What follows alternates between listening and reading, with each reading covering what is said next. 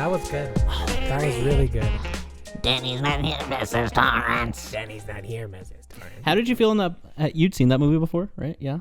We were actually talking about this. So we both probably saw it when we were little because they used to have everything on all the time when we were little. Yeah. And I tried to watch it once, like maybe 3 years ago, and I made it like, oh, cheers. Oh, yeah, sorry. I heard the crack and I instinctually did it. I honestly didn't even realize that I had it. Let's get twisted. I had seen it. I tried to watch it 3 years ago, but I probably only made it up to like right before Jack starts going really, really crazy, and I fell asleep. So that was my last experience with this movie. So how did you feel when he was running around? He's like, Danny boy! Danny boy! I did think for a little bit. I was like, yeah. It's coming for you. But I got over it pretty quick. I was all right, yeah. But hell yeah, what is going on, everybody? You already know what it is. And if you don't know, if this is your first time you clicked on this on Spotify, on Apple Podcasts, on YouTube, whatever, you were there and you're like, oh my gosh, this looks fucking awesome. Hello. Thank you. And you're like, what is this? This is motherfucking Too High for TV, where two guys get too high and talk about a little bit too much TV. We sit here every week and we talk about a couple movies, couple shows, whatever tickles our fancy, that week, whatever we're feeling that week, Lots of stuff. And today, as you can hear, we're not just two guys this week. We're three guys. We're three guys.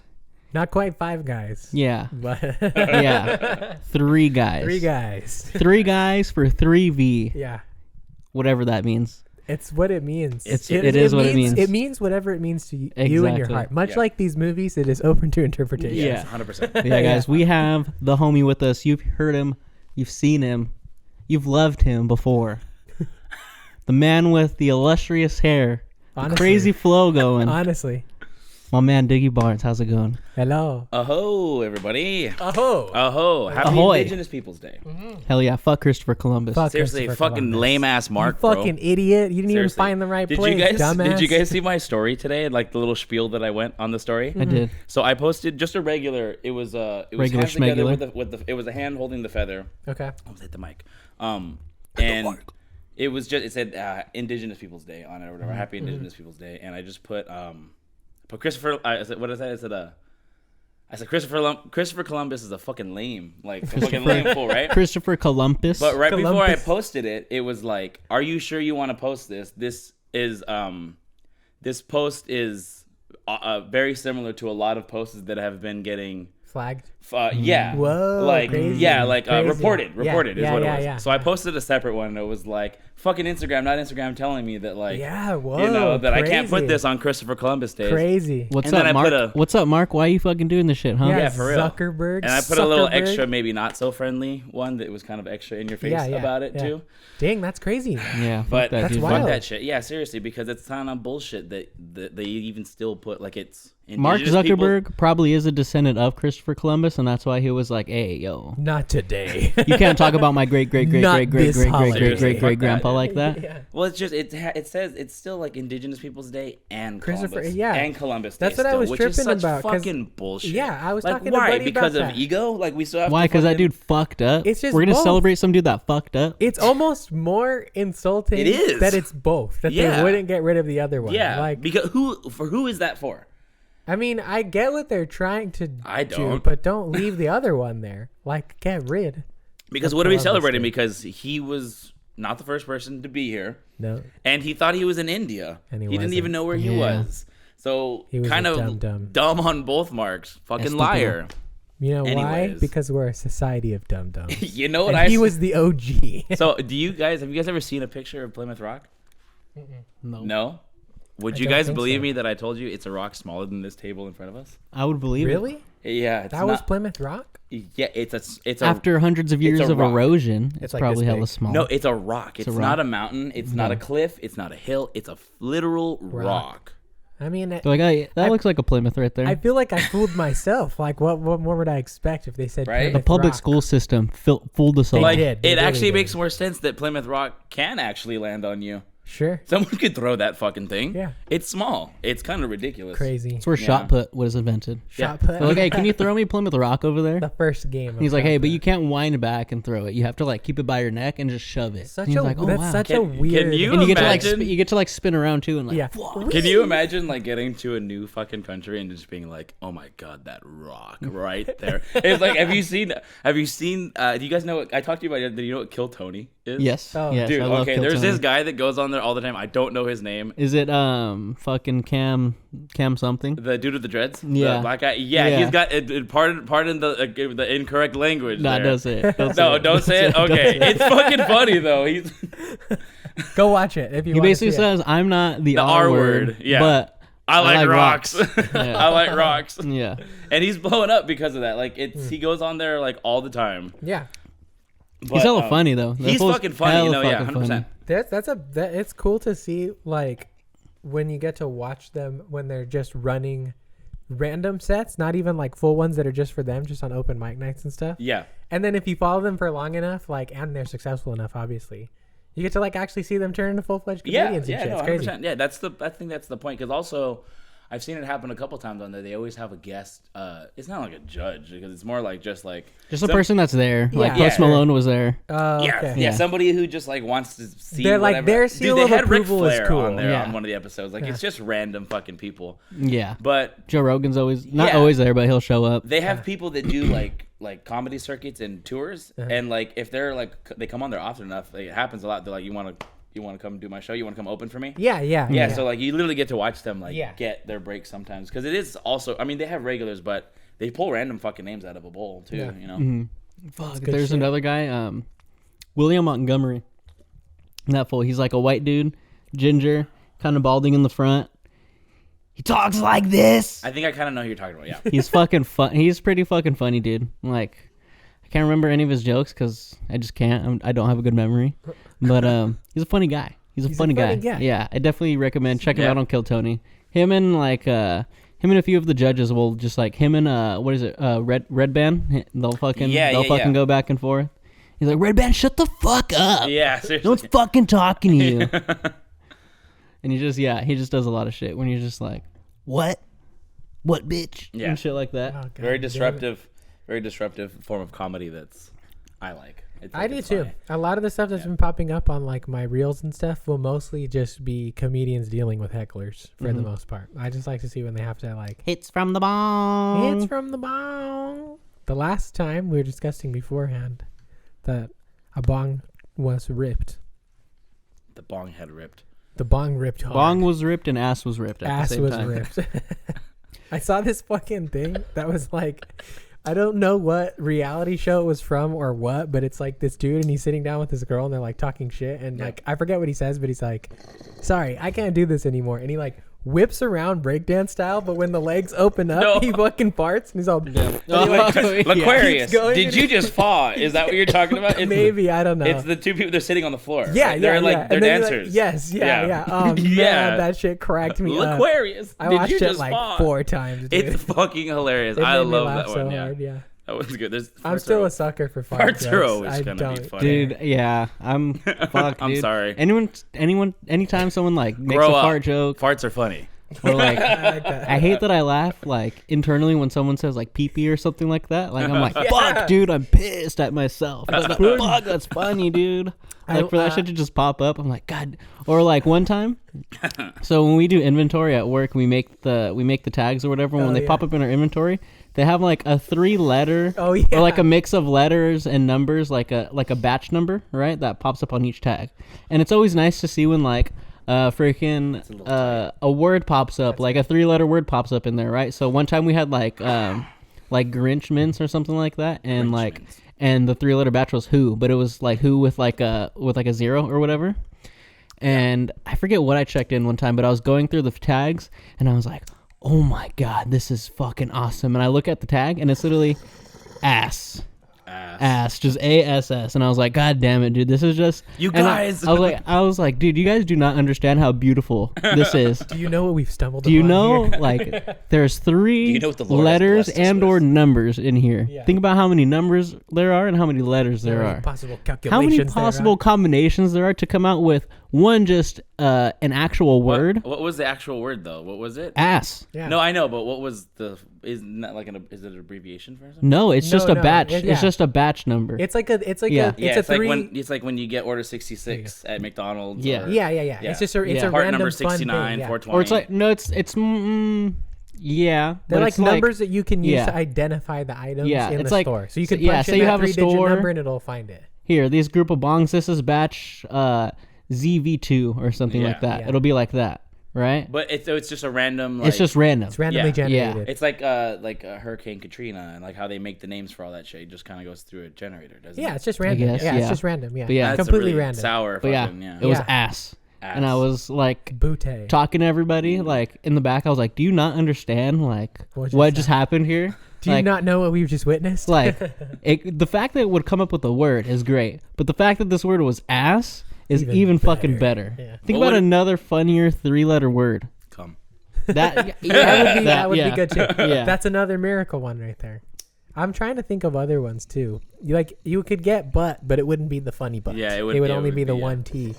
Wouldn't be good. That's what I'm saying. Ass is so important. Sus would be kind of funny. Sus would be if you funny. got SUS. Yeah. But only if you're like under a certain age. Sure, I guess so. I don't think sus is funny. Like I think ass is funny.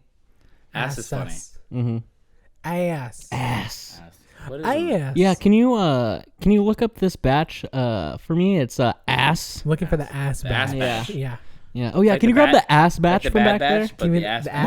ass batch. That's like their messed up counterparts. It's like the rest. Even more fucked up counterparts. Yeah. What was Ass his name? batch. What was the little dude? Not little dude. 99? 99, yeah. Omega? It's Amiga. Amiga. Yeah, no, it's 99. Amiga. And the rest of his crew Yeah. is the ass batch. Yeah. The ass batch. Yeah. So what's up? How are the homies? What are the homies been on? It's been a week since Since we've been here. together. It's been about like a week and a half since we've seen each Oh other yeah, because we a saw the creator. Yeah. You know, That's what we create- talked about last week. We were creating shit. What did you What think? about give us What was your Bro, What are your thoughts on the creator Yeah. and like we talked about it a little bit in yesterday. 60 seconds? In 60 seconds. That movie was fucking dope. Honestly, I like how they get you to actually feel for the AI, to be honest. And then kind of based off what we were talking about or what Hal brings up in 2001, it's all due to human error. Always. Yeah, Anytime yeah, something like yeah. that fucks up, it's due to human error. Yep. Whether we treat them like shit or we allow them to control too much for us because we're lazy or whatever.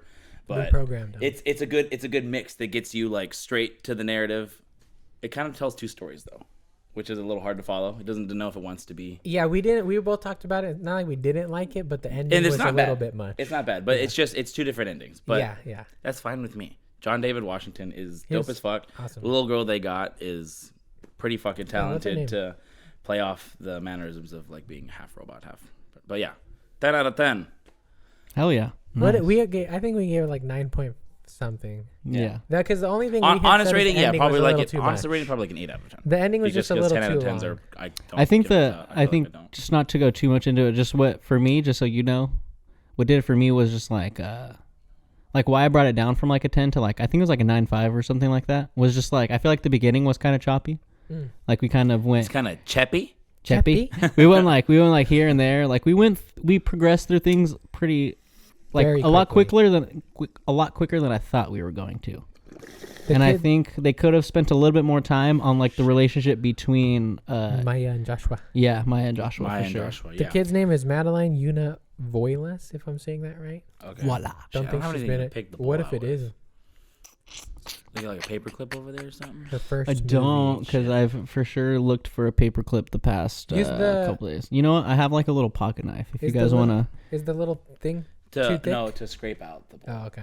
here, just talk. We're gonna Keep talk. us Anyways, going. The creator. Talk, talkity, talk, talk. Yeah. What do you think the IMDb rating was for it? Oh, it's probably terrible. It's not terrible. It's a 7.2 though. Oh, really? I was Yeah. gonna say 6.5. So it's like it's like lukewarm response. I would say. I told you. I leaned over and I told you in your ear because I remember there's a song that plays. It's in the trailer, and it also plays in there. But it's that fucking. Sorry, my voice is really fucking blown out. So if this comes out as Do no it. fucking sound It'll at have all, some I'm nice sorry. But it's like Tom the Waits fucking scratch like, to it. and it's like the dun, dun, it's the weird like yeah, techno- the synth one or whatever, right? Yeah, I've heard that song before, and it really it gave it did its job in like kind of building up the like awkward like kind of like eerie suspense that is like when you're fighting a fucking AI Robot war. army. But the the reason it freaked me out is because that song is from the Heaven's Gate documentary at the end. Oh, like right yeah, before that's they right. You did do say the that, yeah. do the unalive themselves for how we Dogs Yeah, will I remember you be telling me that. dogs. Yeah, which is also a very eerie documentary. That's Don't Drink the Kool-Aid, right? I love Kool-Aid, man. Heaven's Gate. Oh, that's I mean, I don't know if what that's Isn't where, that Love what the they Kool-Aid, died? They man. drank the Kool-Aid and then it was poisoned or some shit, right? well, they all knowingly unalive themselves. Because, Yeah, but that's what it was. I thought they drank it like On a some punch. Romeo and yeah, Juliet yeah, shit. it Yeah. was some sort of like special drink. that Yeah, they that's where like created. that's where the Don't Drink the Kool-Aid term Yeah. comes from. It's from Heaven's Gate, I think. Yeah, Don't drink my Kool-Aid, yeah. motherfucker. Yeah. Don't drink the Kool-Aid. It's got scissor in it. Yeah, exactly. I'll beat you up. Don't touch the chocolate juice. Dogs will be dogs. But yeah, I Yeah. asked him, what do I like the you creator. think the rating was on IMDb for the creator? Probably like, maybe like a 8.2 or Okay, like good, a good. anywhere from like a 7.8 to an 8.2. I love. I would lower your range a tiny bit. Yeah, probably like a 7.2 or something like That's that. right on the dot. It's Yeah, a 7.2. it's a Did you hear 7.2. me, motherfucker? No, I didn't. at That all. was right on the dot. Yeah, Yeah, you got it. It hell was yeah. 7.2. Once you said lower, I was like, Yeah. it makes sense. It makes sense. But god damn it, 7.2. 7.2. I wish I was 7.2. Imagine being 7.2. I don't wish I was 7.2. I work with a guy that's 7'2". I would be way. like, I'd be down to be like, Dude, 6'3". it's crazy. I give him rides home from work, and Full cannot fit. dude, He's like all the way back, and his knees are like tucked. He's Damn. he's Yeah. tall. I wish I was like a comfortable like 6'1". Yeah, you know, yeah. like 6'1". I'd I'm be cool down. with. Yeah, But no, I'm I'm short. fine This now. guy is when I am wearing a hat, like a ball cap. If I'm standing like within reasonable talking distance of him, and I'm just looking forward, he's out of my vision. I can't see Dang, him. crazy. He's out of frame. He's big. Tall. Yeah, no, 7 feet is for sure super tall. Like I Yeah. feel like you can run into, for sure, 6'2", 6'3", 6'4", maybe even like 6'5" or whatever if you're in the city or something, you know.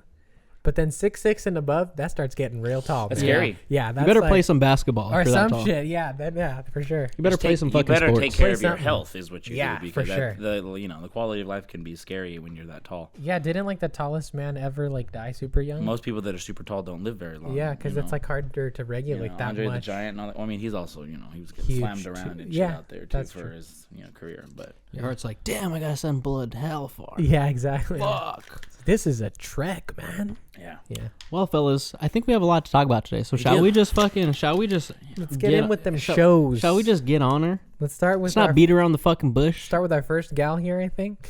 yeah. Wrap Brosoka? up our Brosoka? Brasoka. Wrap up our Brosoka. All right, guys. Yes, Brosoka. the finale review is finally here. Oh my. This has been a long 8 weeks. Yeah. Or no, not even 8 weeks because there Oh, was 2. 7 weeks. Seven, yeah. Seven, because we We had got 1 two, and 2 at the 1 and 2 Yeah, at the same time. Yeah. Oh no, it was 6 weeks because we only had 6 more episodes after that, right? No, Oh, it plus was 2 week weeks, 1. yeah. Yeah, that's right. Yeah. Yeah. It's been a long journey, and we're finally here. We finally got the finale to Ahsoka.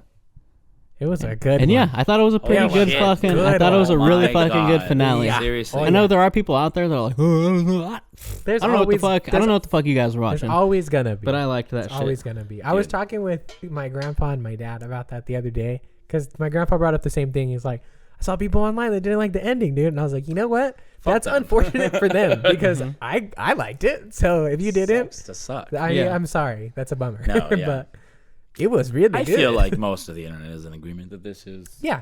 Everything is- always has their yeah. naysayers. If not, one of the better, but if not the best of the live action Star Wars series that they've released. Yeah. I mean, except for the people that are like super hardcore Andor fans, I was, and I understand that. I could see how like if you wanted to give a fair, honest review of like these as like TV series, Andor would probably win. But I think Ahsoka. Andor's my number one for sure. Yeah, but I think Ahsoka has too much good Star Wars in it to not say that Andor, Ahsoka's the best Star They're Wars. they're two wings of the same bird at the end of the Sure, day. that's a good point. Because Yeah, they're 100%. like they're both sides of Star Wars. Honestly- like Ahsoka is the very like mystical, fantasy like space fucking wizards with Yeah. freaking light swords and shit like that. Yeah, for Whereas sure. Andor is the political side, getting Yeah. down to the fucking nitty gritty. What's If we're- happening yeah. with the It's like fucking people, finally you know? fulfilling the promise that was made in Star Wars a long time ago because the politics were always really, really cheesy Yeah. in the old movies, even in the prequels But and this stuff shit like is that. on point. Yeah, this shit Andor is feels 100% good, fine. yeah. Honestly, I, of someone who didn't hate Andor. I really liked Andor. It's It's good. just It's really good. not my fucking favorite. It's just not everyone's cup of It's tea. not in my It's top Game five. of Thrones, Star Wars. But That's all. I will say that like I think it's even a little bit more than just one wing to the same bird. I would say that it's actually like the bone structure for it because it's the heart of what Star Wars really is. You strip everything. We were talking about this. We were talking about this yesterday. Is that sometimes I think when the reason I enjoy Star Wars content more than Marvel content sometimes is that even if the show is like quote unquote bad, if you strip all the fun stuff out of Star Wars, you still have the universe of Star Wars that is vastly more interesting and fun to look at than like a bad Marvel show. Yeah, because then bad Marvel shows that are too grounded in realism is just our normal world. Yeah. Because I don't care if they don't have lightsabers. I don't care if there's no force wielding, no cool looking fucking Sith lords. That's why something like Andor works, and then Nick Fury didn't so much. Yeah, everybody has a blaster in Star Wars, and that's good enough for me. Yeah. Pew pew. Seriously, blasters are dope. Yeah. Fucking star speeders are dope. All of it's sick. I love Star Wars, but Ahsoka. Where Yeah. was your what was the last thing you guys like? Where'd you guys end on your last Ahsoka review? Like, what was the last thing you guys talked about? Just the last The end of the episode. Yeah, episode 7. When like, how does it end? It's like, Just because like I can be an ass sometimes. no, it's okay. No, just like because I meant like what's like not like the opinion side of the last. oh, episode. we've been down. We did say that like because 4 and 5, I think we generally agreed on this. That like because 4 and 5, what the Anakin 4, 5, episodes, 6. yeah, were so hype that 7, even though it was still really good, was like a slight step down just in terms of like, holy shit, this is crazy, like what was going on. But it was still good. They landed the plane. Yes, but it was Yeah. still good. Yeah, and then they took off again for like season 2 at the end of it. Forgot so how it's hard good. grinded we'd hit certain thing here. Yeah. But yes, and We were down. yeah, we were down. I Yeah. liked it. I think there hasn't been an episode that I've like disliked. Nah, me I was neither. talking to the homie Carlos from Grizzly Peak Oh yeah, about yeah, this. Every yeah. week I've been talking about Ahsoka, Hell yeah. which is nice because I got no one to talk to about Ahsoka with at At fucking work, at work. yeah. But he's like he hasn't watched Rebels or anything like that, and he was just like from right off the bat, he's like, dude, I fucking like it. Cool. Like, Awesome. he felt Yes. like he was able to get a grasp on who the characters were without actually watching Rebels. That's And I good. thought that was pretty interesting. I thought that was nice because me too. Like I'm familiar with Rebels, but I've never like sat down and like watched all the way through. So I'm Yeah. not as like close with the characters as like you two might be because you've like watched Rebels and shit like that. But like, yeah, I think it's just been fucking solid. I think all the people that like just hate on this shit Yeah. are just like way too critical and just like to hate Star Wars. Yeah. Yeah. Yeah. Cause yeah, I liked this episode, especially where we started. When we started with fucking Ezra building his new fucking lightsaber Yeah, that And was it's at the awesome. beginning. And it's Ah, Kanan's that shit was lightsaber. so Oh my fucking God. sick. Yeah, bro. he has because he's building the shit or whatever, and like he has the, like I told him yesterday, it's essentially like a Harry Potter Voldemort, where it's like the twin hilt. It's like the Yeah. other one that was built as part of that set. Yeah. And he has it, which is just so good, and Yeah. it's blue too, which I love. And it's a good blue. Yeah, don't get me wrong, I love a green Ezra lightsaber. He looks sick in the last half of Rebel season 2. Yeah. But classic blue is I good. honestly, I think green is the corniest fucking lightsaber color to have. That's my favorite lightsaber color to have. Dude, if I was a Jedi and What's like your favorite my, color? I would say blue. Blue? for sure. Which blue though? I'm torn between like the blue from like that Obi-Wan's is in A New Hope, like that Yeah. kind of like cyan Yeah. sort of Cyan, color, yeah, that's That's original. or blue. or like the Anakin, like the deep fucking the deep blue, you know? Revenge of the Sith. deep Yeah. blue, yeah. I don't know. Like green just feels corny to me. Like if I were to Yeah. like do all the shit with my kyber crystal and it came out green, I'd be like, fuck.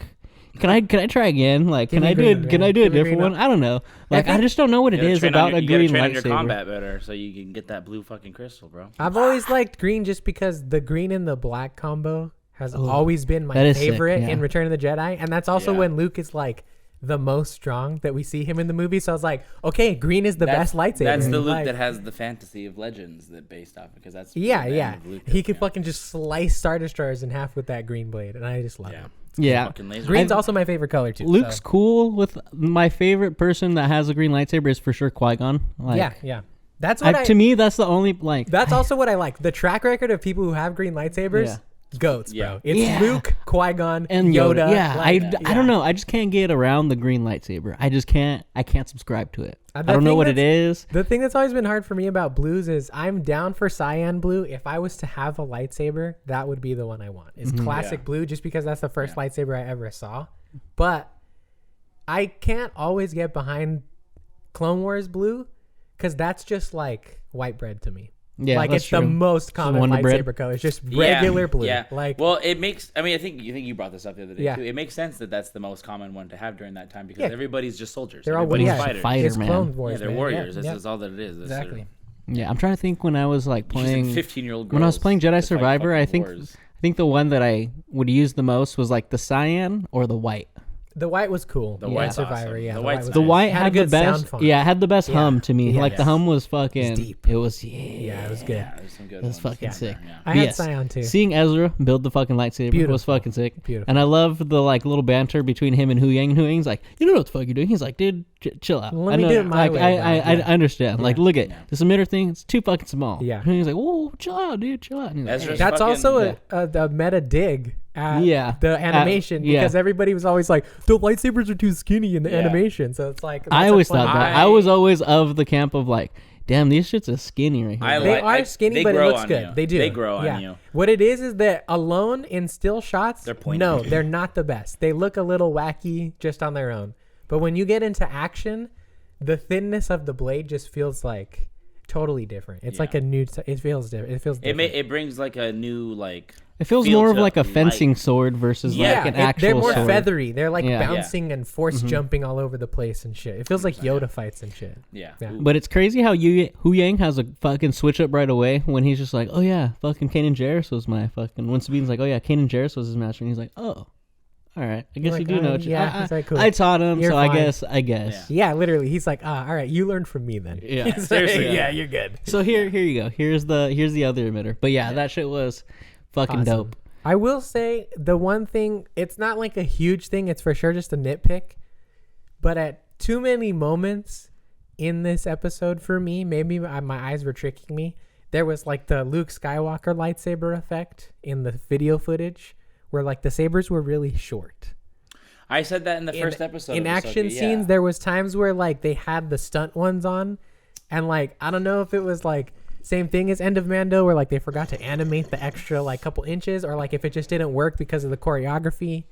But they were a little short for me when they were in the action. Maybe I'm Yeah. just being a fucking extra nerd about it, but maybe it's intentional. Maybe That's what I thought. I was Yeah, like, because maybe Ezra in built Rebels, the show. in Rebels they introduced the idea. Well, it's probably before that, but in Rebels you see it. You can change the length of your lightsaber. Yeah. When Ezra gets his hand on his lightsaber at first, Or when you go through puberty, your lightsaber gets Kanan's longer. like, "Yo, yeah. this thing's too fucking big Makes for your sense. fucking body. I'm gonna switch it down a Yeah, little yeah, bit." yeah, exactly. Yeah. Could be. You're right. Yeah, it's a good point. Probably not. It's probably Yeah. for effectiveness of the The choreography. Yeah, the Yeah. So they can choreography. swing looks it I didn't easier. notice it. The only thing I noticed is I was like, oh, these are definitely like TV TV lightsabers. Yeah, it's and not the movie ones. not movie Yeah, lightsabers, yeah. which No, was yeah. kind of like. It doesn't take me out of it, but when I'm there watching, I'm like, ah, You can just tell a little bit. It's Yeah. not bad, but it's Yeah. just like doesn't have the prime sheen of like a movie lightsaber. Yeah. Even like old movie lightsabers. I think it's extra noticeable because Ahsoka's your main character in it, and she also has The white ones. Well, the one that she holds on the offhand. Oh, yeah, it's short. Is a short Yeah. one. It's It's her Shoto. that's true. Shoto. There you Yeah. go. Yeah. Yeah. The Shoto blade. Yeah, I do like that we finally got the whole because I feel like my whole gripe with the whole series was just that they didn't really give us enough backstory of Sabine and Ahsoka. It's just Oh, yeah. yeah, she was her master. It's Yeah. kind of And, thrown like, on yeah. you at the end of Rebels too. It's not very long that they really do that. But I would at least have liked to have had in the first few episodes at least dive deeper a little bit more into the relationship they had and not just so much of like, oh yeah, I was her master. Yeah. And like I don't know, things didn't work mean, out. maybe I'm mistaken, And that was but- kind of it. But like Hu Yang does give like the whole, Ahsoka was afraid of like what she could feel with Sabine. Yeah, yeah, And like everything yeah. with the family and stuff like that. And I was like, okay, I like that. That's one just of- tell that to me in like the second episode Well, or the that's- first episode, so I like grasp onto the relationship a little bit more and I understand. That's one of the things that I like about when we review shows rather than movies is that our opinions change over the course of it because it's not technically done as a piece of work until the season is over. Is Yeah. an episode over? Yes, but their intentions with what they wanted to tell you is not done until that season is over. So like it's almost like you have to like you don't have to because obviously we all form our own opinions on like each individual episode and you I have to. liked them all, but it's almost like you have to wait. You can't give the rating of the show until the show's done. Yeah. Because there's certain things that are going to give you context or like back and forth, whatever it might be. But it's fun. I like it. Not more, but it's different than just like sitting down and being like, here was it. This was the review. It's like now we have what 7 weeks of talking and shit. Like, Exactly. Yeah, it's crazy. It's crazy. But yeah, I would have liked that information just a little bit earlier in the season, just so I could like, just because I feel like I don't know, I didn't really grasp onto the whole like Ahsoka Sabine relationship. There isn't much. There's not much to like grasp onto other than like, oh yeah, that's her. She used to be her master. Yeah, I think that's also about it could be too. Maybe that was the intention, right? Because when it's revealed, it is that like they never got close. Like Ahsoka was never down to like actually break that barrier. So like from a certain point of view, it could have been purposeful. You know, they were like they never had a relationship to speak of to begin with. So we're not going to give you any breadcrumbs of what wasn't there. Yeah, but you know, it's also because they just don't want to write themselves into a hole in case. That's true. Yeah, I didn't even realize it, but that scene at the end of Rebels is actually the end of Ahsoka episode 2, like verbatim, pretty much. Like it's like shot for shot. The hand on the mural and everything. Yeah, which was cool. I wonder if Dave Filoni already knew what he was gonna do with Ahsoka, or if it was just like a concept at that point. I don't think so. I don't think a man like Dave Filoni ever stops writing a story in his head once he starts. Yeah, that's probably it's why we can't really. It's probably move still past spinning. Yeah, he's probably always thinking of like he's like us of like, fuck, dude, what would happen if what could be next, or what could happen if it's this, also why we're still looking at stuff from the Clone Wars era, because he's just like he has so many ideas. So I definitely 100% believe that that's what's going on. He also said that somebody asked him like right before the show came out, they're like, that is Ahsoka like gonna be a season 5 for Rebels, and he was like, no, but yeah, kind of. He was like, no, but kind of is. 100%, It's like a season 5 for Rebels, and also kind of like a epilogue for Ahsoka from Clone Wars. Yeah, like a little bit of both. Like it's it's like a hybrid. She's had a lot of story told. She has, and it's like a good way to get all of these characters on board for whatever comes next, which we'll get to soon. We'll get back to the episode right now, but yeah, I'm curious. Really quick before we do that, do you think we're getting Ahsoka season 2, or do you think we're getting an Ahsoka movie? I think we'll get Ahsoka season 2. Okay, I want a movie. I want a movie too, but I think season 2 is more just the jam that Disney's trying to go with right now. Can run it for longer. I just also think they have like a lot of story. I don't know if like a lot of story, but I think there's like still a considerable amount of story be told, you know, and I don't know if they can, because like me personally, I do think they're probably going to recast Ray Stevenson's character because of the way the season ended, you know? Yeah. I think that is the best way to go about it with finishing telling the story of the character versus just be like, oh, hey, this dude died, you know? I also just pass it to Shin. Just let Shin have it. Yeah, but there's just shit to do with like she's not ready Balin, you know, and like with Rey like not being with us, right? And if she was like unbalanced, that's true. And if they were just continue it right without recasting Rey, without recasting Balin, right? Then they would have to come up with how like he just died off camera and like like he looked like he was hella ready for this adventure, but so like he can just also disappear into whatever force that's calling on the planet. That's why that's part of the reason why I think a movie would be better, because whatever leftover footage they have and whatever CGI Star Wars tricks they've showed us they could use, I think could be more effective in a condensed 2.5 hour movie than if you had to stretch his story over 8 more episodes. 8 more episodes, if you want to do anything Balin, you probably do have to recast. Yeah. Like it's going to get really expensive if they try to CGI him the whole fucking time. Yeah. So that would be the move. I don't think I would like that though, because if I'm not mistaken, aside from Anakin, Darth Vader, and then like era switches, you know, there's no recasts. Yeah. Nobody ever gets a new face. Like it's always the same people, even with the original people, like the original 3.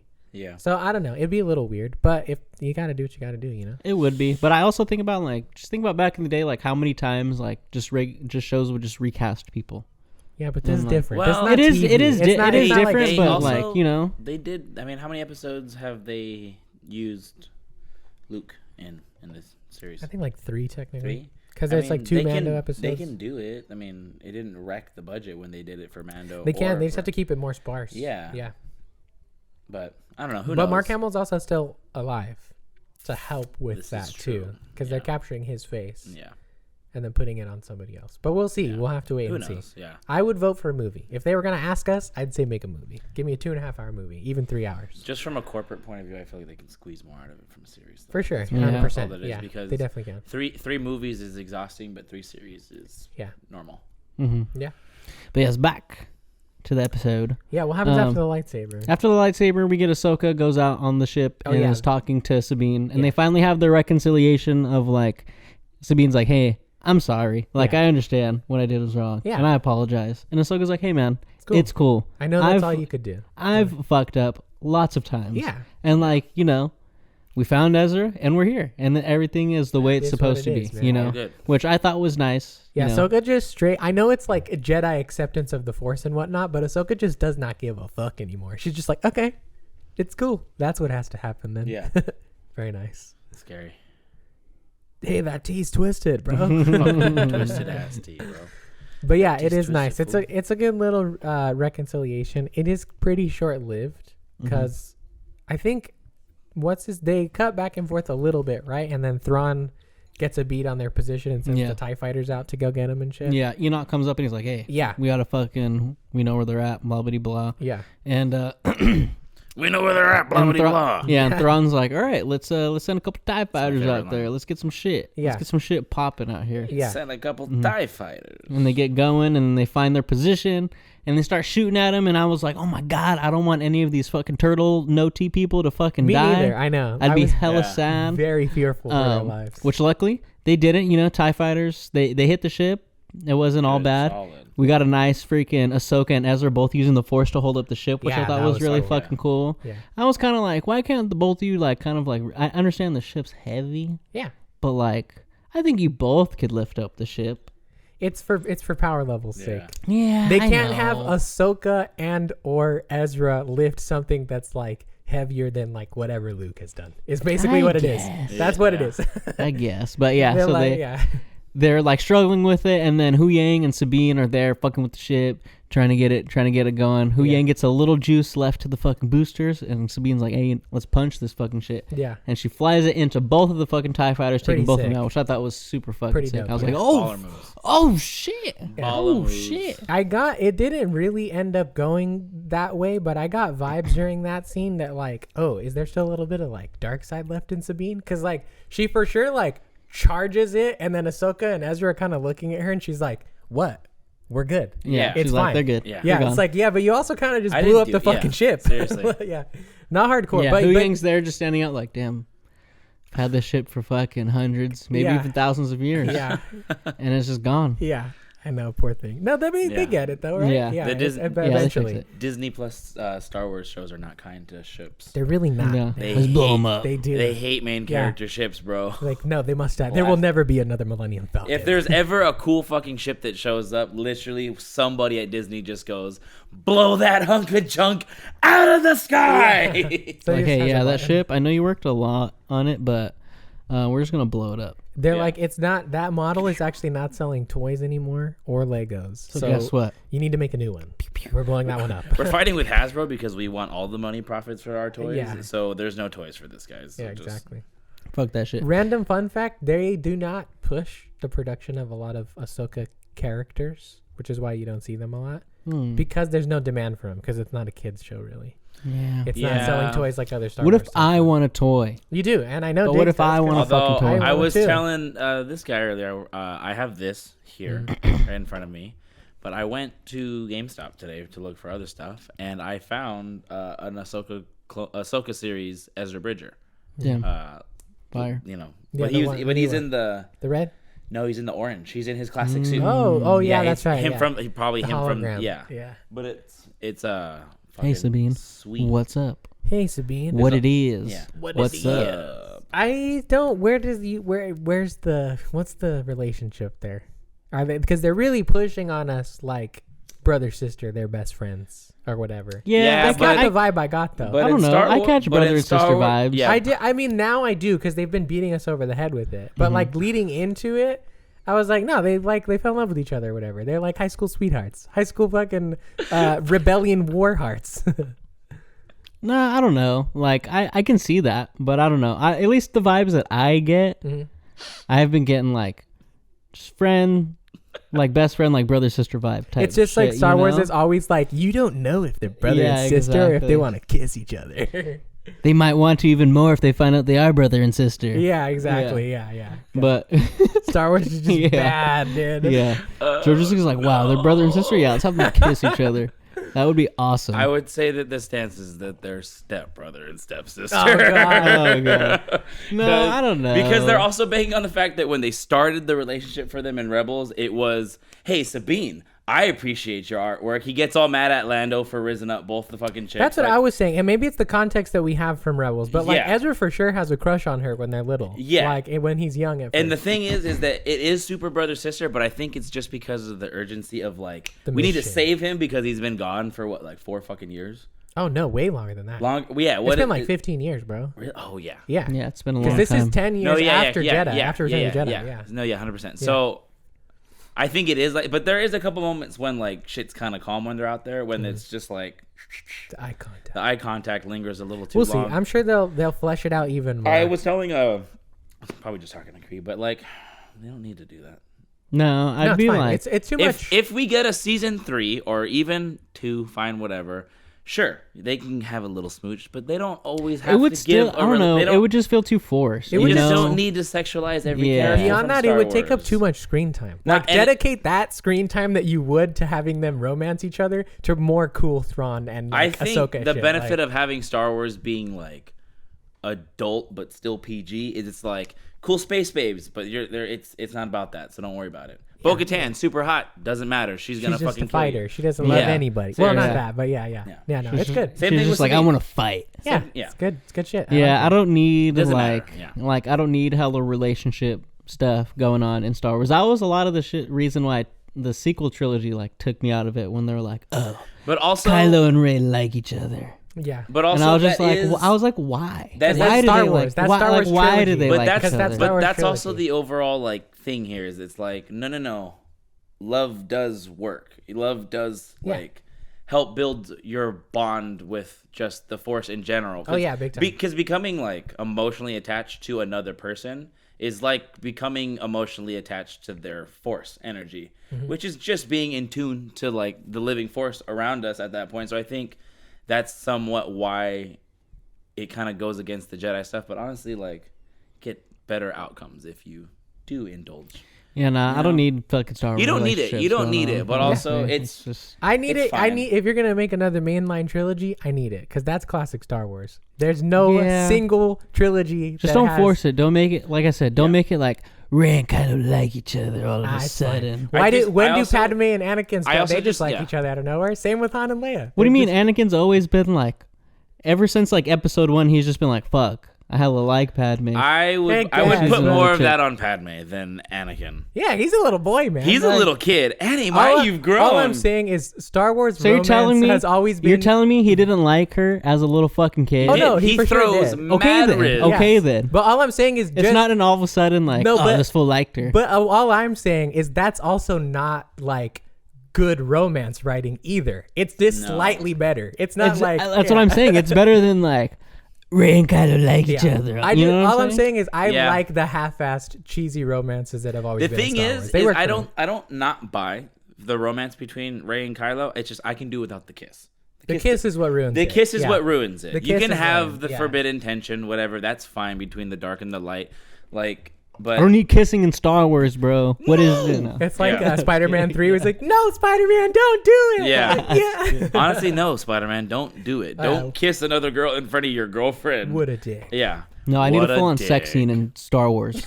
That's an alien one. Yeah. bro? Yeah. R-rated Star Wars. Yeah. That's what the internet's for, man. Yeah, exactly. Okay, after our fucking rant about Yeah, back to the who episode. likes each other. Back to the episode. Joni loves Chachi. So after the ship crashes, they're like, how the fuck are we going to get back to Thrawn to stop him? And Ahsoka's like, don't worry about it. You know what? The Force works in mysterious ways, motherfuckers. They roll up on And some wargs. She hasn't thought about it yet. Yeah. They find some fucking, what are those things called? I don't know. I've just been calling them wargs. Howlers. They're howlers. That's what they're Howlers? called. Okay. Yeah, they find some howlers. They're and wargs. Space is what they wargs. are. They're space wargs. Yeah. Space works. Wargs are Wargs. the ones that the orcs ride. Oh, yeah, in yeah, yeah, Lord of the yeah. Rings. They're Yeah. howlers, man. Yeah. They're also howlers, just D&D bro. They're wargs. Yeah, there's hella Lord of the Rings fucking references in this shit. Oh so. yeah. Oh yeah. Yeah, they find some howlers. And they're like, hey, let's get back to the palace. And on their way to the palace, Thrawn knows. Ezra got himself a howler. Yeah, they're just screaming at him on the way. But so they're on the way to the palace, and Thrawn's like, let's rain some Just hellfire bomb on them. them, Shit. yeah. Let's Yeah, just seriously. bomb them. Carpet bomb their ass. But also, Yeah. we're not gonna hit them at all. you Yeah. know? That's the Force. yeah, it's still fine. Imperial It's the weaponry. It Force. can't work properly. Exactly. Yeah. Exactly. So they bob and weave through all Yeah. the fucking blasters coming Seriously, from the bro. big. It's called the Chimera, right? They're the big ass fucking ship. That's what it's called in the books. I don't know if they've officially named it I'm gonna call it in that. the show. That Yeah. sounds fucking. That's cool. what Thrawn's ship is called in the books. I'm pretty sure. Yeah, the Chimera. So Yeah. the Chimera's raining down, and they're like, looking like fucking Sabine- Barry Sanders out there, freaking. Bob and Sabine weave. finally pulls through. Does Yeah. she? For the first time. Like, does she actually pull through there? Yeah, 100%. Yeah. Because Ezra and Ahsoka couldn't do it on their own. So whatever help they got from Sabine, even if it was a little bit, helped them open the door. It was So it was like her first tiptoe. Maybe was she like, didn't yeah. jump into the pool, but she's like, "Oh, let's go." It's like Yeah. beginner's luck. She went for it. She fully believed in Yeah, herself, and exactly. it was like, And it bro, worked. roll the crit. Yeah, exactly. She Exactly. got that nat 20. Yeah, she dude. got that nat 20. Yeah. And they get in, and they're met by a bunch of fucking stormtroopers, and we have a badass fucking, Oh, 3 good. Jedi fucking fight scene. We What are got- they called? They're called aren't they called like night troopers? Yeah, the Night Troopers, yeah. Yeah.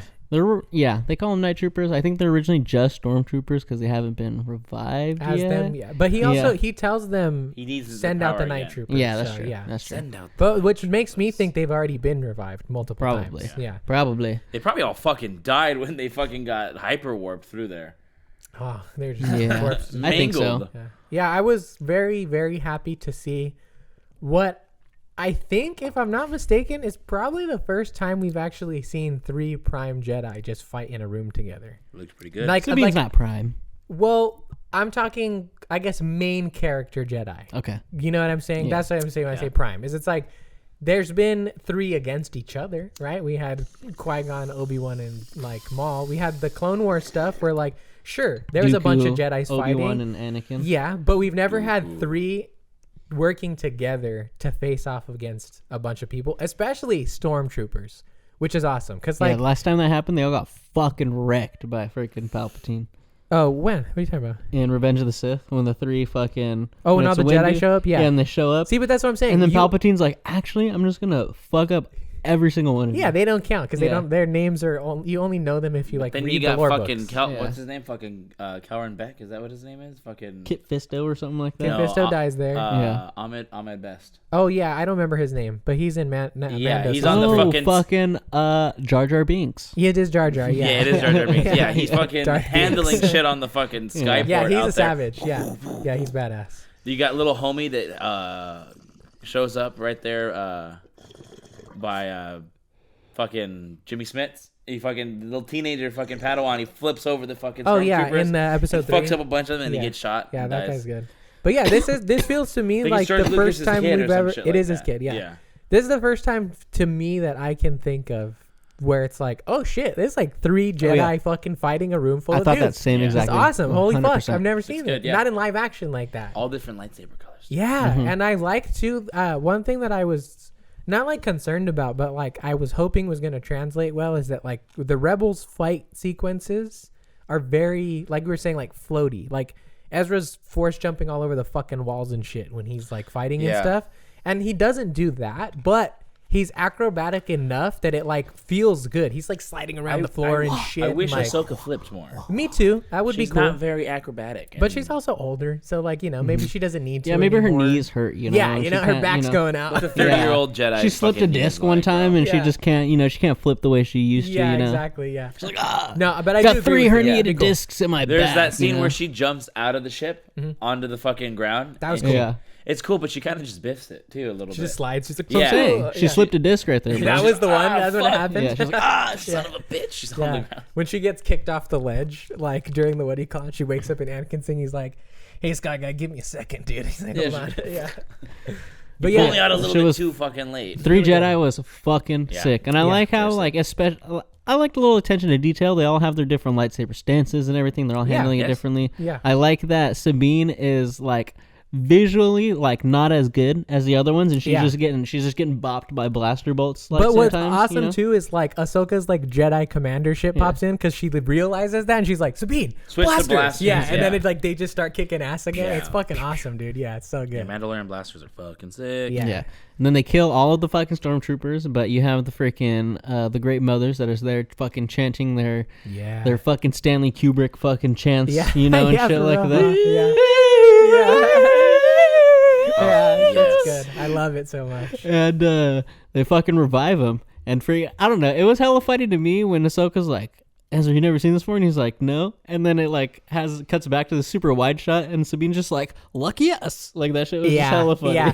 I will say there was a couple of times where like I don't hate it, but there's like a fine line between Star Wars action banter and Marvel action banter. Yeah. Like Star Wars is like still just as corny for sure, but like there's almost like a nice sheen to it, like where It you like fits. Yeah. You know, it doesn't feel like it's trying too hard. No, Like it fits yeah. within the world. There was you a know? couple in this last episode that I did feel were a little Marvel-ish, which is like fine for me in Marvel movies because that's where they belong, but not here. I didn't like Star it. Wars, motherfucker. I didn't like. Yeah, there was a couple where I was like, ooh, that one was somebody. That one was a little bad. Yeah, yeah. But yeah, it's pretty eerie. I like the song a lot. I think. Oh they yeah, when have the a- fucking violins come in Yeah. and shit like that. Ooh. They actually have like a pretty hard time like fighting them back after that too. You know, like they're not just like. But why? They were punk-ass walking zombies. hella slow.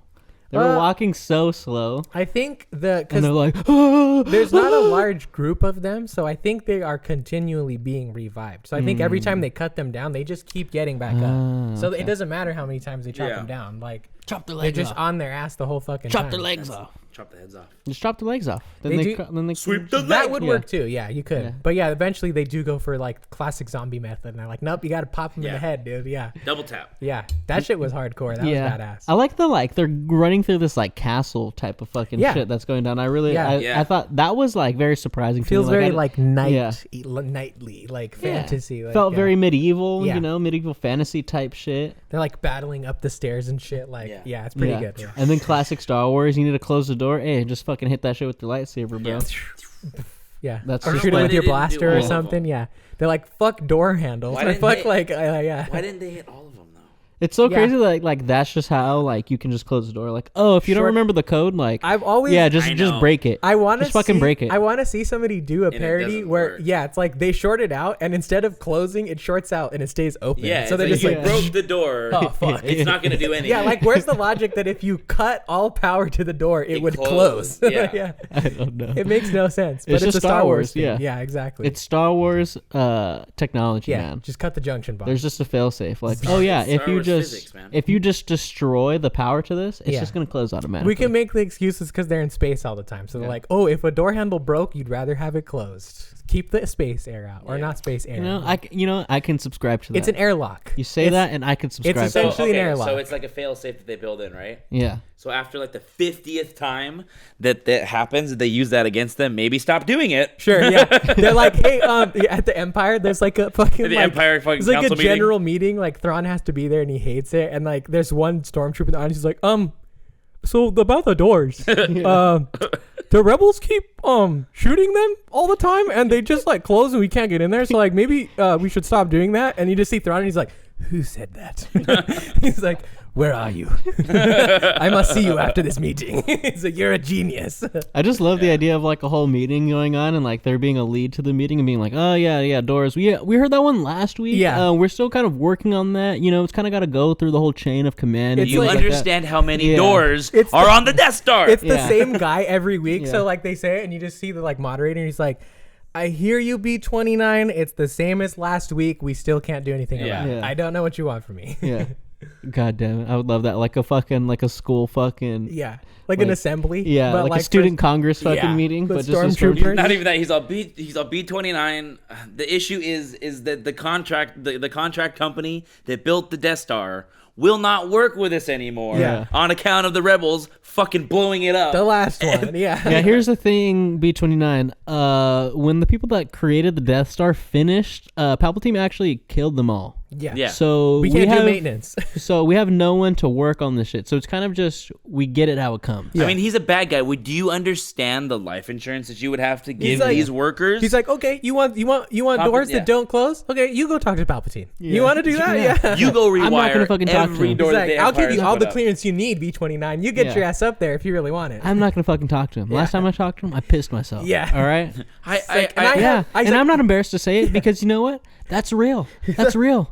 You see you go and see the only fucking Sith to ever fucking exist, you're going to piss your fucking pants. He's like, last time I saw him, not only did I piss myself, I also shit my pants. He's like, and let me tell you what, I held it, and he could feel that shit, and he opened my butthole with the Force. Give me I had no everything. choice. He's like, you want to deal with that, man? I sense your bowels. Yeah. I sense a movement in the Force. Oh, no, you just have to shit. Just I'm going to deal with that. Yeah. Oh, God. Oh, fuck. Anyway, back to the season finale. Yeah. So when they fight through the fucking castle. Yeah, they get to the top, more or less. Oh, we didn't even fucking say Morgan Elsbeth finally got inducted into the Night Sister Hall of Fame. Very they gave her the fucking... Yeah, they what gave is it? The blade of... Talzin. The Talzin blade. Yeah, that shit's Bro, awesome. that thing is dope with the Night Sister fire on it. Yeah, that's awesome. That gave me hope for there ever being some type of live action adaptation of Jujutsu Kaisen. Because remember we were telling fire you, sword stuff? yeah. Because like the whole thing, good. It looked really nice. Scott Pilgrim. That's true. They did. That is true. Yeah. Because like the whole thing in Jujutsu Kaisen is like your like cursed energy is like this like flame almost. I mean, it's like in Dragon Ball Z, you know, It's the like fucking a power up. aura. Yeah, it's like a type of fucking aura. You know, I was always like, fuck, if they were ever to do that, I'm very concerned on how they would actually do that because it's like very flowy. You know, it's not like this like very. Fire. It's not like rigid like Dragon Ball Z where it's just like this like freaking. It's a very clear shape. Yeah. Yeah. Does anybody use a sword in Dragon Ball Z? Yeah. Trunks does. Trunks does. Trunks does. Yeah. And so does Yajirobe. Yajirobe does too. That's true. He does. Yeah. Yeah. Yajirobe's Jujutsu the one. Kaisen, you got people that use fucking katanas and shit like that, and they imbue their curse energy onto their fucking sword, so it like makes it like stronger. I've been watching so much One Piece, so I'd be remiss if I didn't say Zoro uses 3 swords. Yes. Just 2 in carries the one in his hands, mouth. 1 in the mouth, baby. Yeah. Yes, Yeah. but Oh, so yeah, the Talzin blade. The Talzin blade is so Awesome. fucking sick, and it's always just nice to see a Force wielder go toe to toe with with a Jedi. With a Jedi. Yeah, it's like, oh, okay, there are other people out here in the galaxy that are not. she Jedi. is a 100%. Force user technically, Yeah, but true. different. It's They good. use it Yeah. different. Because Yeah, the Night that's true, I Sisters guess, don't yeah. even really call it the Force either. It's Yeah. like their magic. Magic with a K. Yeah, I would like it. If they delve into this or not, it doesn't matter. But like in my head canon, I would like to believe that it's like different trainings. You know, like dark side versus the light. Like if you can use the Force, you can't just use Dathomir magic. You know, like that's a whole nother thing you have to learn too. Nah, fuck it, dude. I feel like Dathomir magic is more like a subscription service that's not cancelable. Yeah, and you have to pay with your soul. Yeah. Yeah. Yes. But yes, when Ahsoka, Sabine, and Ezra fight their way through the castle Yeah. of undead stormtroopers, they are met with Morgan Elsbeth, who's like, hey, I'm going to fucking kick your ass because I got this crazy-ass fucking sword. Yeah. And Ahsoka's like, hey, I got this. Yeah, go get go. Thrawn. Yeah. And Sabine's like, hey, remember when we fucking split up and shit didn't work out? How about we stay together? Yeah. And Ahsoka's like, nah. She's like, don't worry, I leveled up in episode 5. I went Super Saiyan in level 5. Yeah, exactly. Ahsoka Yeah. the White, bro. She's like, Yeah. I got Ultra Instinct. I'm Yeah. fine. Yeah. So we get a rematch between Ahsoka and fucking Morgan Elsbeth. The one that we initially got in Ahsoka was it? kicks her That's ass. how we were Mandos. introduced Yeah, to Ahsoka. Mandalorian season 2. Yeah, that was a The badass Jedi. fucking It fight was scene. a The great Jedi. episode. Yeah, the Jedi. Yeah. And we just get a rematch, and this one's even better than the fucking first one. This Yeah, one's I agree. so fucking good. Yeah, it's good. And I'm like, Fucking I tight. get so mad when people online are like, this shit's so over choreographed, bro. I'm like, What do you is want? this shit Yeah. not cool? Is this They're- shit not fucking cool? What do you want them to do? Do you want them to do a New Hope fighting where they're just fucking Yeah. I will say this. doing shit like this? I will say this. I still really enjoyed the fights, and I can suspend my disbelief in order to be like, wow, they're moving at Jedi speeds. But the actors that they have now that they cast in Star Wars are too famous to actually train for like months and months and months the way Hayden Christensen and Ewan McGregor did. Yeah. So there is a bit of a jarring difference, especially because we just saw good old Hayden Christensen wave that shit around like the master he is. Fucking Christ. Seriously. So I will say this, when I'm watching the fight and I can track Rosario Dawson stopping and waiting for what's her name to like hit her blade. There's a split second where I'm like, oh, okay, that's not exactly what I want, but it's still really good. You know what I mean? Much like Anakin Skywalker, Hayden Christensen is the best lightsaber duelist of all the actors, all time, and in the world, and he should be in. And that's what I'm saying, just like Anakin Skywalker, he's the best, dude. Yeah. But yeah, so I can understand the criticism as long as it's fair. Like, don't say the fight sucks, because the fight does not suck. It's really good. People are like, it's really good still. This fight's so ass, like it's so over choreographed. I'm like, dude, it's still this shit. Like like I said, what the fuck do you want from Star Wars? Also, honestly, I'm more with Ryan on this. I'll probably even go a little bit darker. Shut the fuck up. Yeah. What do you want the fights to look fucking stupid? I'm sorry. Okay. That's what I feel when people want it to look like sloppy garbage. That's what I feel. That's when what you're saying when you say that the choreograph. This shit's dumb. It's so, dude. Like I said, what the fuck do you want? A good sword fight should be like a dance. Yeah. 100%. And it's a movie. I don't think or like it's a show. I like don't think the people it's fiction. I don't think the people who say that type of stuff are actually interested in like any kind of correction. They're just like, I'm gonna say the thing that's against the thing that everybody else is saying. It's stupid. Yeah, it's just devil's advocate shit. The choreography was fucking sick. The sounds of a lightsaber hitting something other than a lightsaber was fucking awesome. It's also very tense too. Like it was same way that their first fight was back in Mando. I genuinely was worried for Ahsoka. Like I wasn't thinking, okay, it's a cat in the bag fight. Like she's totally got it. Like she's gonna be fine. No. There was a couple of swings and stuff where I was like, oh shit, watch out. Like, did I think they were gonna kill her? No, but the tension in the fight scene was enough for me to be like, oh shit, they're really going for it. She's not like an unworthy adversary as a fighter. No, she matches. She always handles a lot. Yeah. I don't know if I've kind of noticed this. I don't know if I'm wrong. I could be fucking wrong. You guys probably might not have also, but I feel like I've watched anyone that starts, that initiates the fight, ends up losing. I feel like anytime I've watched a fight, so when Balin and Ahsoka fight, who initiates the fight? Yeah, Ahsoka starts. She fucking loses. Yeah. Right? Yeah. When Sabine and Shin fight the first time, Sabine starts. Sabine fucking shoots. It makes sense from a Jedi thematic. They're not the aggressor. Yeah, exactly. It's like you're patient. You wait for the opportunity. You don't chase it or whatever. And in this fight, Ahsoka does initiate, and she pretty much loses until fucking Sabine comes back. True. Like she would have fucking lost if Sabine didn't fucking come back. Yeah, Sabine and Ezra show up and save her. Well, no, Sabine just comes back because that's after Sabine pushes Ezra onto the fucking the Star Destroyer. Yeah, because she's still fighting her and all the Dark Troopers. Sabine right? gets the blow, doesn't she? What is it? Does she shoot her? No. What's her name still kills her? Ahsoka does, because she does the double slash. Because remember, her one lightsaber gets taken out. Right. The little one. R.I.P. Yeah, she can build another one. It's fine. Yeah. But or not. I'm cool with her going to single. I feel like it'd be a cool evolution. But she's got Hu Yang's workshop, so she can just build another one. A lightsaber. Hu Yang's got like 50 fucking kyber crystals. They straight up just took that shit from Jedi Survivor and Fallen Order. They're like, oh yeah, why don't we just put a Jedi workstation on the ship? It makes so much sense. Yeah, duh. Jedi fucking It's like if we want to change the lightsaber colors, we can. Only fucking weapon. Yeah, so exactly. They're gonna be able to. Should be a place to work on it. Yeah, but yeah, she loses it. They get pushed. So they show up. She tells them to leave, and then they're up on the roof, and then the fight moves up to the roof. Yeah, and then the Dark Troopers come, and so she's like even more surrounded or whatever. You guys need another drink? Yeah, I'm down. I can finish this right now. But yeah, she gets the double slash with the sword. Remember, she steals the blade of Talzin, and she does the double cut across the belly, and it's such a cool looking effect because it's like the lightsaber slash and like the green fire too, right above each other.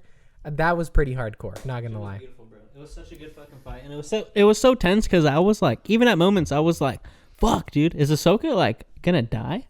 Like, is she gonna die? It really felt like she could have died in that last, And whenever they want to end the show, I'm sure it's not out of the question to kill her. Yeah, I can see it. I mean, same thing where they've withheld the standard through all of the. Wait, hold on.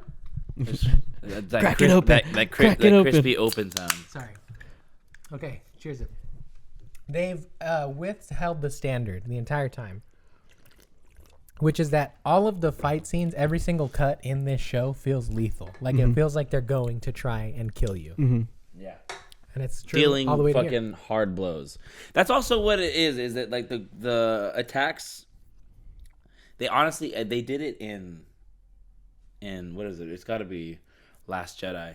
And I really like it. It's when like when the fights go on, how heavy how heavy the slashes can feel. Yeah. Sometimes afterwards. They actually feel like they chop get fatigue, through yeah. you and shit. Yeah, it's cool. Yeah, it feels really good. It looks really good. The resolution of the fight is also really good because like we do cut away for a second, right? To honestly one of the greatest uses of the Force theme that I can think of right now in recent memory. But because that shit's great. Like the Thrawn the whole time has been slowly prepping the giant. We're gonna call it the Chimera. Hopefully that's what it's called. Prepping it to leave.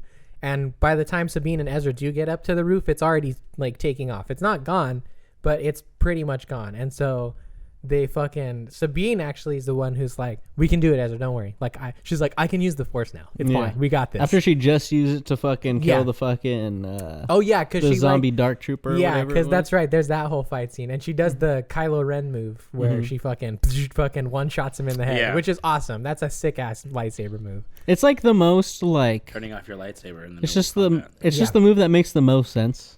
It does. It's also the most disrespectful move. Oh yeah, because it's just like fuck you. But she's also fighting a zombie, so it doesn't matter. She can be disrespectful. The other guy doesn't have honor. Yeah. Fuck that shit. But yeah, that sequence when Thrawn's got honor, I think a little bit. No, he does. That's true. But when Ezra does the jump and Ahsoka fucking. Sabine does the push and they just full on I was like, oh shit, this is good. That shit was awesome. I loved it. Yeah. And she does get the little force push on him, and they do a nice little oh shit, this dude fucking fell. Yeah. But he does like the little Obi-Wan hangs on and then fucking jumps up. That shit was pretty fucking sick. Also before that too, just before we move on from that, Ezra gets, I think the second decapitation in Star Wars, right? Because didn't Mando? Oh no, Mando cut somebody in half with the Darksaber in season 2, I think. Mace Windu cuts off Jango's head. Oh, true. Okay, so he gets the second decapitation in Star Wars, which they also cut away from it very quickly, but you see it. He fucking you see the blade coming at the neck, and then I feel like Mando's got a decap in there, super too. He might, yeah. I know for sure at the beginning of season 2, I don't think he has a decapitation in there. Cut somebody in half. He cuts him in half. He cuts somebody in half. Yeah. It's when he has the Darksaber. He chops him through the table. That shit's hardcore, dude. That one's badass. He fucking choke slams him down and fucking. Cool. I don't know, dude. The one through the door is a scarier one for me because this dude just pulls him halfway through the door and then the door just fucking crushes just on him. Closes that one him. is hardcore. Yeah, it's fucked up, dude. Yeah. It's fucked up. But door's supposed to open up and give you new opportunities, brother. No, but instead it just closes. That's what it's meant to do in Star Wars. Your life. All the doors close in Star Wars. Yeah, that's right. Yeah, but the doors close in Star Wars. It's a good. I also really liked how they handled Ezra being on the ship. It was super classic Rebels, him disguising himself as a stormtrooper. I was like, yes, fuck yeah. I looked over at my dad and grandpa when we were watching it, and I was like, he's going to pull Ezra, dude. That motherfucker's going to hide himself in a stormtrooper suit, bro. I know it. Oh, 100%. That was awesome. That was so good. He's going to keep that helmet, too, and fucking paint it, yeah. I liked it. I will say the only thing for me is how'd he get away?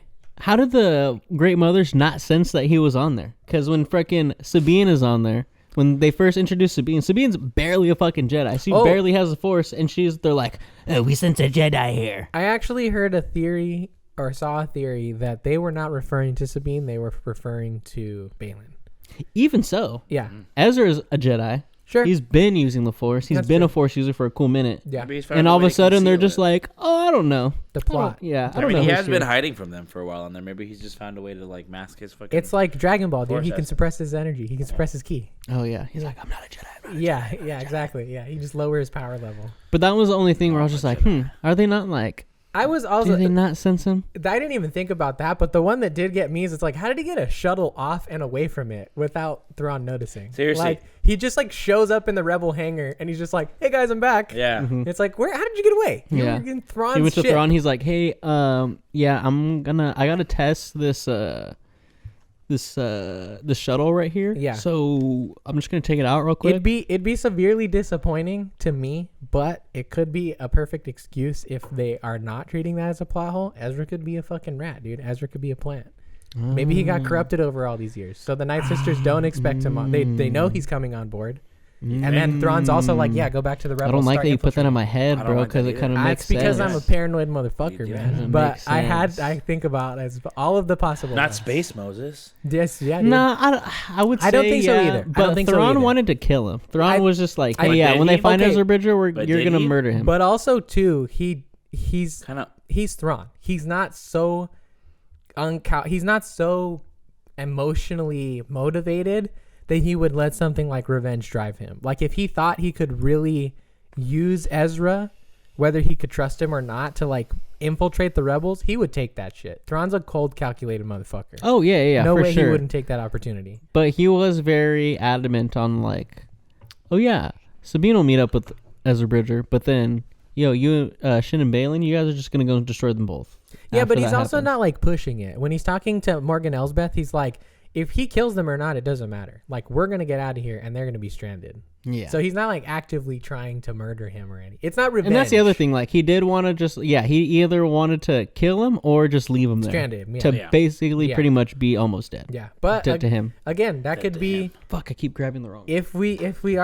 If they do go that route, I don't think they will. But if they happen to, it could all just be a ruse. You know, could be saying all that shit because It has been a ruse. It's been a ruse. It's been a ruse this whole time. You feeble-minded fools. Ha ha ha! It's been a ruse. A ruse? You silly fool! Couldn't see that this has been a ruse this whole time. You fucking idiot. My favorite still pops into my head is just the Goku Frieza fight when he like shoots the thing at him and he's like half dead, and it's in the English dub, but he like yells it so hard, it's like, you fool! Just like shoots the fucking kills his ass. Yeah, they say some kind of corny shit in the fucking English. Oh, it's fantastic. I love it. I think in like the Resurrection F, he's just like, I won't let you destroy my world. Oh no, that's Battle of the Gods. I will not let you destroy my world. Yeah, that was so bad, dude. But I love them though. It's like it's nostalgia. It's nostalgia, and it just works for that. Yeah, because it is really bad. There's no doubt about it. If you're trying to like review it like objectively, it's horrible. But we just love it. I just came up with like a good fucking analogy. It's very much like Drake lyrics, right? They have Drake lyrics that are really fucking bad, but it's Drake, so you're okay with it because that's fucking Drake, you know. I'm not the one to look. I'm not the one to look at. What did he say? He said one. Fuck. What did he say? This shit was hella funny to me. Oh, he said. He in his new album, he was like, "You're the best I ever had." He was like, "We in the club with your gay friends. I always put you on a straight flight," and I was like, "Damn it, bro." What does that mean? Exactly. What does it mean? What does it mean? It means nothing. Exactly. He just thought it sounded cool. It's more so about like he's been in the club with this girl with her fucking friends, and he's always put her like. It's in the context of like I've always flown you like here and there, blah blah blah or whatever. Okay. It's just a wordplay on like we in the club with the gay friends. I always put you on a straight flight, like straight flight from here to there, like sure. You know. So, but it's like that where it's like fuck, dude, this shit's kind of fucking. Or he has like another one where another song where he's like where you go, I go, brother. Where you go, Slavian. He doesn't say brother. He says the N-word, but I cannot say that. Oh, nice. That's your substitute as brother? I like it. Yeah. He says, where you go, I go. Where you go, Slavian. See, like that's dumb. Stupid. It's dumb. It's dumb, but it's Drake. Maybe because I don't have a connection to Drake, but that's just plain dumb to me. Exactly. But objectively, like if no one has a connection to Dragon Ball and they watch the dub, they're like, damn, this shit's fucking dumb. It's bad. Yeah, it's really bad. Yeah, for sure. Yeah. And what does Drake also say? He says something along the lines of like, I have a lot of checks owed to me. I must be check owed Slavian. Again? Yeah. You only do that once, dude. Exactly. Come on, bro. Jesus but Christ. That's the thing. It's like the same fucking thing. I love it. I love him for it because that's what I expect, you know? That's why everything else sounds as bad and it's as just funny. He has another one. What does he fucking say? Oh, he goes, you must think I'm Shakespeare. That's why you always want to play, right? I do not endorse this for everybody out there watching. I do not endorse this. Did you guys see the video of Drake at the concert? Like trying to like get the crowd to sing, and nobody's singing, and he's like, "Come on, guys!" That like, sucks. Okay, that sucks. I so feel bad about that. for context, that was because That was the Frank Ocean thing. Yeah, right? it was Camp Flogna, Yeah. and it was like a surprise guest, and a lot of people thought it was Frank Ocean. Yeah. But Tyler the Creator really brought Drake, and people were like, "Fuck, Fuck we Drake. expected there to be Drake or Frank Ocean." That's You know what- stupid because you know you're what's not funny? promised anything. Yeah. with a He never special said. guest. He You know what's Tyler the Creator never said like, Who "Oh it yeah, was. Frank Ocean's gonna be here." that's It's just so a dumb. surprise guest. Me Yeah. and Sophie went to fucking Monday Night Raw there. Oh, yeah. Monday Night Raw last Yeah. week, and George Kittle was there at the front. And WWE's been doing these like title belts that are for your favorite NFL team, and they ran a promo for the Niner one, right? And the entire fucking arena just started chanting "Fuck the Niners." Oh And damn! George Kittle is right fucking there. That's all It's funny. so In fucking funny, front dude. row. People are savage. But when I saw the Drake thing, I thought it was kind of like a situation where it was like the kind of people that can afford front row fucking seats to Drake aren't really there for the music. No. If people are going to Drake, they're going to see fucking Drake. It was very much an Why they diss him then though? well, because it's like really when you look at people who are Tyler the Creator fans, you don't expect them to be Drake fans. They are very like their music is very like a weird they are combo. rap. They are rap, but it's very. I feel like.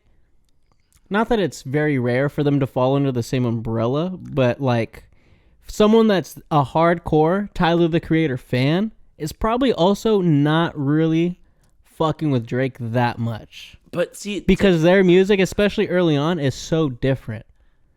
I don't And think- Drake to me and that Drake is- feels like expecting Michael Jordan at something and then being all fucking upset because Kareem showed up instead. That's Yeah. exactly But what if you're it a is. fan of the game, you shouldn't care either way. Those Yeah. are two legends. It's just Just people's like the same expectations. thing where Drake is at. Like It's also because it's like a festival thing, right? Mm-hmm. So I think a festival crowd is a whole lot different Yeah, than than like somebody who goes an to watch intimate somebody an intimate specifically. show crowd, you know? because you just go to a festival being like, I'm gonna watch a bunch of people. I don't know where I'm gonna go when. but then why does it matter when somebody else shows up? It's Because people are stupid. Yeah, people are stupid Yeah, and because like people are dumb. And Tyler the Creator and Frank Ocean are just so like they came up together, like they're Yeah. like literally like best I friends. don't So know that it's much about Frank Ocean, but I like Tyler. I don't like Frank. they're Ocean. just so heavily like linked. They're so heavily linked together that Solid. when Tyler the Creator says like, "Oh, there's gonna be a surprise guest," and I'm not gonna tell you who it is, people are gonna just think it's are him. gonna automatically assume it's Frank Ocean because he's also not an artist that is out in the public eye a lot. He's not forcibly being like, "Oh, look at me, I'm fucking Frank Ocean." He but does he's his al- shit, he goes away, Yeah. and then There's the reason why I'm like not super down with him is it's like, does he doesn't have a make good lightsaber. albums? He doesn't have a lightsaber. That's true. He's not in Star Wars. That's He's- why Frank Ocean sucks.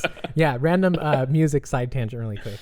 He just doesn't do enough. Like if you ask me, for the amount of popularity he has, does he have really good albums? The few that he's put out, for sure. I'm not saying he makes bad music, but Frank like Ocean. people have mystified him. They've like turned him into this like legendary creature. I think it's that, really like, all just because disappears. I think it's just all because of how like non-accessible he is That's to what the I'm saying. general public. That's what I'm you saying. know? Is it's like that he's become everyone this, like, everyone can see everything fucking Drake does Yeah, because Drake yeah. is on the he's internet become a this lot. like mythical Yeah. creature that Right. like but again it's like he doesn't deliver when he comes back though, like all the time, you know. I don't know, at least the last time that he came out I was pretty disappointed. It was Blonde, right? I think that was the last No, one. not the music. The last Oh. time he came back to play, it was like a whatever venue concert thing that just happened. yeah. Like that kind of shit I don't fuck with. It's like That's the shit I don't like. if you're gonna make people wait that long to see you again, come prepared. Don't have a little panic attack because you don't think people are gonna like your shit right before the show comes off and like fuck over people who've been rehearsing for months. But anyway, Yeah. that's my side rant. No, I respect it. I respect it, man. I just think he's overhyped. I think he's overrated. That's what I'll say. I don't hate him. I think he's overrated. That's all. I don't know if I would agree with that. I would probably very much disagree with that, but yeah, I don't know. I think it very much is like the mystique of like you don't see him. It's like Yeah. I wouldn't say it's not like a Kendrick Lamar because Kendrick Lamar I think backs up a lot of it and his music is super fucking crazy good. Again, I And think there's a lot of it. I think too. Frank Yeah. He's got way more albums than Frank Ocean does. Yes. Yeah. Frank Ocean Has, very like, much 3. was like catapulted into the like limelight because of The I think it first was one, like right? Ultra and then Channel Orange or whatever. Yeah, that was the big one. Yeah, that was the one because that shit Album had like cover that's solid orange, right? yeah, Cool. had fucking the Forrest Gump Your song. boy knows something. The Forrest Gump song on there where he was like, I think first talking about like being in love with like another dude, and people were like, "Whoa, is this guy gay?" Yeah. And I was like, thought- "Yeah." It's like we don't know anything about him. Let's latch on to whatever information we can glean from these lyrics. But he for sure From is this- gay. from- Oh yeah, from 100%. Yeah. that, Was it? I think, that motherfucker's gay. He just was like it straight like up. him and Omar Apollo together for a little bit or something? Or it's like I don't know. rumored I don't- or I don't something follow like them. The that? thing is, I don't that, follow I've Frank heard a Ocean couple enough. of Frank Ocean songs, and they all sound great. They're good. They all sound Yeah. awesome, but it also just it doesn't sound like anything that I haven't heard before. It's not, and then it's not like a dig at that. It's just like he's making a solid sound that is very much Makes sense like for today. it's just something you don't hear that often. I feel like his music is a little bit not hyphy and fucking as like today's music is a lot of the Low key time. guy. He does his own. Yeah. He does his own shit. He's definitely on his own shit, but it's also like Like I think he has a song on Blonde that's like 10 minutes long or something like that. Not a lot of people make a song that's fucking 10 minutes long. I mean, people probably do, but people aren't gonna put it on an album to fucking for people. To I fucking think stream. that's Yeah. a good sign. I'm always ranting about how I'm annoyed that like nobody makes a song that's longer than like 2 minutes and 50 seconds.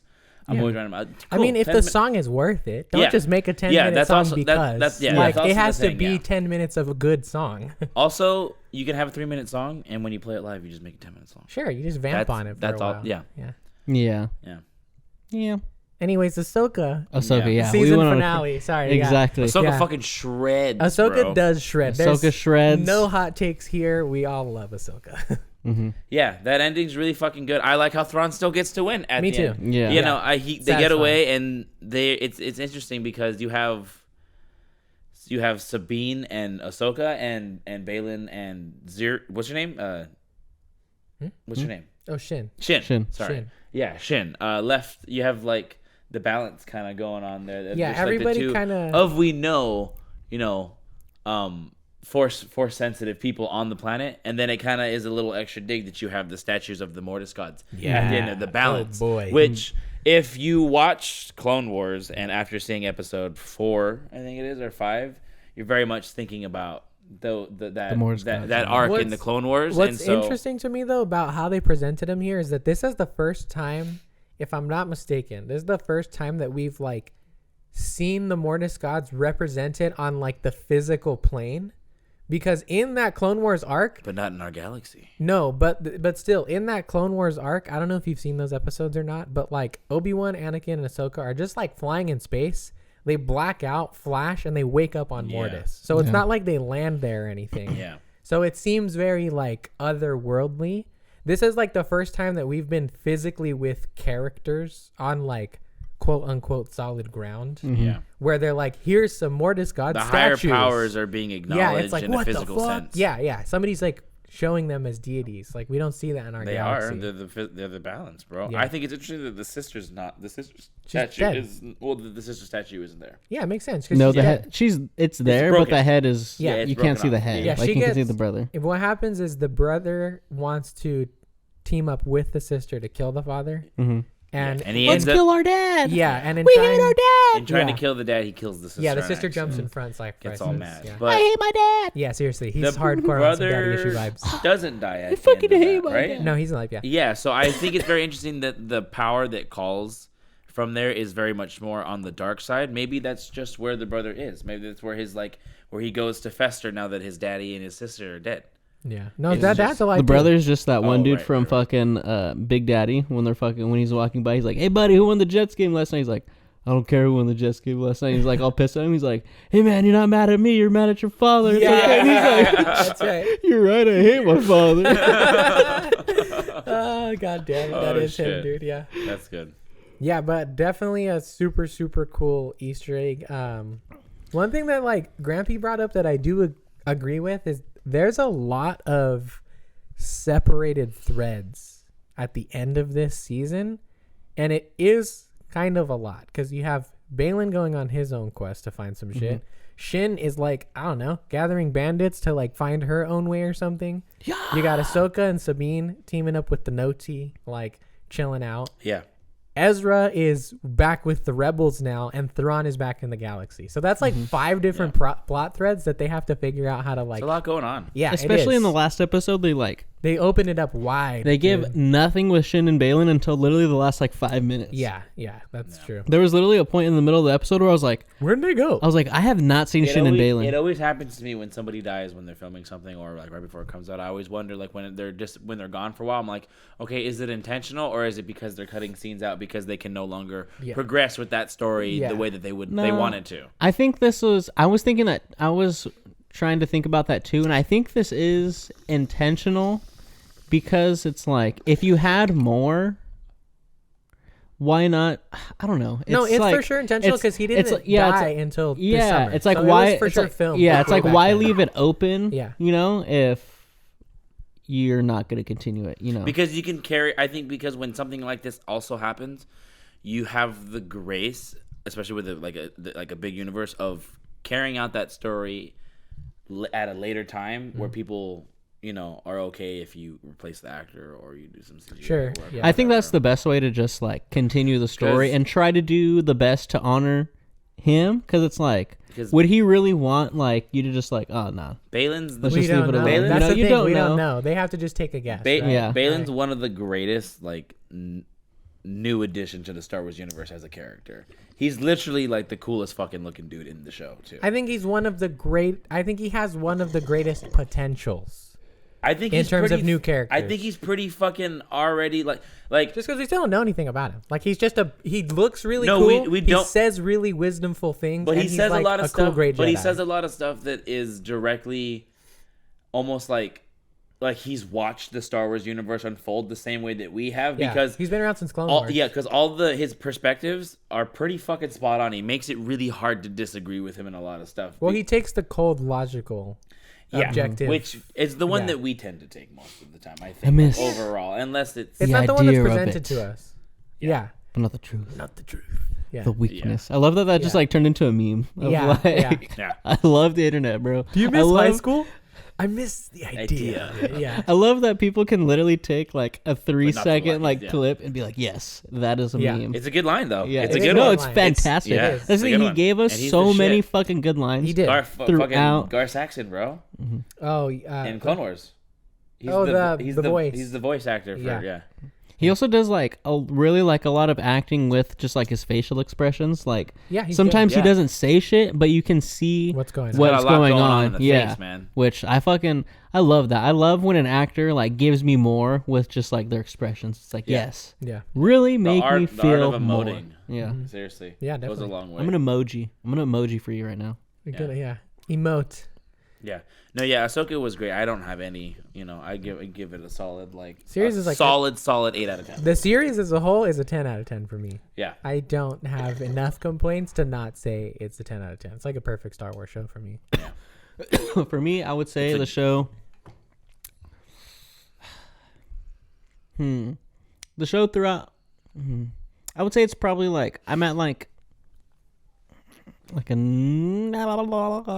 Out of 10. Yeah. yeah. Same. That's my number. Another brain. one. Yeah, out of 10. No, I'm probably at like a 9. I think I enjoyed a lot. Week to week, I was very much pleased with what I was getting. 9. I don't think I ever felt like let down, except for maybe like the 3rd episode. But I don't even think I felt like let down. I just felt like, okay, this was like a lot slower I than think like at first the first you just 2. wanted more Balin and Shin. I remember that was like the biggest I complaint still at first was that wanted they more. took a long time. I still wanted more. Yeah, still- to give I us the still feel little that, we yeah. did. Yeah, it took a long time. I still feel that. I still feel like they didn't give, at least just like me, again, my opinion, I feel like they didn't give me enough of like Shin and Balin. I feel like it was very, very scarce. It was just like, But They're like I sense mystery this power. characters. I sense Yeah. this. I sense that. They were very vague with like their intentions throughout the Yeah. show, Yeah. and you weren't very.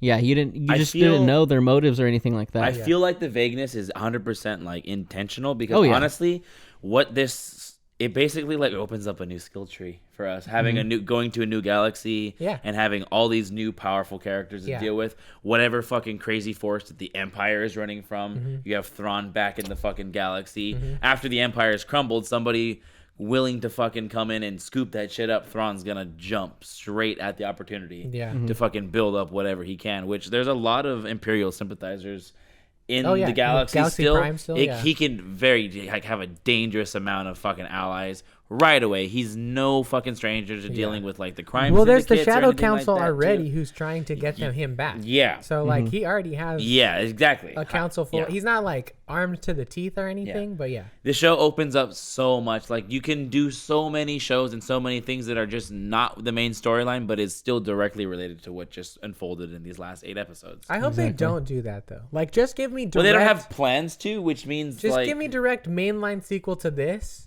And then be done. I don't want another. I don't need a Morgan Elsbeth show. No. I don't mean like that. I mean no, not for the Harris show. Just you just do Rebels as like a whole once they're there if you want to. Yeah, as a cap on everything. Just kill them all. Man. That's the thing. Like with this new galaxy, it's just like a clean slate. Like anything can happen in this new fucking galaxy. Clean slate. Because it's a whole fucking whole nother galaxy a long time ago in a galaxy far, far away. It's a whole nother. It's literally a whole nother. Far away, brother. It's a whole nother clean fucking slate. They could literally do whatever they want. I do wonder how much time we're actually going to spend there though, because it was far less explored than like I think I hoped it would be. It not opens that, up like, too much. Yeah, you gotta have like a limit on what you do. Well, it's just that like the limit does not exist. It's like we're in a new galaxy. Sure, that is true, and don't get me wrong, like I'm just as excited, but we've only seen like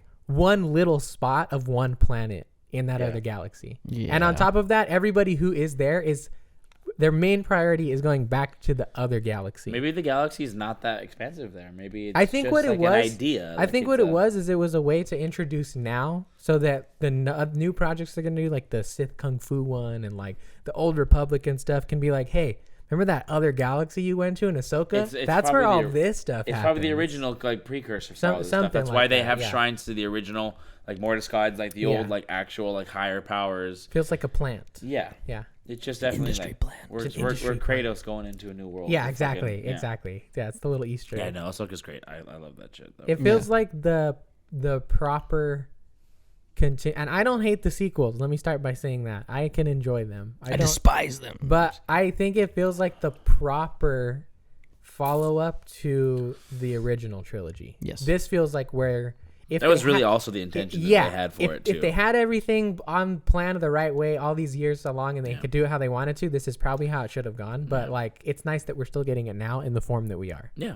It's good shit. It didn't ruin anything. No, Heir to the Empire is great. I'm down for them to adapt it as they have. Just go for it, yeah. And continue to. It's really good. Hell fucking yeah. Oh, yeah. Ahsoka, bro. All the way. Woo! Ahsoka. That was the end of our Ahsoka reviews. If you enjoyed them, let us know down below in the comments. If there's something that we didn't talk about, let us know. And we'll talk about it with you in the fucking comments. You know, I'll be in there and I'll be like, hey, what's up, man? How you doing? Yeah. What did you think? What did you think about it, brother? For like 5 minutes, and then and then I won't. And then it'll go back to fighting. I'll let you on red. Yeah. But yeah, Ahsoka, go watch that shit on Disney Plus. All available if now. you don't have Disney Plus, pirate that shit. Yeah, pirate that shit. Stream it somewhere. Someone probably has it. Ask your homie to ask their homie to ask their homie. You know? Exactly. And that'll work out. Ask for password share. Hell yeah. Shall we move on, folks, to Loki? Loki. We should move on to Loki. Yeah, let's set us a time limit for Loki. Yeah. Sure, because we haven't even gotten to the movies. Yes. Yeah. What'd you say? I said 20 minutes. Yes, I like that. I was thinking about that. Yeah. But yes, Loki season 2 is upon us. The first season 2 of any Marvel series. Yeah. Which is fucking pretty nuts. Also, the return of like the greatest Marvel fucking series. Hell yeah, for sure. The best so crazy that this was like the first one they gave us, right? No, first one was WandaVision. No, yeah, WandaVision, and then fucking Winter Soldier, and then Loki. Yeah. Yeah. No. Loki was October. WandaVision's definitely the first one. I promise you. Yeah. Loki way. was in October of the year that they started, and That's WandaVision was early in the year. That's a fucking. You're lying to my face. You are a false prophet, Daniel. I'm afraid you're it's lying not. to my fucking face. I'm afraid it's not, my friend. You're lying to my face. Yeah, I promise you, WandaVision was first. You're lying through your teeth into my face. I have an open mouth, and I'm actually saying it to the side of your head. While you look that up and while you set up Loki, you know what your boy's gonna go do? Bathroom time. Little pee-pee time. Little pee-pee time. January 2015. January 15, 2021. October 2021. Okay. Loki. Take a hit from the bomb. Take rips from the Loki season 1. I need to confirm this. See it? June. Okay. Dang. It's the third show. Really? In my head, this was always like the first one. It's because it's the best one. Why was WandaVision the first one to fucking come Because out? WandaVision was Who directly tied to the events of Infinity War. was it? Because that was yeah. really the first thing that we really got after all that, after the Endgame stuff happened. But is Loki not directly tied to Infinity War? No. Because yes, this is the Loki that escapes with the Tesseract. But I feel like that's more of an offshoot of the main story arc, from that's being told there. Yeah, that's true. That's It's true. a branch. It is a branch. Yeah, it's a branch. It is a branch. But yes, season 1. If you don't fucking remember, we get the Loki from Infinity War that escapes with the Tesseract when the Avengers are going back in time. Gotta go back in time. And we see what happens to him. He gets captured by the TVA. The TVA gives him a little blurb on the Marvel Cinematic Universe and what the fuck happened to him and how he fucking died. Unfold his whole fucking life in front of him. They make him fucking see his mom die, his dad die, and then himself fucking die. Yeah, shit was hardcore, awful. That episode, and it was kind of like a rip the Band-Aid off for us as a viewer, because it's the first time we're getting like a perspective, like he's watching the Marvel universe unfold, and just like the range of emotions and how sad the Odinson fucking brothers have it, really, for both of them. But Loki very specifically as like the ugly little redheaded stepchild that Odin treats him as, you know. But yeah, it's some heavy shit, and the entirety of this show and this new season does not relent on the heaviness of the way it delivers the story. So in season 1, Loki gets recruited by the TVA, by Morbius, to be like, hey, there's this other Loki that's doing some fucked up shit. We need you to help us out and track him down. And it turns out to be a she. And she, has boobies. And Loki's trying to smash. And Loki's like, hey, I like myself. Yeah, seriously. So I'm going to... So weird. So I'm going to... The weirdest self-love message I've ever seen. Exactly. So Loki's just trying to get down to... yourself, though? Loki's trying to get down to who is responsible for all of this shit. And by the end of season 1, they find He Who Remains, which is Jonathan Majors, who plays a version of Kang the Conqueror, who's like, hey, man, I'm a good guy here. What happened is there's a whole Kang war, and I won, and I'm the one who's keeping all this intact, so there's not another fucking Kang war. Yeah. But you guys are unpredictable, and I don't know what the fuck's going to happen because you guys are here right now. Yeah. And fucking Sylvie, who is Loki, the woman, is just like, hey, man, I'm going to fucking murder you. Yeah, Loki very the woman. quickly convinced, and Loki says the same thing, like when he first starts time slipping back to Mobius, like very quickly convinced that he is the devil, which like I understand where she's coming from, because you know he's scary as fuck and he's sitting in a palace at the end of time, but at the same time it's also somewhat up in the air, I guess, you know. I don't know. Well, Loki's also up in the air about how he feels. That's what I'm saying. I feel about like the whole thing. He's like, damn, he was scary, but he fucking made sense because there was this whole war that happened, but because he was there, he was preventing another fucking war from happening. He just keeps saying like, all I just wanted was time to think. Like I wasn't agreeing or disagreeing or anything. He's like, I just don't know yet. He's like, exactly. And season 2, episode 1 kicks off exactly where season 1 ended, which is when Sylvie kicked him back through the time door. And he comes back to what we thought was like a different version of the timeline of the TVA at the end of season 1, right? Because he comes back and you just have the face of Kang, where it was like the face of like the 3 fucking wizards or whatever. And he's like, whoa. Everyone was like, where the fuck is he at? He's in a different timeline, blah, blah, blah, blah, blah. But no, at the beginning we find out the wizard, the warlock, and the... What is it called? What's that? What's that? No, they're called something else. They have a name. No, the episode. Oh, the episode for Ahsoka. It was like it's the Jedi, the Witch, and the General or something like that. Whatever they call Thrawn. Yeah. Something like that. The Jedi, the Witch, and the Warlord. The Warlord. Yeah, that's what it is. Nice play on the line, the Witch and the Wardrobe. You know, Chronicles of Narnia. Yeah, it was good. Narnia. But where the fuck was I? But yes, at the beginning of season 2, Loki is being chased by the TVA, by Morbius, and he does not know what the fuck's going on. You're saying we thought it was a different version of the TVA. Yeah, at the end of season 1, we thought it was a different version of the TVA. But we more or less have Because we will say this, right? It's like everything is still very much up in the air because it's only episode one. Mm-hmm. But as far as we understand it right now, It's the past. yeah, where he actually went, it's just back in time in the TVA. Time actually does work at the TVA. Mm-hmm. And they're Kang's getting just Men been in Black wiping- fucking brainwiped Yep. at the end when shit goes wrong or somebody figures out what's Exactly. going on. Exactly. Yeah. And Loki is time slipping, meaning he's going back in time, forward in time. He doesn't know where the fuck What he's a good going. effect. Great effect. It Sound looks Ugh, it Dude, looks gross. Sound design visually, it is awesome. It looks is so fucking cool. awesome. It looks so cool. Yes, when he finally gets back to his main timeline, he tells Morbius about what the fuck is going on. Yeah. They go to this fucking war room where they're talking about, hey, this is what the fuck we gotta do. We gotta find Sylvie because we gotta fucking kill her. And everyone's like, whoa, whoa, whoa, whoa, whoa, whoa, whoa. Chill. Let's kind of chill out here for a second. Chill. Yeah. I will say, I'm not, and maybe I just don't remember because I haven't seen season 1 since I think it came out. I think I only watched it the one time. But like they're kind of just dropping in this general character and like the random X5 or whatever he's called. No, I think he was in season 1. Okay, but he certainly didn't have like a big role, right? Not He enough was- at least for me to remember him Oh, the significantly. other pruner guy? Yeah. The The blonde dude, guy? yeah, the guy who cries like a bitch to the general. He was like, The first season. "Well, he stole my pruning stick." I was like, "Why are you I crying?" don't remember that guy from the first Anyway, yeah, I he think did. he was just more of like a Loki character in season 1. Yeah, so like I'm not a Loki character. a Loki character, but the general for sure, Loki right? The Scottish lady, she was not in season 1. The lady that is from Game of Thrones? Yes, Yes. I don't think she was in She season just 1. showed up and she like Yeah. has a super high position of authority all of a sudden. I She's like, I in like charge that of because everyone. it brings like this sense of like obviously there was shit going on behind the TVA, right? Yeah, But we don't know the people who are above that, above freaking people like Yeah. Morbius and all that. They're like Mobius and all that sitting shit. there with the head of the what were they called?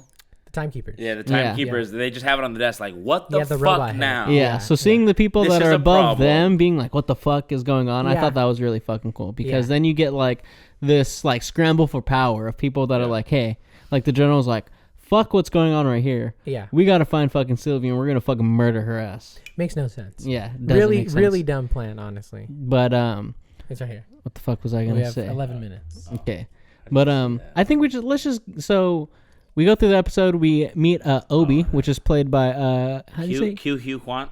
Yeah. Q Kwan. Yes. Which you Data? don't know, he played Short Data round? in the fucking in the QB? Goonies. Yeah. QB. So we meet Obi. Oh, sorry, Obi. My Obi, bad. yeah. Obi. So we meet Obi. He helps he helps Loki get a handle on his or figure out how they're gonna fix the time slipping, right? Yeah. Does he help Loki get an idea, or does Loki help him Well, Loki helps him realize there's a problem? realize there's a Yeah. problem, And then he and, does being, fix it. and he's Yeah. just like, oh, you would need one of these, and he's like, Yeah. okay, and then he fucking builds it, Yeah, you know. yeah. So he already had the knowledge to build it. He just Yeah. never had a reason to be build like, one. oh yeah, I'm gonna fucking build it. Yeah. We have this great scene where they something was possible in the TVA. yeah. So we have this great Having scene. trouble reconciling that. That's Exactly. funny. Yeah.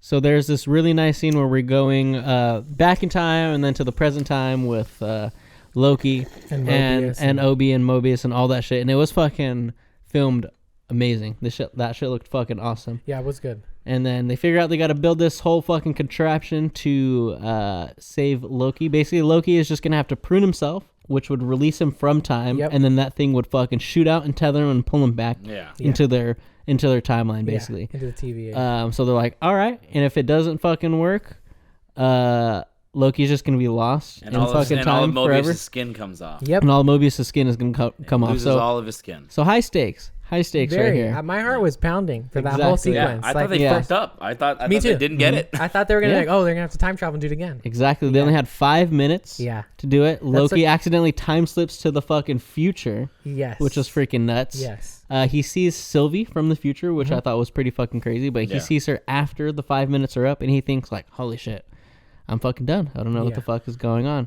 Someone's calling on a phone. We don't know who the fuck it is. I'm Nope. very interested to see who is calling on the phone. And Then somebody yeah, prunes and him. then someone prunes him from the back. Pause. That shit was crazy. Dude, for real. I- Fuck. Just ruthless. Who are your main theories right now? That might. It's either. I think it might be a Loki from the future. I think it's our Loki. Yeah. I think it's Loki and or Mobius. Yeah. I think we're gonna have a lot of. I've seen people say like Ravonna Renslayer. Stupid. She's a bad guy. Get out of here. Well, what if she's a bad guy turned good guy? Nah, fuck that. She's in love with what do you call it? I didn't know this, but apparently there's like history in the comic books that Kang and Ravonna Renslayer have. Yeah, a thing. that's so. Nah, fuck. He that. loves her. He loved her. He loves her. Yeah. But yeah, what were you guys' overall? Oh, so at the end of the show. They pull it off. Yep. And it's pretty much like, over. It's like woohoo, yeah. So what were you guys' overall thoughts on the episode? Was it good? Overall what? Overall thoughts on the episode. It was a lot. I really liked how they kind of just threw us back into everything. Really, like it was just like, here's the fast-paced environment that you left on. You're right back in it. I was telling my sister that it was really hard to like throw that like really deep Marvel cap back on after having like an extensive break and having like all the Star Wars stuff that's been coming out lately. Yeah. But I enjoyed it. I enjoyed it a lot. Like a lot. Oh, I yeah. did too. I liked it a lot. I give it probably like. I can't really think of a reason not to give it a 10 out of 10, to be perfectly honest with you. It was a pretty solid episode for me. Yeah. I think it was a really, really good season opener, like just in general as far as shows go, because they didn't waste time. They're like, you've seen season 1. We know that you've seen it. Let's just get back into it. Like, exactly. We don't need to reintroduce everybody. We don't need to do this and that. Like, let's just go. And I appreciate that a lot. I liked it. Oh yeah.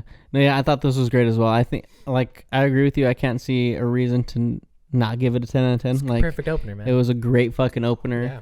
Yeah. Like Digg said, I like that they dropped us back in. I thought a lot of the camera work was fucking Awesome. amazing. A lot of slow zooms. You don't see those anymore. Those are like relics of the past. Exactly. We see them a lot in like The Shining and freaking 2001. It's an old trick because you can do so much more now with camera movement that there's no reason to slow zoom. But when they did it, I was like, hey. It adds just like this element of horror. Yeah, you know, it's tension because like you're like, you're slowly either coming in or you're slowly revealing something. Exactly. Like if you zoom out, it's good. Exactly. Shit. But yeah, I thought a lot of the camera work was good. A lot of the sets were just amazing. Like the color schemes were fucking beautiful. Yeah. A lot of it, I was telling you, just like reminded me of like some Wes Anderson-esque like film style. Like I really wonder if like Owen Wilson kind of had some say in like how they were filming and like, hey, I think this would fucking, you know, because he is from that Wes Anderson branch of like, you know, could be him, Ben Stiller, fucking, you know, all these fucking guys. I think you know? a lot of directors nowadays are probably also just, he's a heavy influence. Oh yeah, 1000%. Like, anybody who like, at least like now, especially like right now, probably because there's been so many like TikToks and reels and stuff that's like doing my laundry like Wes Anderson style, or like going to the grocery store Wes Anderson style. He's a very popular like director name right now. But he's a big influence, so like I think he's just in the culture right now too. Wes. Yeah. One thing that I tripped out on, which will connect to what we're going to talk about in a little bit, is I was like, influenced by Wes Anderson, influenced by Stanley Kubrick, bro. Oh yeah, I was 100%. like, that's where Wes Anderson gets his shit, bro. Yeah. Oh no, yeah. I was watching. Like, I was watching these movies. I was like, damn, like. Because I had the thought in my head. I was like, hey, this looks like Wes Anderson, and I was like, no. Wes Anderson looks like this. Yeah. I was like, oh shit. Because Stanley Kubrick has a lot of. Hi, guy. Look, we got a little buddy on the podcast here. Little fly. Hey, pal. He's not even a fly. He's like. What is that? I don't know. Like a bug or something. His name is Richard. You know why? Because he's a dick. Fuck this bug, dude. Bye. Oh, It's okay. You He's fucking right here. killed him. No, he's not right there. dead. fuck that fool, bro. Sorry, buddy. Get out of here. Get off. Get out of here. Anyway, yeah, Loki's really good. Yeah, the I'm shit was super fucking down. sick. The ending was cool. Yeah. Everything was awesome about it. Seeing Tom Hiddleston and Owen Wilson We still back have together again. we still have 5 minutes, so let's just really quickly. What are your season 2 predictions? Episode 2 predictions. My bad. Episode 2? Fuck, dude. I really don't even know.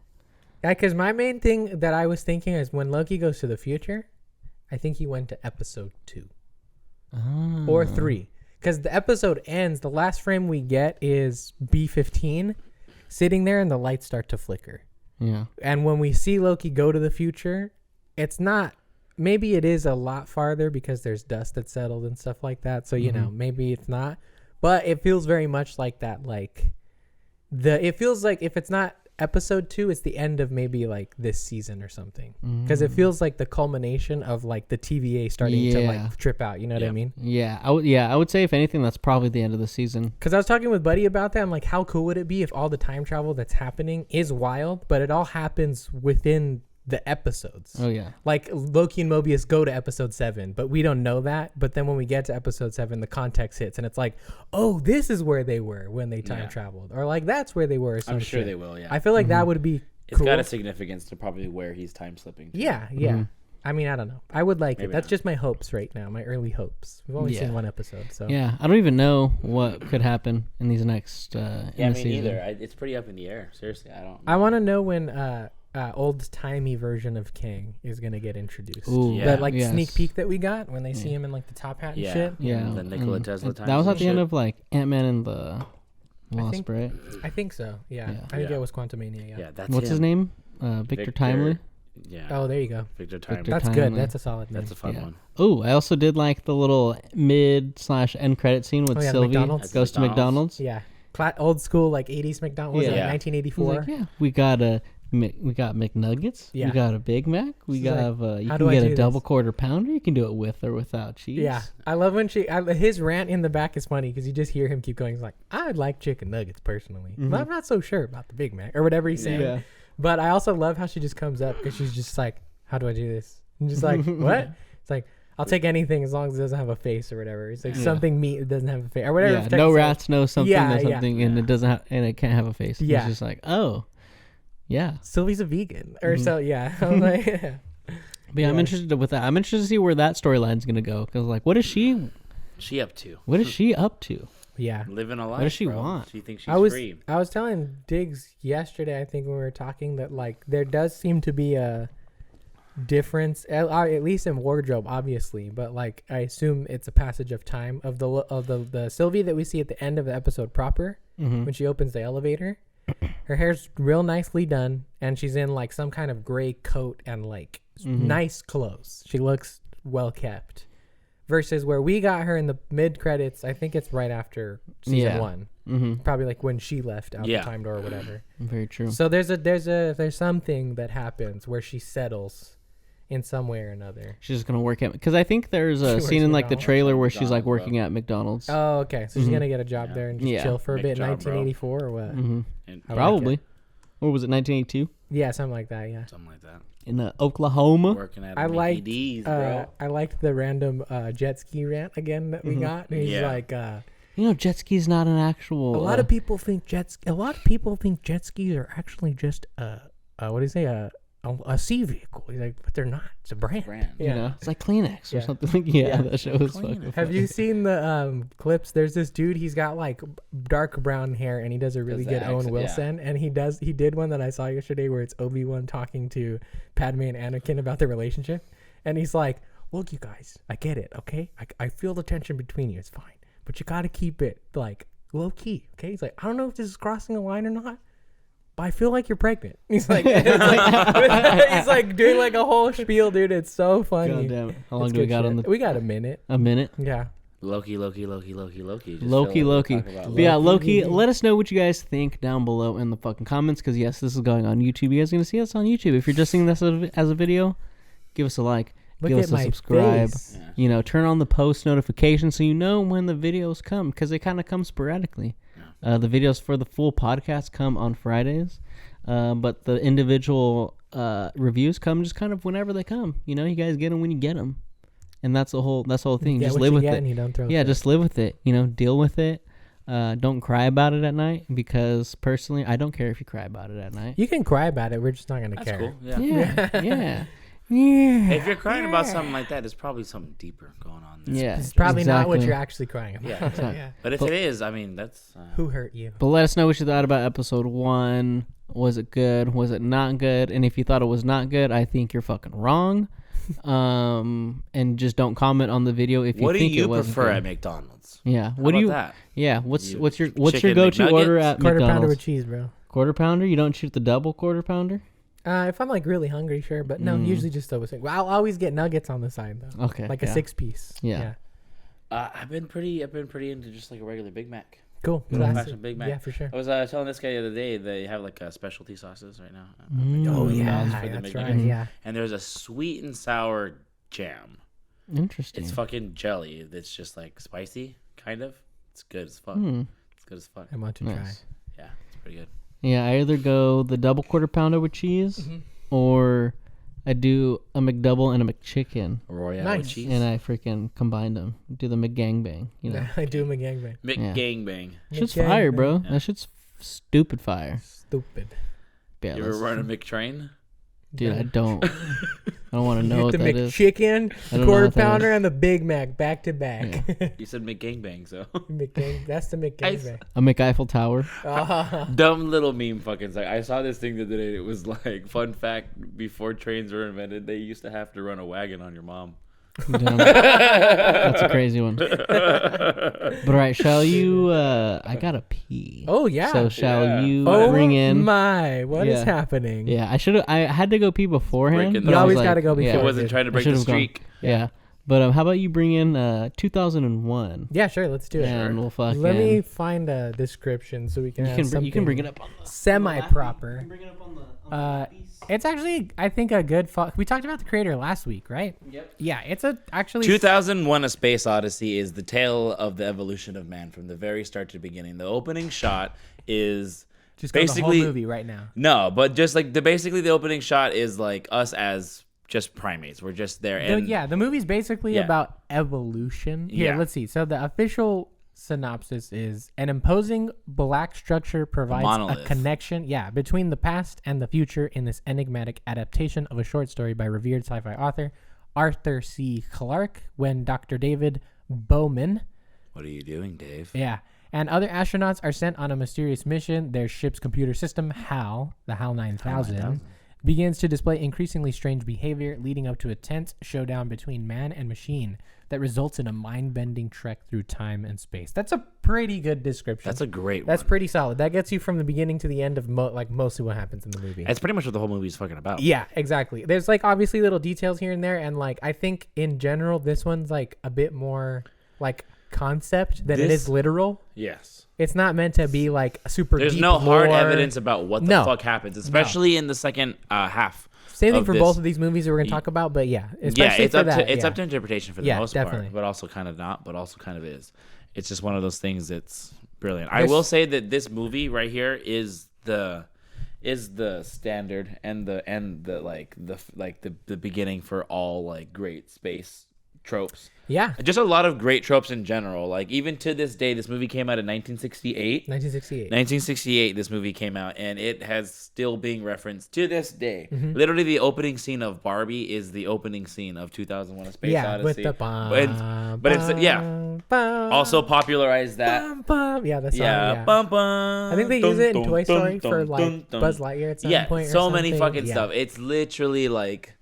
If you've seen, there's various forms of media that has just referenced 2001: A Space Odyssey. Okay, I was wondering this, and I looked it up, and there was one thing that could arguably be because it is Beforehand? predated. Yeah, What is it? Star Trek. Ooh, Star Trek started in '66. Yeah. And also Doctor Who started in '63. We in the club with your gay friends. I always put you on a straight. No, But Doctor Who's time travel. that's true. Yeah, It's not space exploration. No, yeah, that's Dr. true. But Pooh? Star Trek was 2 years prior. Star Trek is But- too. And I agree with you, especially in terms of like a big movie, like budget, like space opera thing. It's for sure got a big. It's a big influence. It's a big blueprint. Yeah, no, for this genre. This is one of my favorite movies of all time. It's very neck and neck with Close Encounters of the Third Kind. I don't know if I can Close put it Encounters is up. good. I like this movie. I love this movie. I just don't. I need to watch it a few more times to understand what the fuck is going on. You're not gonna. That's not what happens. Yeah, it's not gonna happen. The more but you watch it, it's not like the more. It's not like the less or the more it makes sense. It's just like.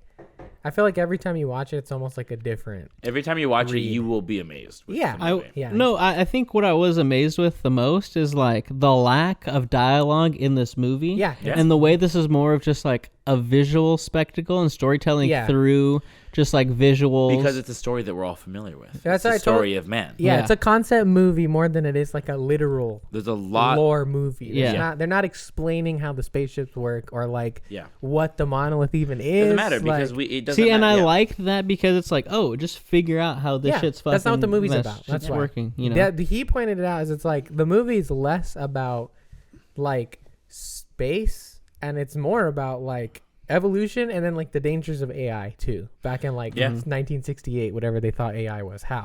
Right? They rock a FaceTime in this. It's pretty They spot do. on to what we had. Also, I was telling them when we were watching this is that it has a lot of influence. Like people say like, oh, they fucking look at he's doing FaceTime. Oh, look at he's fucking doing all this kind of stuff. But it's like, it's not so much prediction. It's just pre-writing. Yeah, they influenced it. Like somebody saw this and is like, yeah, that's a great fucking idea. The people 100%. who grew up inventing technology probably grew up watching this movie. So Steve Jobs was like, wow, I love. Yeah. So it makes sense that 100%. like the technology they would design is influenced by this shit. Or Just whatever. like Star Trek. Also, Star Trek invented the cell phone.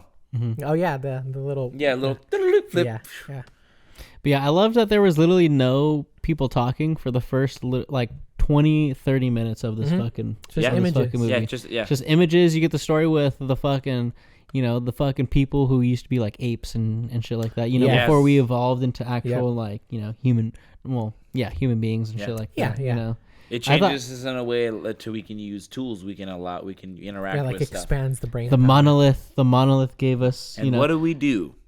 Murder. Yeah, First thing that happens. Murder. We're kill doomed from the somebody start. else with the Exactly. Kill the lesser. Yeah, exactly. Kill the ones that we view well, he below. kills to feed himself first. No, it's territory, bro. No, it's territory because he kills No, They okay. roll up in there. I mean, they they're fighting kill over the water. That's true. Or like, But do they not the territory. kill the fucking boar? Is that not what the images are when he's fucking? No, because the big one, he's just smashing the bones. No. But then they have the images of like killing of like the boar falling to like the ground. Oh, yeah, and then that's after true. he And he's smashes beating the and he bones, realizes That's true. they go and they're just all eating meat. So Wait. it first turns into like a survival type shit of Yeah. like we use this because it can kill the things that we already want to kill. And then they to use fucking it to eat. kill somebody. And then they That use it comes to up on their fucking shit, some yeah. literally fucking gang shit going Yeah, on. yeah, straight Seriously. up, yeah. It's I told fucking Diggs yesterday, I was like, that there was racism's been around forever. 100%. Like, you are another group other than us. You are not allowed. We will kill you if you try to come over here. Yeah. Hardcore. Yeah, that whole intro is fucking dope, and then it like you have all of that at the beginning, and then it just cuts to black and sends you into the future from there. Yeah, pretty quickly. Sends you into like presumably, I think it's like probably the year like 3000.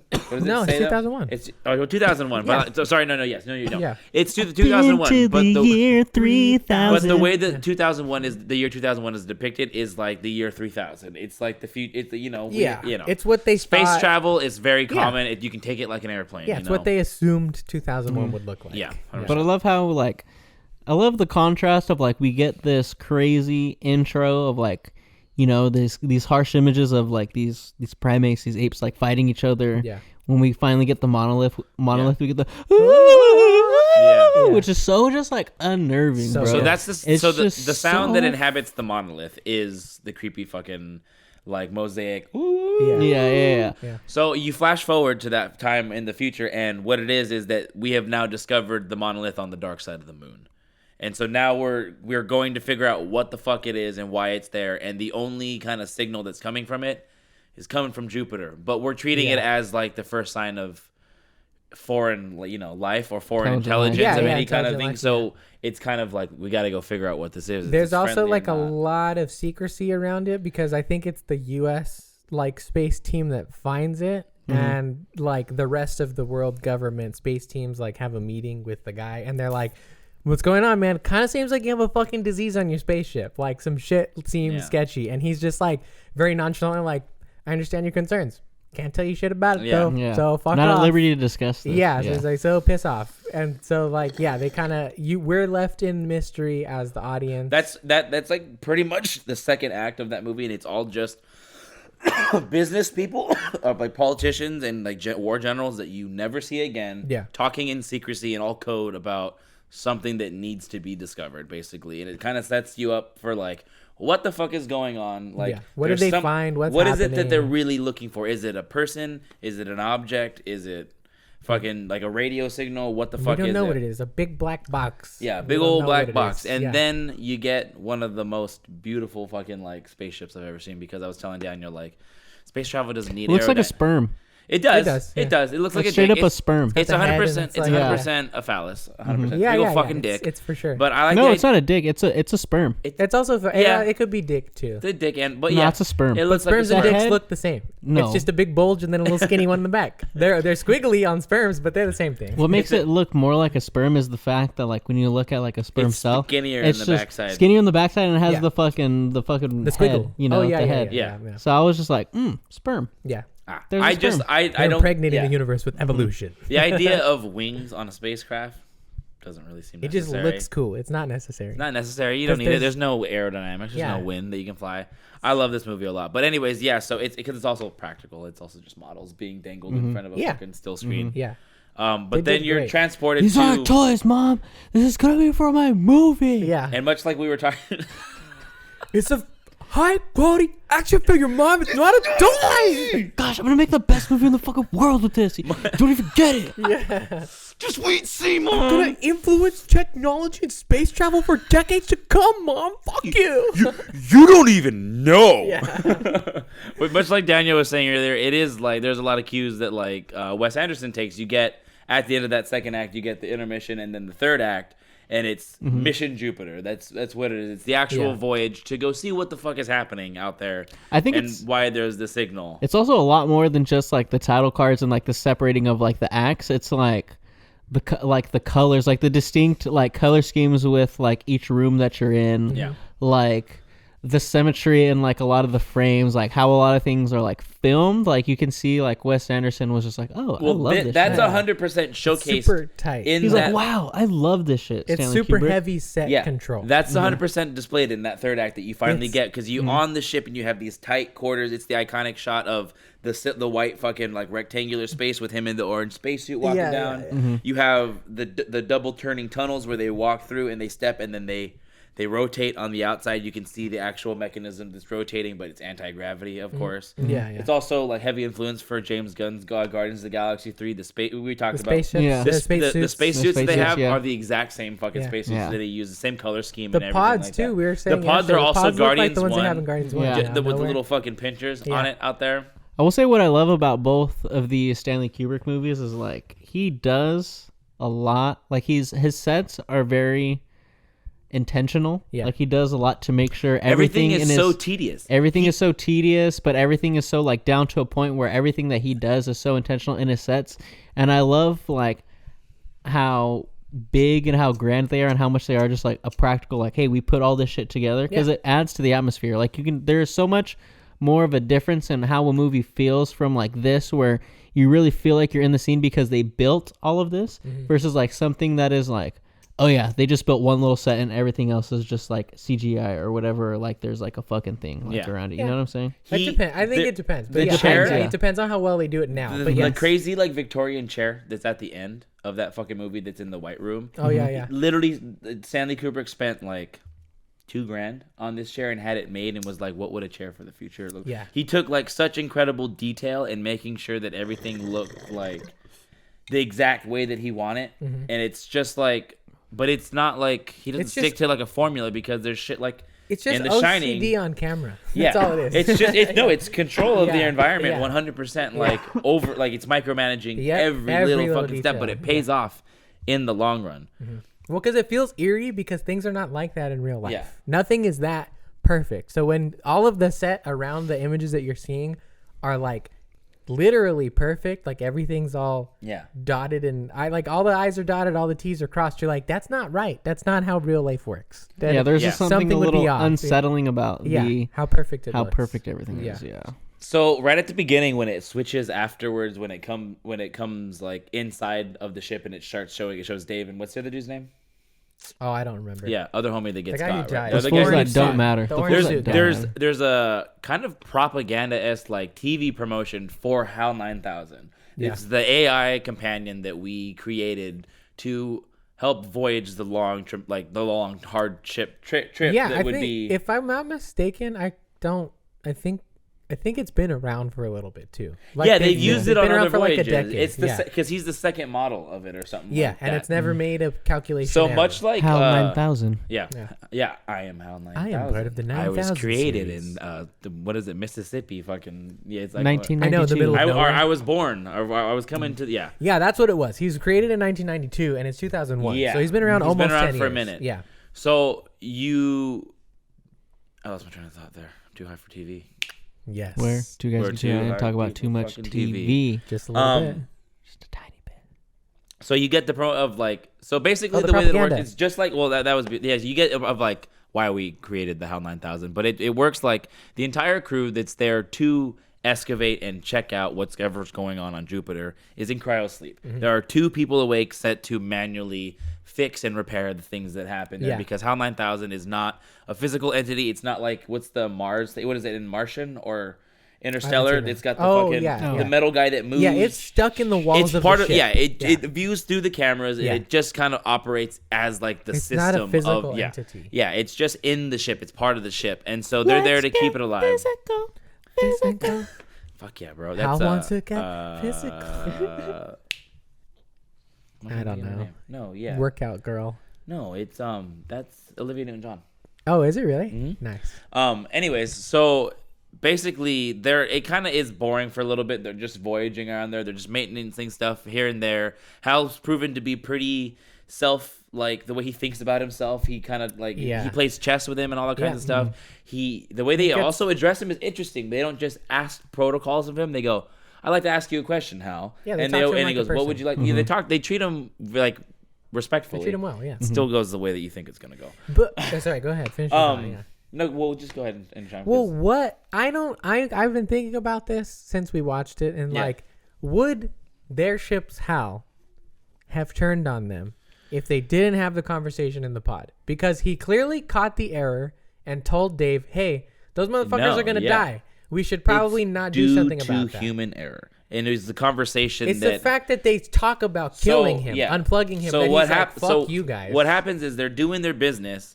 And there's a report about the other companion voyage ship that also has a HAL 9000 on it that malfunctioned and it killed them all, right? Well, no, what it was is that our HAL on this ship catches the error that there's something that's about to go wrong with the cryosleep things. Okay. And I so thought it was just the communication thing. whatever it was, but on this, basically HAL caught the error on this ship and the other one didn't. So they all fucking died because he didn't kill them. He miscalculated. Yeah, he fucked and up. all their pods turned off and they died. Yeah. And so because of that, they start to discuss the idea of turning off Their HAL. HAL, yeah. And they're kind of super extra dickhead sus about it. Seriously. They get inside their little pod. They fucking flip it around a bunch of weird ways.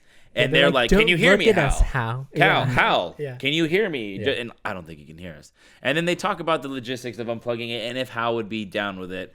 Unbeknownst to them, like, He can read lips. he's reading the lips. Yeah. He's just reading the lips of what's going down. Yeah, And here's the whole so conversation. because he's been treated so like humanly by the people and stuff like that, he fears being turned off. he fears dying. He doesn't want to die. He doesn't want Yeah. to be turned off. Yeah. And so he just feels that this is partially due to like the human error that goes along with it. If this doesn't happen, I don't think maybe Hal doesn't freak the fuck out. I mean, maybe he does. I don't know. That's what I'm wondering, because like his whole thing that he does at the end is like, my only thing is the mission. I'm just trying to get us to Jupiter to figure out what the fuck is going on. Yeah. You guys are trying to unplug me, and I'm the only one who can get us there. Yeah. So if you're not going to help me do that, I'm going to boot you out the ship. Because the mission is the top is priority. to get to Jupiter. Yeah. So that I was questioning it. I was asking myself, would Hal have turned on them had they not had the conversation? in the Probably pod? not, because he probably doesn't give a fuck. I don't think. Yeah, I think so too. I think he might have been cool, and the ship and the voyage would have been fine. I But mean, we always have to fuck it up. yeah. Would they still get pulled in through the wormhole at the Yes. end by the monolith? I think so too. Yeah.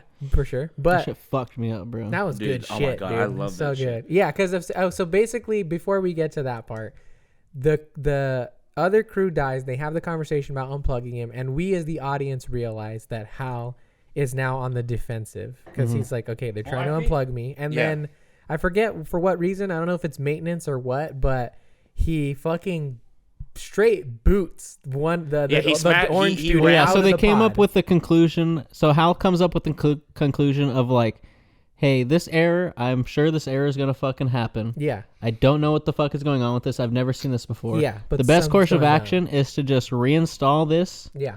let it fail, and see what fails and how And then we can to fix go through with it. Yeah. And so they have the conversation of like, yeah, let's unplug Hal, blah, blah, blah, blah. But what he's saying isn't fucking wrong. Like, we No. agree with what he's saying. Yeah. Like, this is the right course of action to do. And he did come up with this. So they really have that conversation of like, is he really wrong? Because he's the one that came up with this Well, it's also initially. I was asking Diggs yesterday. I was like, does Hal fuck with that smells good. Dave like more because he was like protesting against unplugging him, because it's the other dude who continues to push like, I don't know, dude, he's acting pretty crazy, maybe we should unplug him. And it's Dave who's like, yeah, I mean, I feel the uncertainty too, but he's not wrong, but it's not this, but it's not that. So like, I did wonder if like, I think he always had an affinity for Dave. That's the feel that I got, because there's two interactions. You have one with the homie Frank, and like, I think that's the first interaction that we see with a person with Hal that's not in like the interview. Yeah. And I think Frank's trying to sleep, and Hal's just like, hey, I have like a transmission for like from like your parents, and he seems kind of like annoyed. He's just like, yeah, cool, all right, like just throw it on or whatever, you know. Whereas Dave is a little bit more like, you know, he's drawing, and Hal's like, hey man, like, can I see your drawings? He's like, yeah. And he like shows him. He's like, treats him more yeah, he's like, hey, can I respectfully. ask you like a personal question? Blah blah blah blah blah. Hey, he always says like, please. Like, I noticed like when he like boots fucking the dude. So like, yeah. So basically, like the dude that is like, hey, we should fucking turn off Hal. He he's goes outside doing maintenance, right? He's outside going to reinstall that thing so they can just let it fail and see figure it out. Yeah. And Hal's just like, hey, you're a fucking pussy. Yeah. So I'm gonna trying to kill you. I'm gonna get you before you get me. He throws the pod like into like the cable that's holding him, and just like sends him boots out. like fucking sends him out into space. Hal's Dave is fucking like, oh shit, I gotta go out there. So he goes out there, fucking gets him. And that whole part was like so tense. The two things about this movie that struck the things about these two movies that struck me was like how many times there would just be like silence and just like no sound, especially silence, in space. Yeah, or like eerie. it was just like, holy fuck. It adds like a new form of like tension that I like was just unaware of, because like I think we're so used to like something like this happening and there being like something in the fucking background and we're just like, I think it's probably because we've both already, this is your first viewing, right? Yeah. Okay, so we've both already seen this before, and we both cannot help but crack each other up when we're watching movies. But that part we were just laughing, just because like it's like, I don't know why. Again, maybe it's just because like it's not that I don't care, but like I've gotten past the first viewing, so I'm not like, what's gonna happen to him, right?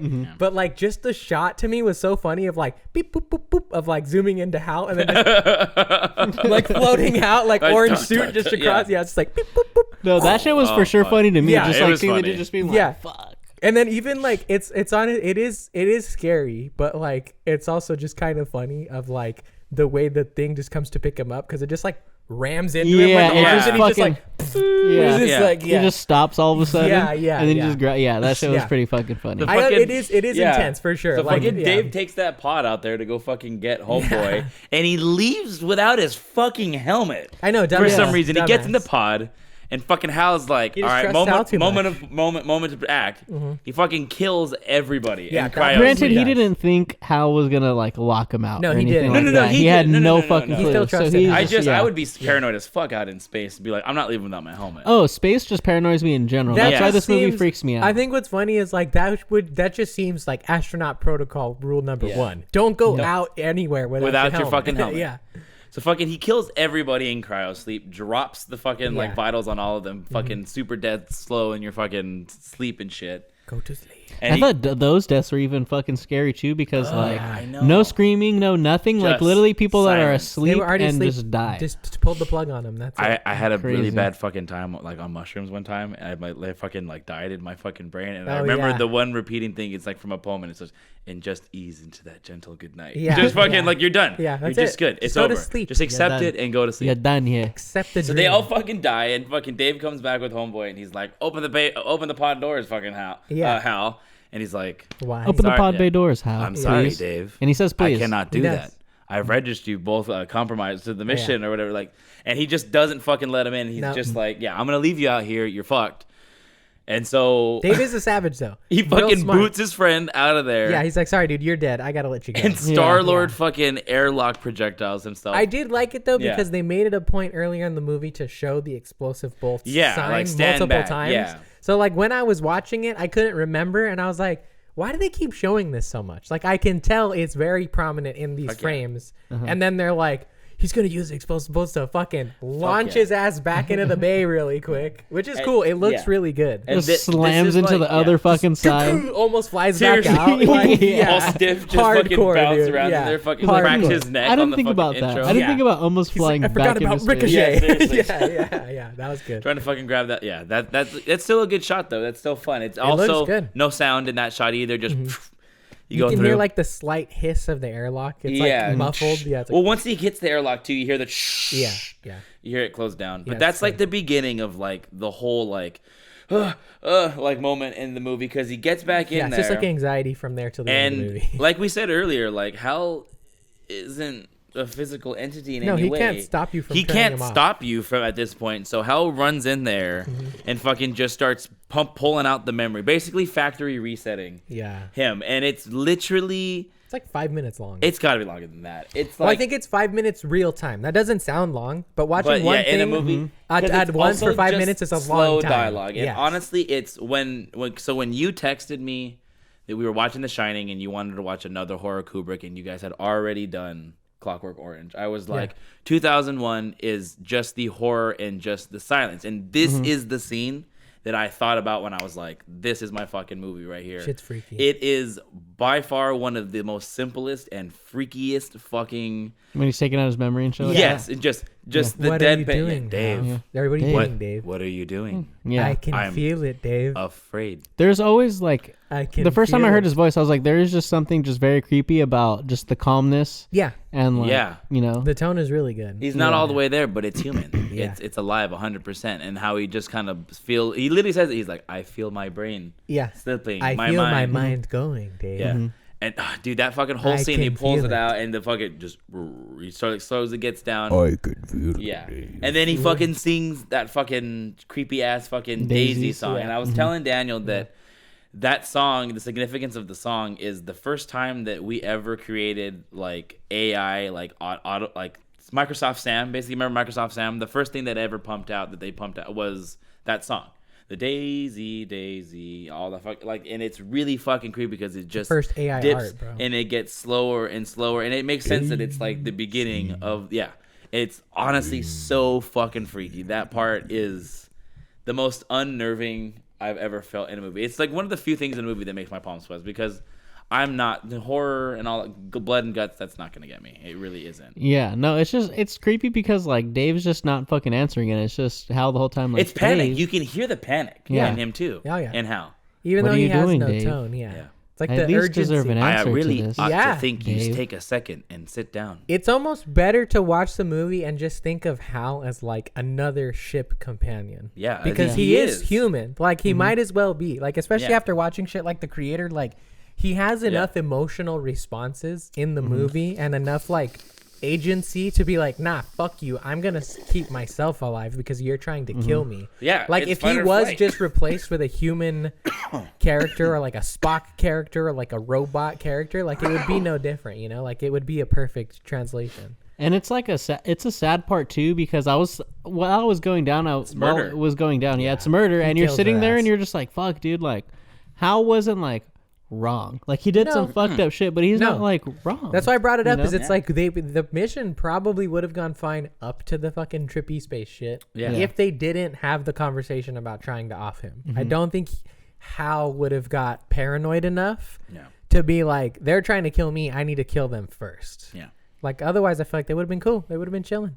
Yeah. I don't know. It also begs the question because at the end, right, you have fucking the many different iterations of Dave, like the older versions of Dave and shit like that. So it begs the question of like, was that shit just gonna happen regardless of what they did to No, Hal? so the probably- point of the monolith being there from the start of the evolution, it's to monitor it and aid it into the next step Of evolution. So at the end of this, the whole point is to get somebody to make that to journey. make a human to 'Cause become the weird space Dave baby thing. is essentially a human experiment. They're watching him. They're observing him throughout the rest of his decades. And yeah, because time doesn't exist when you're in the center of a fucking black hole or wherever the fuck he goes. He turns and it's he's like decades seeing later. it unfold in front of him, and his payment at the end is he's reborn as something new. The new species. The new species, the new evolution of man. Super gigantic space Super baby. giant space baby that's super all fucking it smart. is. But that scene, Big space baby in a bubble. Just a big space baby. but the scene also where he's coming, where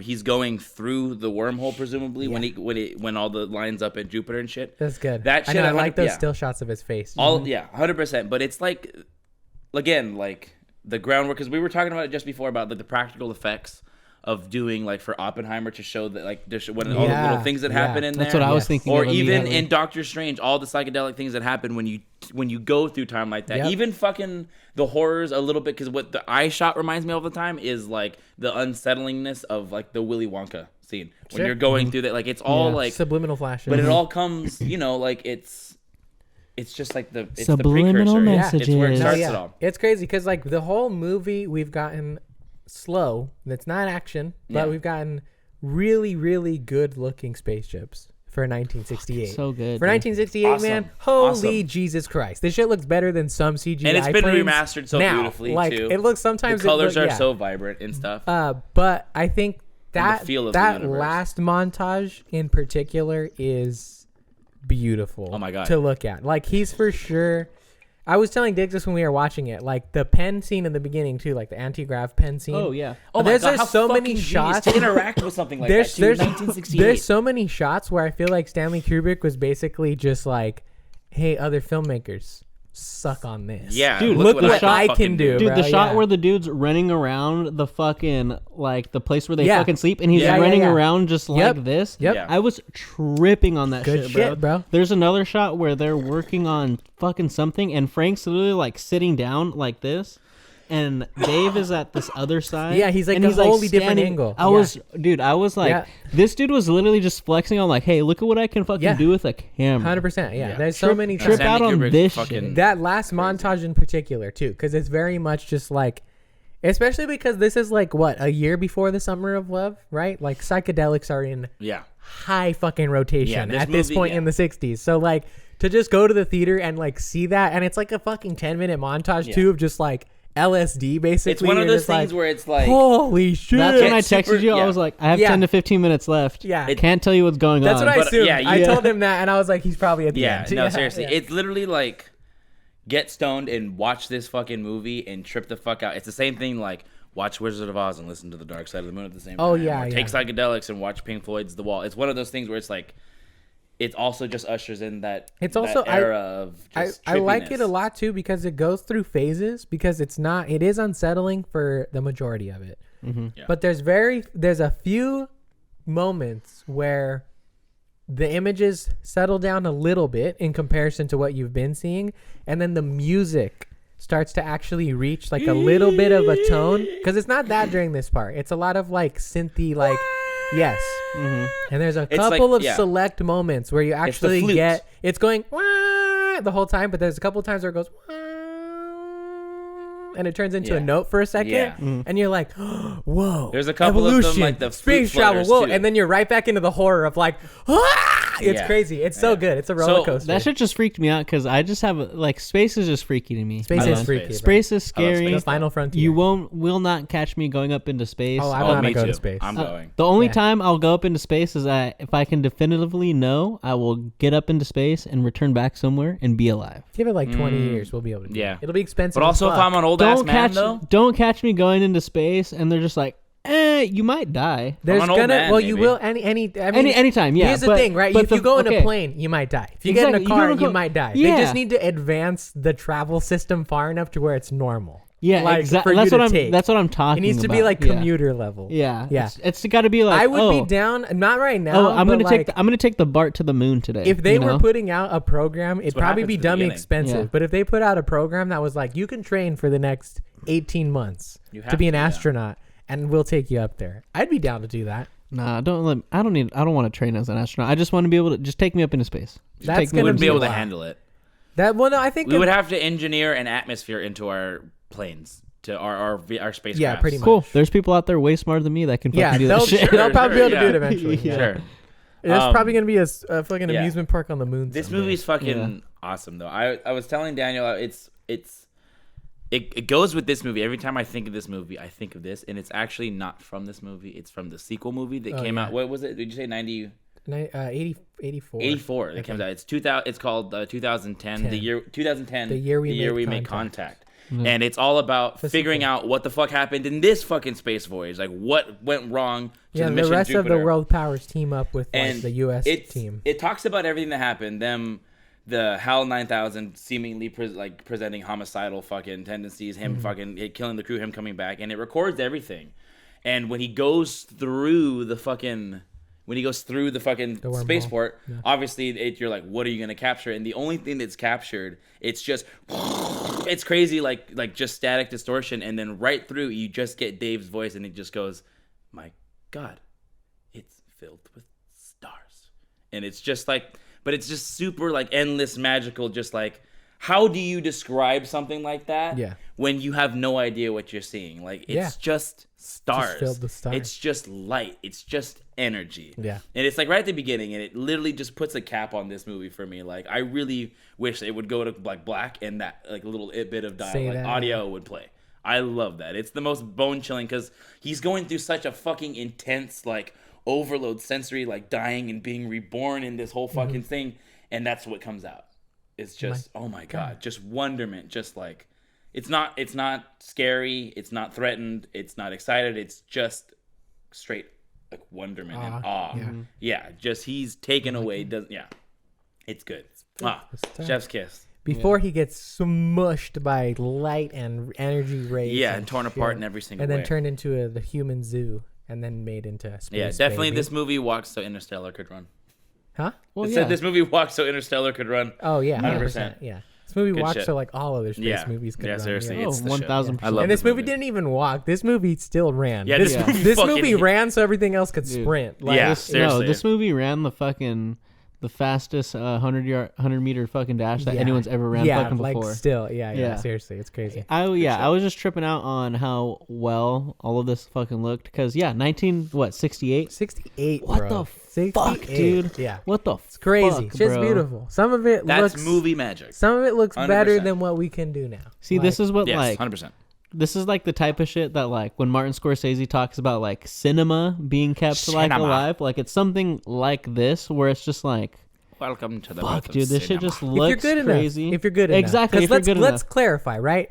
There was a lot of space movies that came out in this time period. Yeah. It's very easy to remember the best one, but there was a whole lot of garbage yeah. that came out is. alongside it as well. Yeah. Yeah. So like it's like I do get what you're saying for sure, right? But like it's the same thing I was saying earlier. Is it's like you can still do it good with CGI.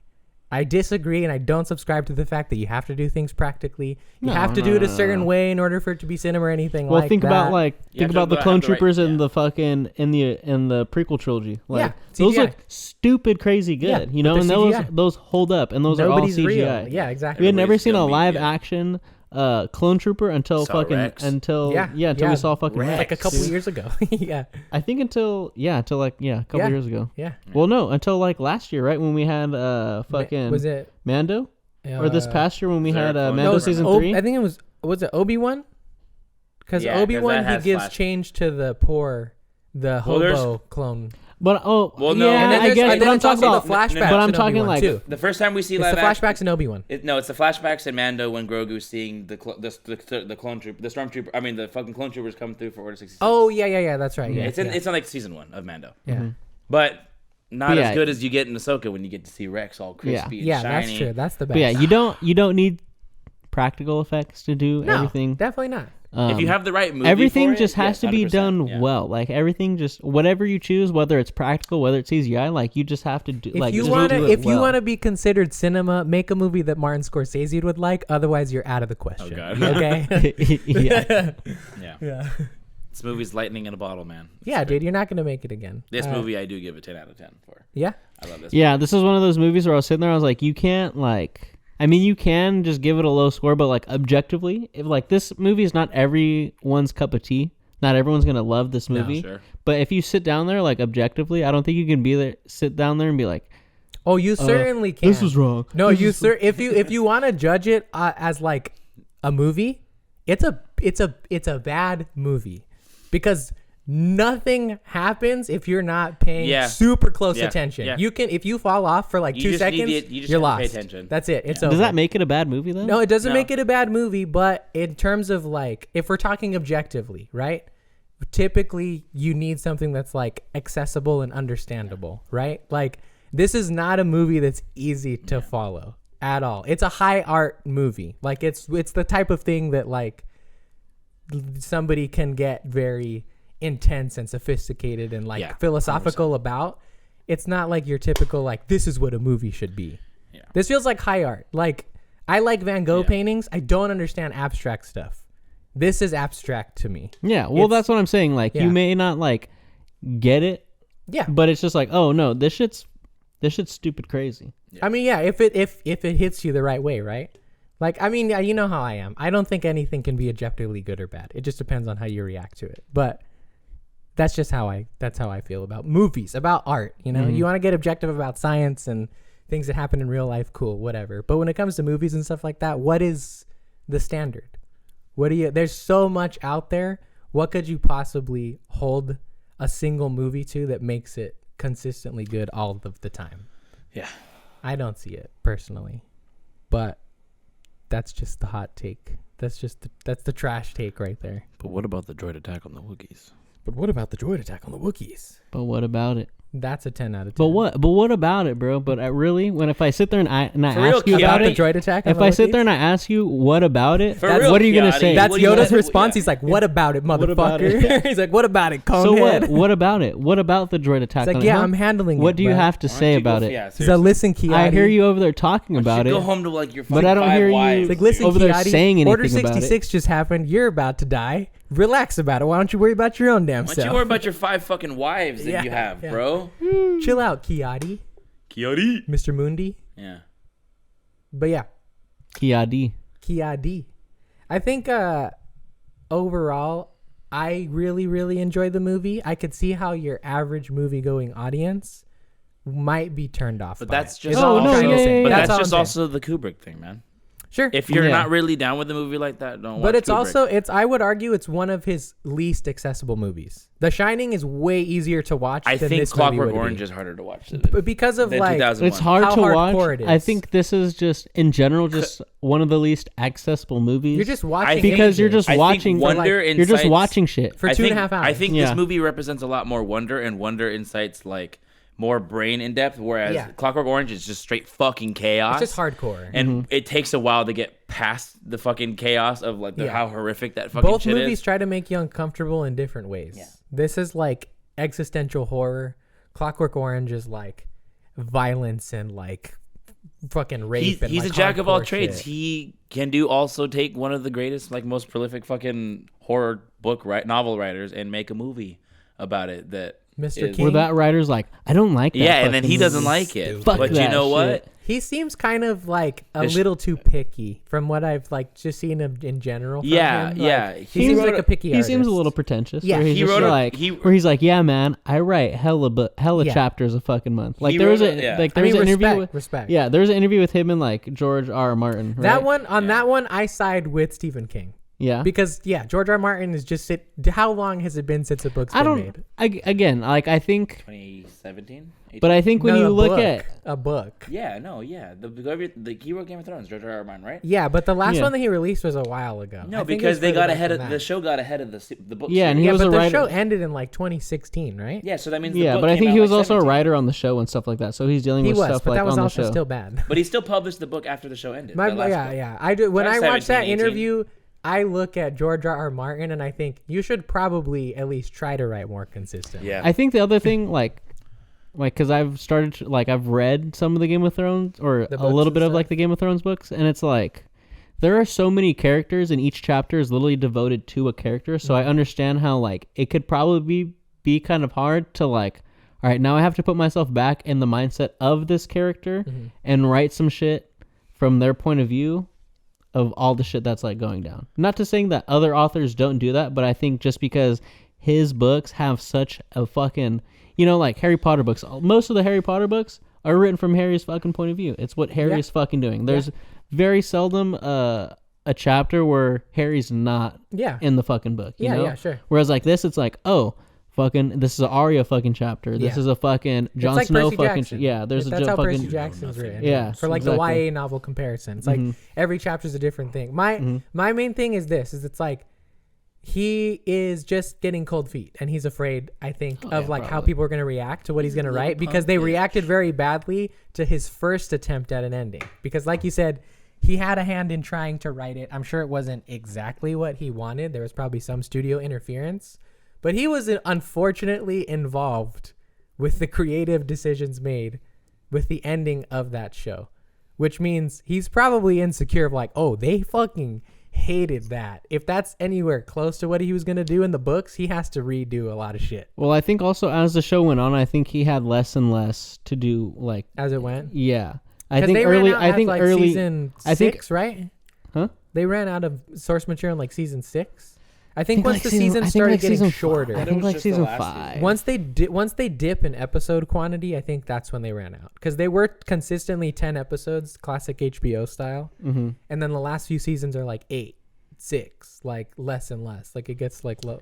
Yeah, those first few seasons, he was doing a lot more writing on it. On the show itself, yeah. But I think as it went on, just finish your book, dude. Just finish your book. No, that's it's been the like thing. a decade. I remember watching that shit and being like, damn, there's like a couple more books. Yeah. I think there's like 2 more books in this fucking series. I'm like, damn, this fool might die before the book. Honestly, he's not going to finish them. Like, it's just not going to happen. This fool might fucking pass Game of Thrones away. I hope he doesn't. I really hope he doesn't. Yeah. But there is that, like, people in the comments are like, damn, like, I've started reading this book when I was like, these series of books 12. when I was hella young, and I'm like 46. Yeah. They've been around for decades, bro. But just finish it, bro. I don't know. In that interview, I don't like how Stephen King is just like, oh yeah, I just write hella fucking chapters. I like what I think it's cool, but it's also I like what he says in that conversation just because it reminds me of a quote that Ed Sheeran said, which I'm not like the biggest fan of Ed Sheeran's music, but I do like this quote, which is that working on artistic things in general is like a dirty faucet. Mm-hmm. If you only turn it on every once in a while, you're just going to get dirty water. But if you turn it on and you leave it on, you keep working at it, eventually you'll run clean water again. Mm-hmm. So it's just that idea of like, it's a muscle that you have to flex. I almost find George R.R. Martin more pretentious because Stephen King's like, I'm going to work every day. I'm going to train. I'm going to try to get pages out even if they're garbage. Whereas like George R. Martin's like, I only write the best fantasy thing you've ever seen, so I'm not going to do it again until I have that. I feel it. I don't even think he's like, I write the best fantasy thing. I think it's more just like, hey dude, like, this is my writing process of like, you know, it doesn't, I can't. That's a pedestal that he got put on by like the fans. It's probably not what he's touting. Yeah. I don't, in that interview, he never like says like, I'm the fucking best. It's just like, hey, this is just how I fucking, you know, I just imagine him like waking up every day and just kind of like hanging out. Probably, like, he probably. You know what I mean? Like, does, I doubt he's sitting at his desk and being like, "What can I do next for Game of Thrones?" Throwing a fucking tennis ball against the wall. Just fucking Jack style, just like fucking flipping out in the one room. He's like, all work and no play makes George R.R. Martin a dull boy. It's like over and over and shit on his fucking typewriter. But yeah, what would you guys give 2001? 10 out of 10. 10 out of 10? I give it like a 9 out of 10. Just because, again, like I noticed it yesterday just because we like talked a lot during a lot of the image stuff because we've seen it already. But if you're not ready to sit and just watch images occur on screen for 2.5 hours, not the movie for you, I would say. Yeah, I would honestly say this is like 10 out of 10 because like going off of that, I don't know if I would be the most down to just sit and watch images for 2.5 hours. Because the 2.5 hours to me was already like, fuck. It's long. I think both these movies are very long. But the fact that I was so intrigued by it, just pulled in and intrigued by all of the shit going down, I was like, what is happening? It's a great movie. I don't know what's going on, but I fucking like it. But I fucking love it. And I love how it mixes like this eerie, like horror aspect of just like being out in the deep coldness of space. Yeah.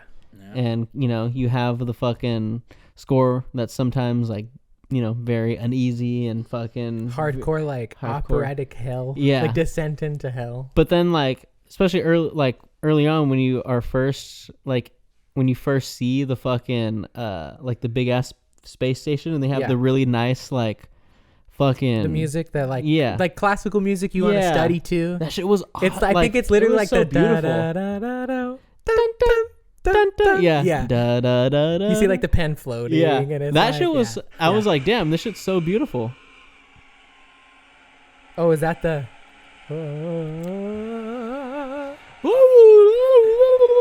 I want to hear like a Rick and Morty version of this. Fuck that shit, bro. Dude, it's so good. Fuck that shit. So I don't like that good. shit. I want to hear a Rick and Morty version of that. That's like a parody where like the screaming in the back is just like the ridiculous. You think Rick and Morty's done after this last season? No, hell no. The Yeah, guy, no. have you heard the voices? Yeah. They sound exactly the same, but they're fine. It doesn't matter. Have they announced who it is? That does the No. voices? No, it's not Yeah. him though. It's a new guy. No, I know, but they won't do it because of death threats and shit. They won't say who it is. Until I think the they said show's they're not. out for a I think they while. said they're not going to do it until like the end of like the first episode Yeah, they're gonna wait like, to reveal yeah, the who it name. is, Yeah. to reveal who it is. Well, I like So people what, get like an unbiased. They just have to take I their like voice what, for what it is. You know? what's his name? I think it was Dan Harmon who said it, which was that like he was going back and forth a lot of like, damn, do we cancel the show? Do we stop? Whatever. And like Justin Roiland didn't make it alone. The whole entire team is responsible for making Rick and Morty work. Their stamp and their work is still worth preserving. You shouldn't throw away the whole thing that this whole team has worked on because one of their guys fucked up. You know what I mean? Yeah, but I've also seen like a lot of it was built around just like the improv and the riff shit that Justin Roiland would do as the characters, and like, oh shit, that's pretty crazy. Let's fucking build around that. I can see that, but like, how many you throw a rock and you see a Rick and Morty impersonator that's just as good? Yeah, So, but like, hire somebody you can impersonate the professional. voice, but can you impersonate all this? Like again, think that's like what- where his methods a little fucking nuts, where he would actually get fucking drunk. Yeah, take shots and yeah, stuff, it's yeah. pretty crazy. But that is just like an aspect of the character that is hard to like recreate without doing that. I think. I think. There's, I'm not saying it's impossible. I think there's but good enough actors, and I also think there's good enough writers to match that level of comedy. Because again, I don't think the whole show was purely reliant upon him. I do agree that there was a big team that was behind that as well. No way he's the only reason that show works. No, Yeah. for sure not. Yeah. So But- yeah, keep going, dude. Let them do what they want to do with it. That's fine. They get to probably be more creatively free now that there's not one dude who's yeah. like, this is my show or whatever, however he acted. You know what I mean? This is my show. I am Rick and Morty. You can do nothing that I do not approve. Yeah, I heard the voice. I don't know if it was just me, but I was like, I don't know. Not that you like it's. I think It's literally the same exact thing, but I don't know if it genuinely- was just like me being. it's a psychological trick. It's yeah. the fact that we know it's a different actor that we think it sounds different. Because otherwise, it's basically the same. If they Yeah. didn't tell us anything, I doubt we would have even noticed. It's pretty damn close. Mm-hmm. Pretty damn close. I don't know. I'm gonna have to watch it and see. I think it's gonna be. Give it like 2 years, nobody's gonna care. It's gonna be fine. Rick and Morty will be on like season 9, and it'll be cool. Oh no, yeah. Like, it doesn't even matter. But all right, shall we move on to The Shining. Shining? Bum, bum, bum, bum, Ooh, bum, okay. So, bum. right off the bat, what I want to say before I lose the train of thought and the focus to talk about this, and I know you're going to know what I'm talking about because I don't know if I bounced it off you or you bounced it off me and we talked about it, but the theme of The Shining, the reason why it is so fucking dope, that just the bum, bum, bum, bum, bum, bum, bum. So good. It's so fucking bone rattling and chilling, and it's just because of the way that orchestra has gone throughout the years of just like how we decipher light and dark in music on Different the tones. scale. Yeah. So the thing that is used in The Shining is the same one that's used for Darth Vader's theme, Palpatine's theme, and a lot of stuff. It's called the Devil's Nose. Oh yeah. And it's literally a descendant of, if you play those things or whatever, it's fucking. They're just minor notes. It's Just minor like notes. it's repeated in like many mosaic fucking like singings of like the way Latin is when you go to church and all that kind of stuff. Yeah. But it exists in the exact same way. The fucking What is it? What is it? Ba-da-da-da-da-da. It's the exact same fucking like. It's the like. Yeah. It's the like. I don't know what the proper music Are you gonna theory say word motif is. right now? No, it's like the mode that they're in. It's Yeah. it's a minor, scary, devilish mode. But it's all literally sad. the simplicity of what evil sounds like from the beginning of time, the way we've interpreted it. And I just really fucking love those aspects that go into music scores because the score is very important and balls fucking to the wall in this fucking movie. Similar opening to 2001, right? Because like we have a lot of just like helicopter shots of Jack driving up the mountain to the Overlook Hotel. We don't really have a lot of dialogue in the beginning.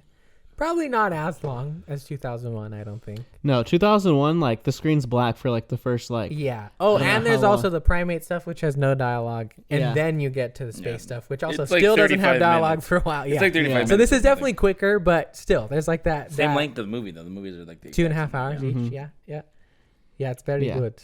Get a nice like. I like that. I think it's like a Dutch angled like fucking diagonal? shot. Yeah, the diagonal fucking flying to that fucking through like the lake and shit like that. That's fucking Classic helicopter shot. classic helicopter. An man. actual helicopter. Yeah. Also, that intro is like it's why the fucking like Star Wars blue font that's like super simplistic of everything at the beginning. It's the same thing if you watch Get Out. Jordan Peele uses the exact same fucking font. In his, I like the simplicity because it's like, hey, motherfucker, we're just getting to the point. it No comes up in fucking- just basic fucking what is it? Just Roman read it really fucking- quick. Just Yeah. The Shining, and it just kind of comes up slowly. Yeah. No fucking bells and whistles to this Yeah, shit. it's cool. Yeah. We're just getting after That's not it. what we're trying to do in this movie. Exactly. So we see Jack driving through the fucking, I forget what the road's called. It's like 25 miles of just like some fucking. I forgot to. It's like the Sidewinder or something. 25 Yeah, miles something of like butt that. fuck nowhere. Yeah. So he seriously. drives up to this. Does he go to the hotel? Yeah, he's there at the he goes hotel. further, like, Yeah, because he meets with all of the like the hotel, manager and all them first before he brings the Mr. family. Halloran. Exactly. Yeah, So Mr. basically, he's gonna take care of the hotel in the season that it's closed, or he's Yeah. gonna be there like with his family. Or Yeah, they whatever. close for like 6 months or something like that in the winter. The winter, yeah. Yeah, Winter. yeah, all the way till like May. Yeah, Exactly. yeah. And he's just like, yeah, man, I'm fucking down. I used to Yeah, be a man. teacher. I'm not anymore. Mm-hmm. I just, I'm an author. So Crazy job to take. yeah, Like definitely I Yeah, think probably like groundskeeper for a massive. I think it's fucking- definitely a 20th century job. Like it's probably not something that Yeah. exists too Yeah. heavily nowadays. But what a 'cause wild winter, thing. Winter doesn't affect the same. Or we way just that have it more does. technology to combat winter now. Yeah, So it's that's what probably I mean, fine. yeah. But yeah, back then it was like, nah, this building's old as fuck. You need to make sure this shit doesn't Furnace dilapidate. lit hotels and shit like Yeah, that. dude. exactly. Yeah. well, wasn't their thing like it's not like There's like not enough. economically, would it make sense to try to keep that shit open? Yeah, like it 'cause would cost Jack- so much money Yeah. to like keep that Jack fucking tells that him- one road. Winter's Yeah, that goes Jack's there. like, there's all the snow. Like, don't you have skiers that want to come up here? And he's like, we do, but it would cost us a shit ton of money to keep that 25-mile stretch of road Yeah. snow free for the winter versus like how many people Yeah. would come or whatever. Mm-hmm. Which, hey man, smart business decision. Yeah, Shit. it makes fucking sense. Also, Makes fun for cool the story. hotel's evil. So Yeah, the hotel is the That's fucking good. evil entity, Yeah. which that's always fun when you like to go on just a nice summer vacation to go see like the grizzly bears when they come out and stuff like that. Yeah, this Waking up from hotel hibernation. was not only built on Indian burial ground, but also some weirdo white supremacy cult shit went on here as well. So, Yeah, the house is hexed in both ways, bro. so there's Yeah. that, man. Have fun for the winter. Here are the keys. Yeah. Here's your room. Here's your apartment. Yeah, Bring your family. apartment, Yeah. yeah, Bring your family along with you. yeah. Yeah. So And after chill out. exactly. So Yeah. after he gets offered the job, we hear Wendy call Wendy. I think we go over to like Wendy, right? And we meet fucking. Wendy. We meet his Well, wife, and then we meet Danny. Yeah, That's 'cause happening Danny while the has- interview's happening. Yeah, because Danny has the episode in the bathroom at the beginning Mm-hmm. where he's talking to Tony for the first time, and he's like, I forget what he tells him, but he like passes out, bonks his head, and then Wendy like calls the doctor over, and then they're having the whole talk, and then that's when we get the reveal that Jack fucking dislocate. I wrote a note of it when I was Got watching it. I fucking was like, drunk. poor fucking doctor, just getting this shit casually dropped. Where Yeah. Wendy's like, he's fine. Yeah, Jack's great. I mean, there was this one time where he dislocated his arm, but other than that, he's great. You just see it on her face. The doctor's like, he used to drink, hasn't drank in 5 months. yeah. Crazy. It's pretty intense. Yeah, but yeah, it cuts very quickly after that, and we just jump immediately to them going back up the mountain. Whole family's in the car. Yeah, now. everyone's going. Yeah, and everybody gets there, and then we almost get like a reintroduction to the hotel. Well, before that, like when Danny was talking to Tony, Tony was like trying to ask Tony about like the hotel, because the whole thing, like the mom and like Wendy and Danny were having that conversation of like, I think Danny's like, do you really want to go and like stay at this hotel? And she's like, yeah, it would be fun. Doing like, the mom wouldn't it? thing. Yeah, it'd be cool. And then, you know, we hear about like Tony, blah, blah, or whatever. And then he's in like the bathroom getting ready to brush his teeth. And he's like asking Tony about like, hey, Tony, like tell me about this freaking hotel. Like, what can you tell me about the hotel? And that's when he shows him like the images of like the fucking. He sees the blood, right? Yeah, And the he sees blood river. The Red girls. rum. Yeah. Red rum. Yeah. And then, and then we get to when he fucking with the psychiatrist and all that shit. It And bonks she's his like, head. everything's cool. This is just normal. Yeah, she's like, like, it's just his imaginary friend. It's yeah. okay. She Talks just to him has all the time. Tony, you know, through his No, finger. it's fucking not, lady. Yeah. I think it's fucking creepy the way he describes Tony. He's like, he's the little boy that lives in my mouth. That's what the crazy. fuck, bro? Yeah. That's so creepy. That's Right. not an imaginary friend. No. Like if your That's kid a has an demon. imaginary friend and they're like, yeah, this is Tina. She's like a magical like unicorn lady who drinks tea with me or some shit, you know? Cool. That's an imaginary friend. The little boy that lives in your mouth? Yeah. Fuck no, dude. Get out of here. That reminds me, imaginary. there was one night I had like a fucking scary ass dream. So there's this desk right here.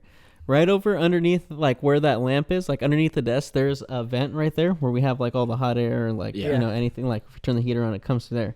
So I had a dream. I was sitting at that desk doing fucking work, and then I heard someone talking through the fucking vent.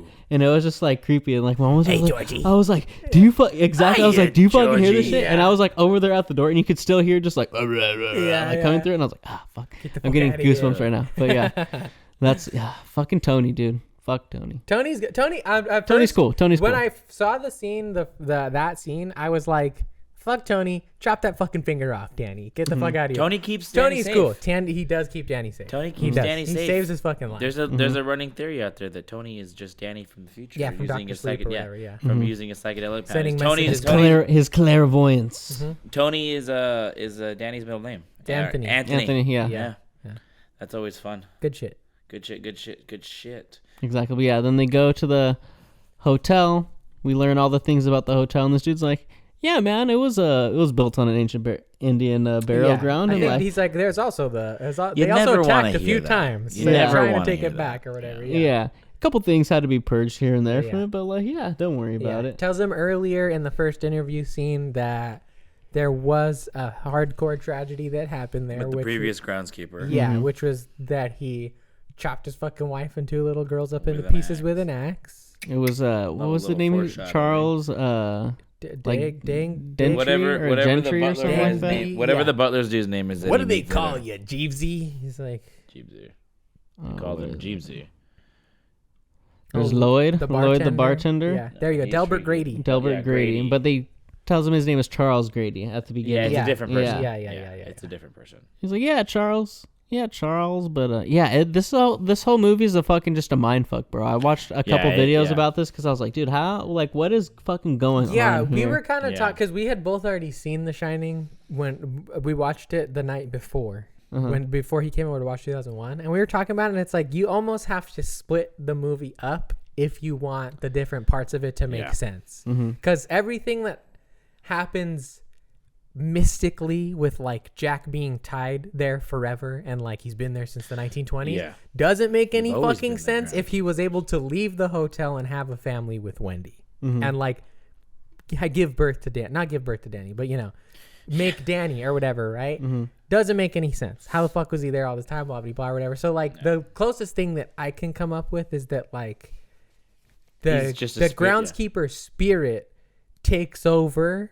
Yeah, it gets reincarnated. Yeah, through into someone, whoever is the groundskeeper that time or whatever. And he brought this up, which is that if you can shine, which he was saying, and I agree with him, Jack can also shine. Yes. That you can get infected by this like evil spirit that'll make you kill your family or some shit. And it just so happens, I guess, that this time this Jack looked exactly like the fucking one from 1921 or some shit like that.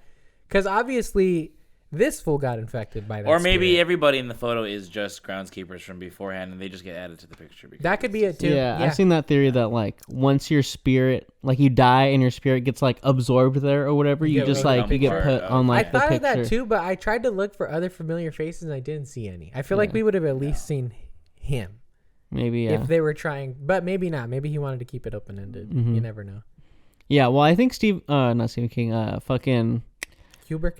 yeah, Stanley Kubrick has even been just like, yeah, there's some like reincarnation type of stuff going on, but like he has never been like definitively like, oh, this is what this means. He's been very ambiguous about it. Yeah, I feel like that's the hardest. That's the biggest disconnect between like modern audiences like us and older movies is that like we as modern consumers have such a need to like understand lore.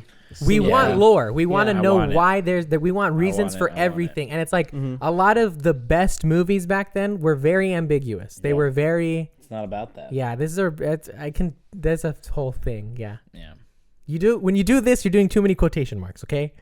You're doing 4. You write 1, 2, 1, 2 on your quotation marks. If you do this, boom, boom, that's too many. You do this, it's right. It's just that's like it for the rant there. in a storybook. This is 8 quotation marks. If you go 1, 2 when you do your quotes. 1, 2. This is 4 the way it's supposed to be. Anyway, anyway, quote unquote. Sorry. Yeah, we want all of the information now. We've been spoiled by things like Star Wars and Marvel and all these pop culture things that are like, here's the lore. Read a book that's got the reason why people's farts smell this way. Here's this character from this random issue that here's the 6 people in the United States know about. Movies didn't give a shit about that back in the day. They were open-ended. They wanted you to think and talk and have conversations about stuff or whatever. So like I have to put myself in perspective because there's times where I'm like, no, why is this thing this way? And I'm like, okay, wait, that's not what this movie's trying to do. That's not the goal. That's not the intention of the filmmaker. They don't care about that. It's more about like just what is happening right now in these 2 hours, not everything surrounding it in its real world or whatever. Yeah. This character Jack being just a fucked up person and succumbing to the freaking he's, will of the hotel. He's already crazy. I also think that like much in the same way that I was like, Hal wouldn't have fucking tried to fuck everybody else up or whatever. I think Jack would have still tried to kill his wife and child if he didn't get infected by the hotel. It's so there's like he's already just crazy. There's like such a big switch up like early on with this character because when he's first there for like the interview, he's just like a chill guy. Like he seems pretty cool, you know? Yeah. Like he doesn't like there's not too many things where you're like, oh, this dude's kind of fucked up. Yeah. But then immediately when he's like talking to like his wife on the phone, he just has this fucking snarky ass attitude. Yeah, he's a dick to Wendy. He's just an asshole to her. And like you see it just immediately where you're just like, damn, I thought you were fucking cool. But no, you're fucking fucked up. The other thing too that I have a hard time with, and I remember I took a note of it, and it's like I think it's a personal thing, is it's like I cannot accept Jack Nicholson as nice ever. No. Or like pleasant or anything. His face is just too fucking intense. And he just seemed, just the way he talked, even in the beginning, to me, I was like, you seem like arrogant. You seem like slightly sarcastic, a little bit douchey, just because it's just the way he talks. Like, I don't think he was trying to put off that vibe or anything, but he's just, I don't know. It's just the Jack Nicholson vibe. I think he also just likes playing characters like that. Yeah, that's what he goes for. Like, I forget what movie, I was literally just watching a video on this. There was some movie where they were, fucking trying to get him. I forget. It was like a Martin Scorsese movie. And like he had other people in mind before Jack Nicholson that were just like, nah. Or maybe he did have Jack Nicholson in mind. And he hit him up. But anyway, Jack Nicholson was like, I'll be down. Only if I can just be like a completely fucked up person, like in this role. And Martin Scorsese's like, okay, yeah, go ahead. Yeah, that's fine. And like, that shit was just crazy. Yeah, he just so funny. He's like, hey, I want to be demented. Yeah. He's want to be evil. He's just crazy, bro. Yeah. It's just, but like I said, it's just in his face. Oh yeah. Like I can't ever not see Jack Nicholson and just think psycho. He looks fucking insane. He looks absolutely crazy. Even in movies where he's doing comedies and stuff like that or whatever, like I'm like, fucker's crazy, bro. That fool's fucking played the Joker. Yeah. Oh yeah. Yeah. There's a laugh in this one where I was like, I wonder if this got him the role.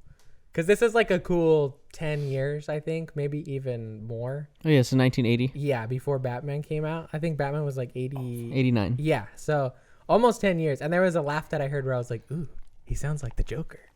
He does a little ha ha ha or whatever at some point.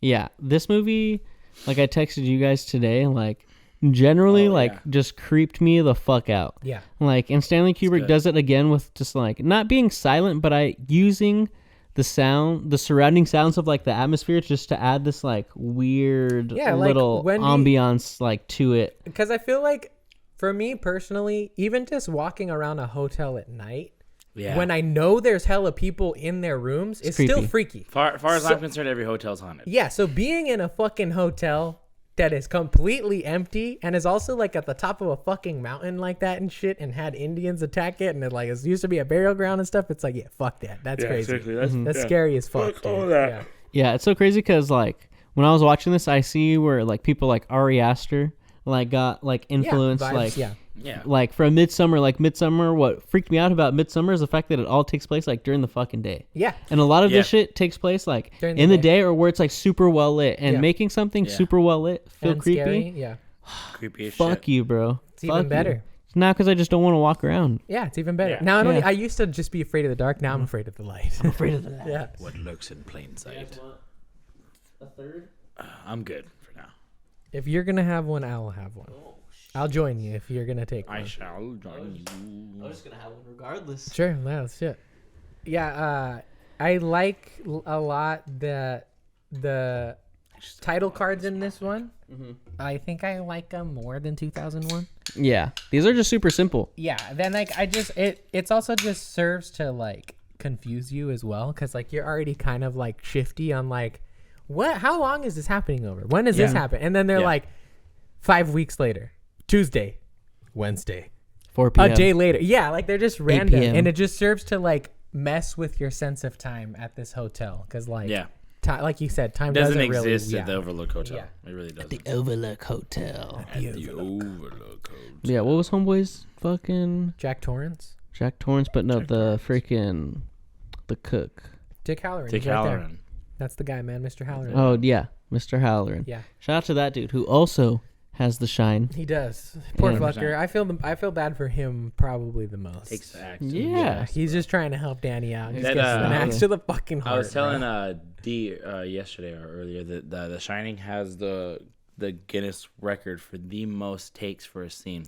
Yeah, fuck that dude for making those fools like 146 takes for that scene in the That's pantry crazy. with Mr. Halloran. Yeah, that's crazy. It's Yeah. the world record. Yeah. And the scene with Shelley Duvall going up the stairs is with the bat is like 127.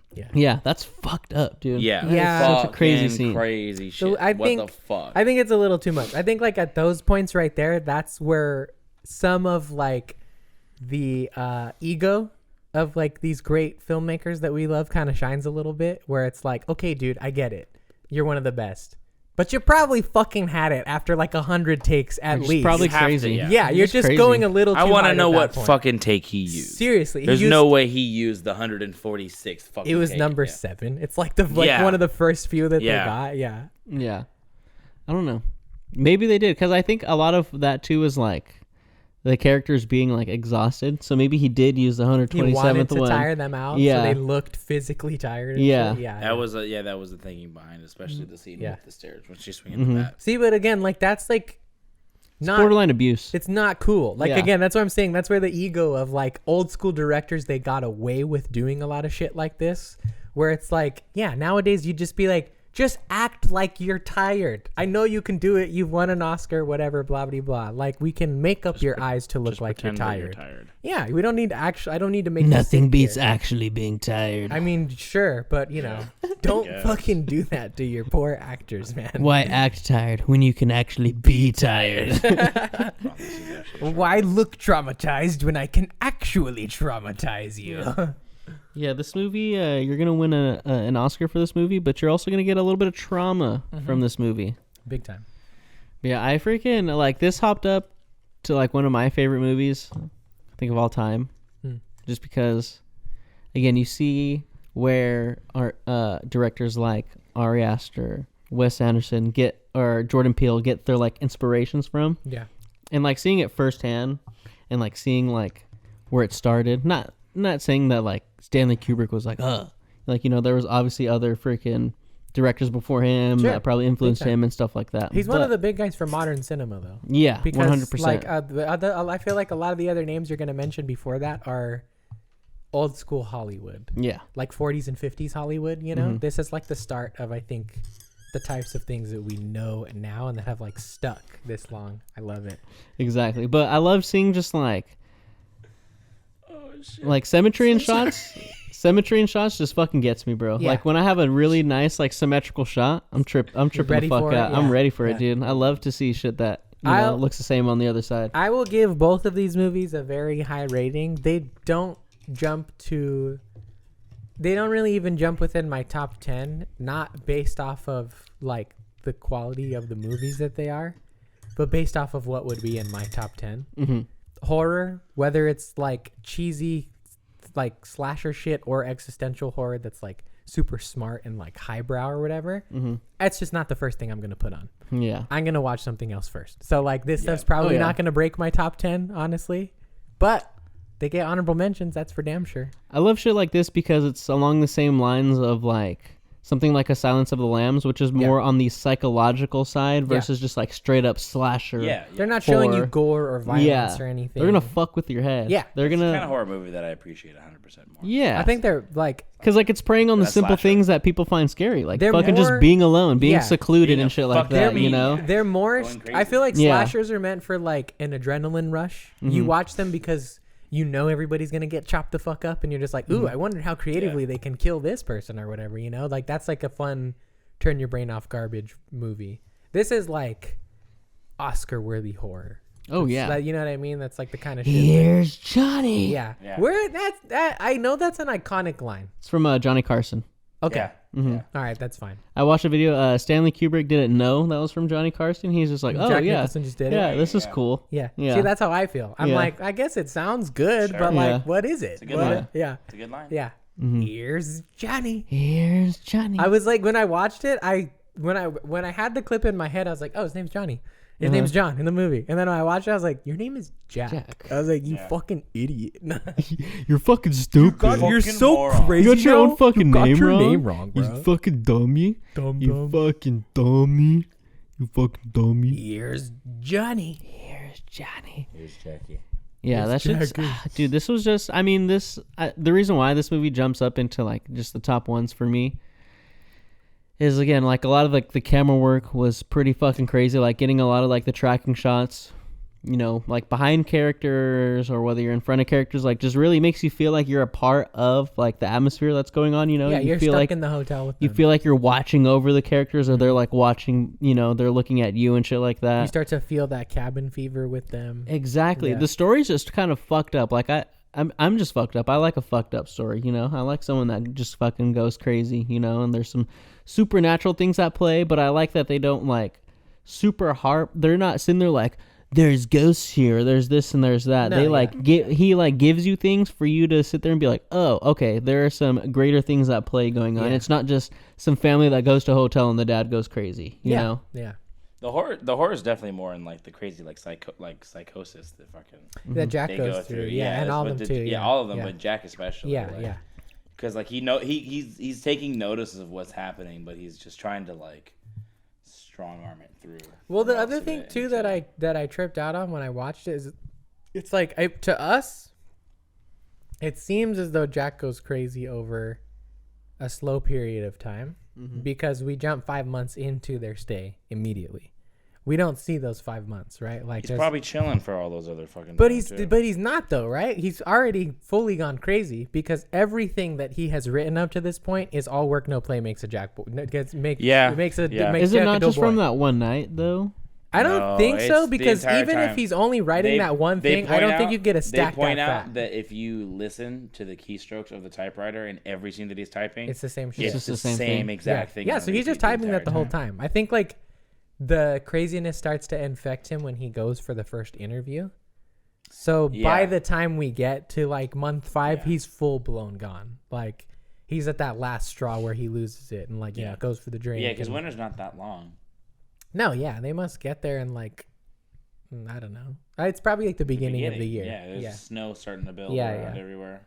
But yeah, that was interesting to me. Is it's like we don't see a lot. We don't see the majority of their stay there. No. We see the beginning for when they get there. You skip 5 months of them presumably being relatively okay, and then all of a sudden, shit goes to the fucking balls to the wall in like this last like I don't know 2 weeks or so maybe depending on how. Because you go from like months to days to hours. Yeah, so it's the whole thing shorter. takes place in like the last day. Yeah. Because that fool hasn't been fucking drinking. That's why he goes crazy and he starts having the fucking dreams and shit like that. Yeah. That's right. Yeah, because he fucking has that nightmare in the writing room the first time or whatever, right? Yeah. Because I've seen the stuff where Jack does have the shine as well, but because he's an alcoholic, that like suppresses blocks it out. Yeah, it blocks it out. And so there's like theories that like when he was telling his wife he like hadn't been drinking or whatever, he had been been drinking. Yeah. So when you go to the cabin where there's actually no fucking alcohol, where they're like, yeah, we take all the alcohol out, he's fucking sobering up, and then he starts to shine again, and that's when the hotel's like, gotcha, motherfucker. Yeah. He also goes into room 237 as well. He does. Yeah, makes out with that old lady. Yeah, nasty old lady. Very much reminded me of the I forget what they call it, but like the super sick person that like what's his name is afraid of in It. Remember that's like the people that have like leprosy. Leprosy, that's what it is. Yeah, it reminded me of that shit where it's like the inhaler kid in It is like afraid of germs and shit. So that's like how Pennywise appears to him or whatever. Yeah, that was good. It's freaky. Shit, man, yeah. Good shit. Yeah, they're just like, hey, you don't want to get old. Look at how scary that shit is. That's what I always laugh about when you see like old people and like horror and stuff like that. It's like. They usually make them look gross for sure, but the underlying fear that we have from seeing that is like, oh God, I'm going to get old. It's like, holy Jesus. Like, I'm going to look nasty like that one day. Yeah, it's fucked up, bro. It's messed up. Fuck. It's a very vain fear. Yeah. Another thing I've seen about this movie is like people have tried to like digitally recreate the hotel. It's impossible. And it's just like physically impossible to like recreate it. Because like the way things are positioned, it's like it just doesn't make sense. Yeah, corridors loop into each other. That's not possible. That makes sense. Yeah. Yeah, it's cool. They're like, I was watching the video and it was there's that scene where Danny's like riding the fucking his like the bike through the trike. and there's a part where he goes big wheel. where he's like riding past what looks like the fucking balcony that overlooks like the main hall. Yeah. And he goes right, and then he goes by like the same thing, and they're like, that doesn't even fucking make sense for him to be able to loop around on himself like that. That's one of those things, right, where it's like, I don't think that was ever an intention. It's like that's modern audiences being like, what does the Overlook Hotel look like? Let's digitally recreate it. Where it's like Stanley Kubrick he didn't give a shit about what the overall layout of what the hotel was. There's, like, I don't know, stuff in dude. the I don't Just know. because I think even if it was intentional that he loops around, all I'm saying is that he very obviously treats the hotel as an otherworldly place. Yeah. Mm-hmm. It's not meant to make logical sense. That's why I think shit like that is intentional, because like that it's off. Yeah, because like you drive past like, not drive past, but he's like riding past. Like he goes and he turns down to where like this hallway is, and the right side of the hallway is literally what would be overlooking the main hall. Yeah. But then there's doors on that hallway. You know what I'm saying? Like to me, if I'm like laying out an area and I'm making a fucking movie, I'm probably gonna be pretty conscious. Of that. That's what I'm saying. Is it's like the intention with how he designed the house was to be this dreamlike area that shifted and turned like a thing. It wasn't ever meant to be like, let's have a 3D CGI model like rendering of the Overlook Hotel. He didn't give a fuck about that because it's not real. It doesn't. Oh no, yeah. Yeah, like It is real. It is real. It is real. It's real. It's very real. It's very The hedge is fucking horrifying. Oh, the maze? I don't ever. Dude, I have a thing about mazes, bro. Yeah, I don't want to go into one of those. I don't like those. Especially after seeing this, I'm like, no, thank you. I remember there was one. I don't know where me and my family were at, but I was younger, and like there was this place where you could go and like a maze, and there's like a bunch of families like in the maze or whatever. Yeah. Then I remember we were gonna find like looking for our way out.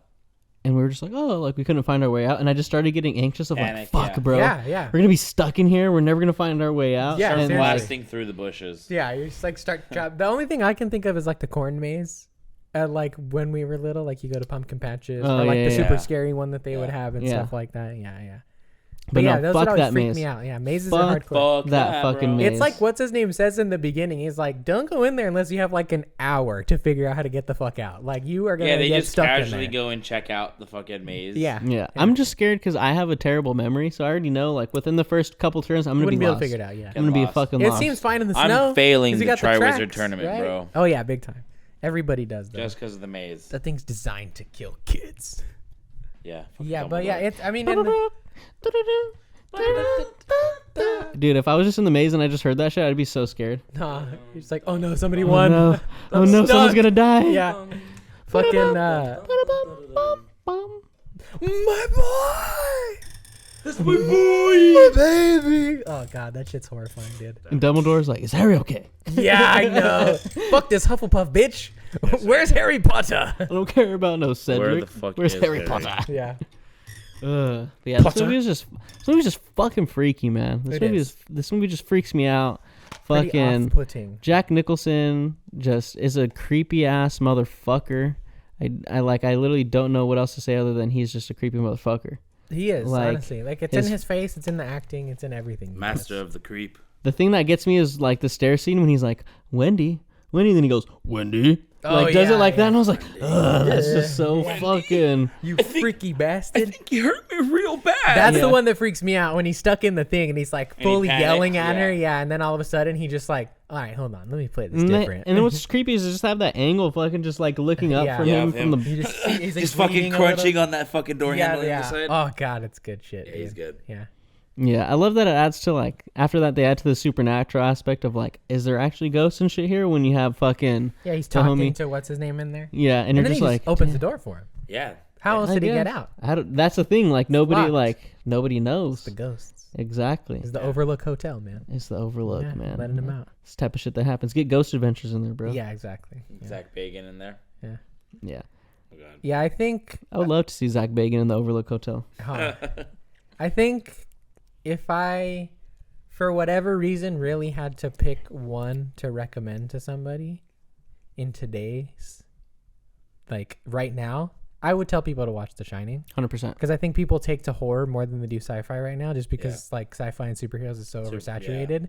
So if you want to watch either one of these, probably go watch The Shining. I think it's one of the, again, blueprints for like a lot of the like psychological horror stuff that we like to watch now. Like you said, Ari Aster's and Jordan Peele's and all these other motherfuckers. Like Homeboy Kubrick is the godfather for like a lot of that stuff. It's so crazy how diverse his catalog of movies Did is, a lot. but how similar they all feel because he has his like His style. His style, directorial style. I mean, it's the same thing as like Wes Anderson, you know? Story-wise, there's one about a fox, there's one about aliens, you know? Very different, but he has his style that makes it Wes Anderson. Yeah, very true. Yeah. I think the next Stanley Kubrick one I think I'd want to dive into is probably Full Metal Jacket. Oh, I've never seen that before, so I'd be I down. made Cree watch it the other day. Hardcore? It's a good movie. It's about war, about Vietnam. Yeah. I've heard plenty of quotes from it over the years, and I've Vinny seen D, bro. Vinny D. I've seen. Oh yeah, that's right. That was in the 90s, right? Or late 80s. Full Metal Jacket come out. I thought it was is great. 90s because I feel like it's one of his last movies. Yeah. This is Oh, my 1987. rifle. 87. There are many like it, but this one Yeah, is mine. that's right. Yeah. Without me, my rifle is useless. Without my rifle, I am useless. No, you're not. Yeah. Brainwashing. Full Metal Jacket. Second Amendment, man. What are you talking about? There he is, Vinny D. Second Amendment, man. Without my 87. rifle, I am useless. That's horrible. Yeah, but it's both. Without my rifle, I cannot fight against if the government tries to do some shit. No, I mean, sure, that's fine. Yeah, I get it. I know. Whatever. But it's my right to bear arms. I'm just bro. saying that It's line my in right to have a particular. bear arm, bro. It's my right to have a bear arm, bro. Yeah. That'd be better. If I just wanna have the a- bears in the world are all scared because you- every American has the right to bear their arms. Yeah. Have you seen the there's like this British comedian where he's like talking about he's like weapon violence is like way different in the UK. He's like, honestly, if you're a victim of like a crime involving a weapon, it's kind of your fault. He's like, Yeah. all they have here is knives. So like you can run away. It's like in America, if you got guns, you're fucked. It's not gonna happen. He's like, but in the UK, if you get stabbed, that's on you. Fucking Fuck what you doing? Fuck that shit. Crazy. Rum. Red rum, red rum, Murder. Murder. It involves Murder. What murder? Oh yeah, fuck up. He was the greatest guy around. What about the murders? What a murder! That's right. I have videos been popping up on my feed, and like I've been like directing my attention to the other guy who's Yeah. next to him, and he's The just other kind of like, guy. "What are you talking?" He just like kind of like Thank waits. God. The other guy's like line is so iconic. He like Yeah. tries to start saying something, just He kind of knows. backs It's like, off. no, this dude's cooking right Yeah, now. yeah, exactly. This dude's yeah, cooking, yeah. bro. Let him cook. Yeah, exactly. It's so funny. It's funny once you've seen a meme so many times, you start to pay attention to like the background scenery Yeah. of the meme. You're like, okay, Yeah. I know what's Yeah. happening here. Yeah. What's going on back there? I know what's happening in the foreground, Yeah. but what's happening in the Let background? me see the details. Yeah. Yeah.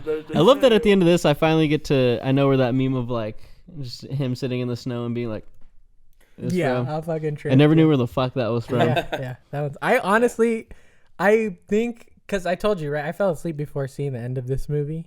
Like when I watched it a few years back. So like every time I've seen that, I assumed it was from a comedy movie. Yeah. Like, Oh, yeah. like he got stuck in the snow and was Yeah. like, grr, like all Yeah. stupid, Yeah. you know? Yeah, not It's like, fucking, no, this dude died. Yeah, after being on a hardcore psychosis trip trying to kill his wife and child. Yeah, like, seriously. yeah, crazy shit. Freaky. Because he succumbed to the powers of the Overlook Hotel. Yeah.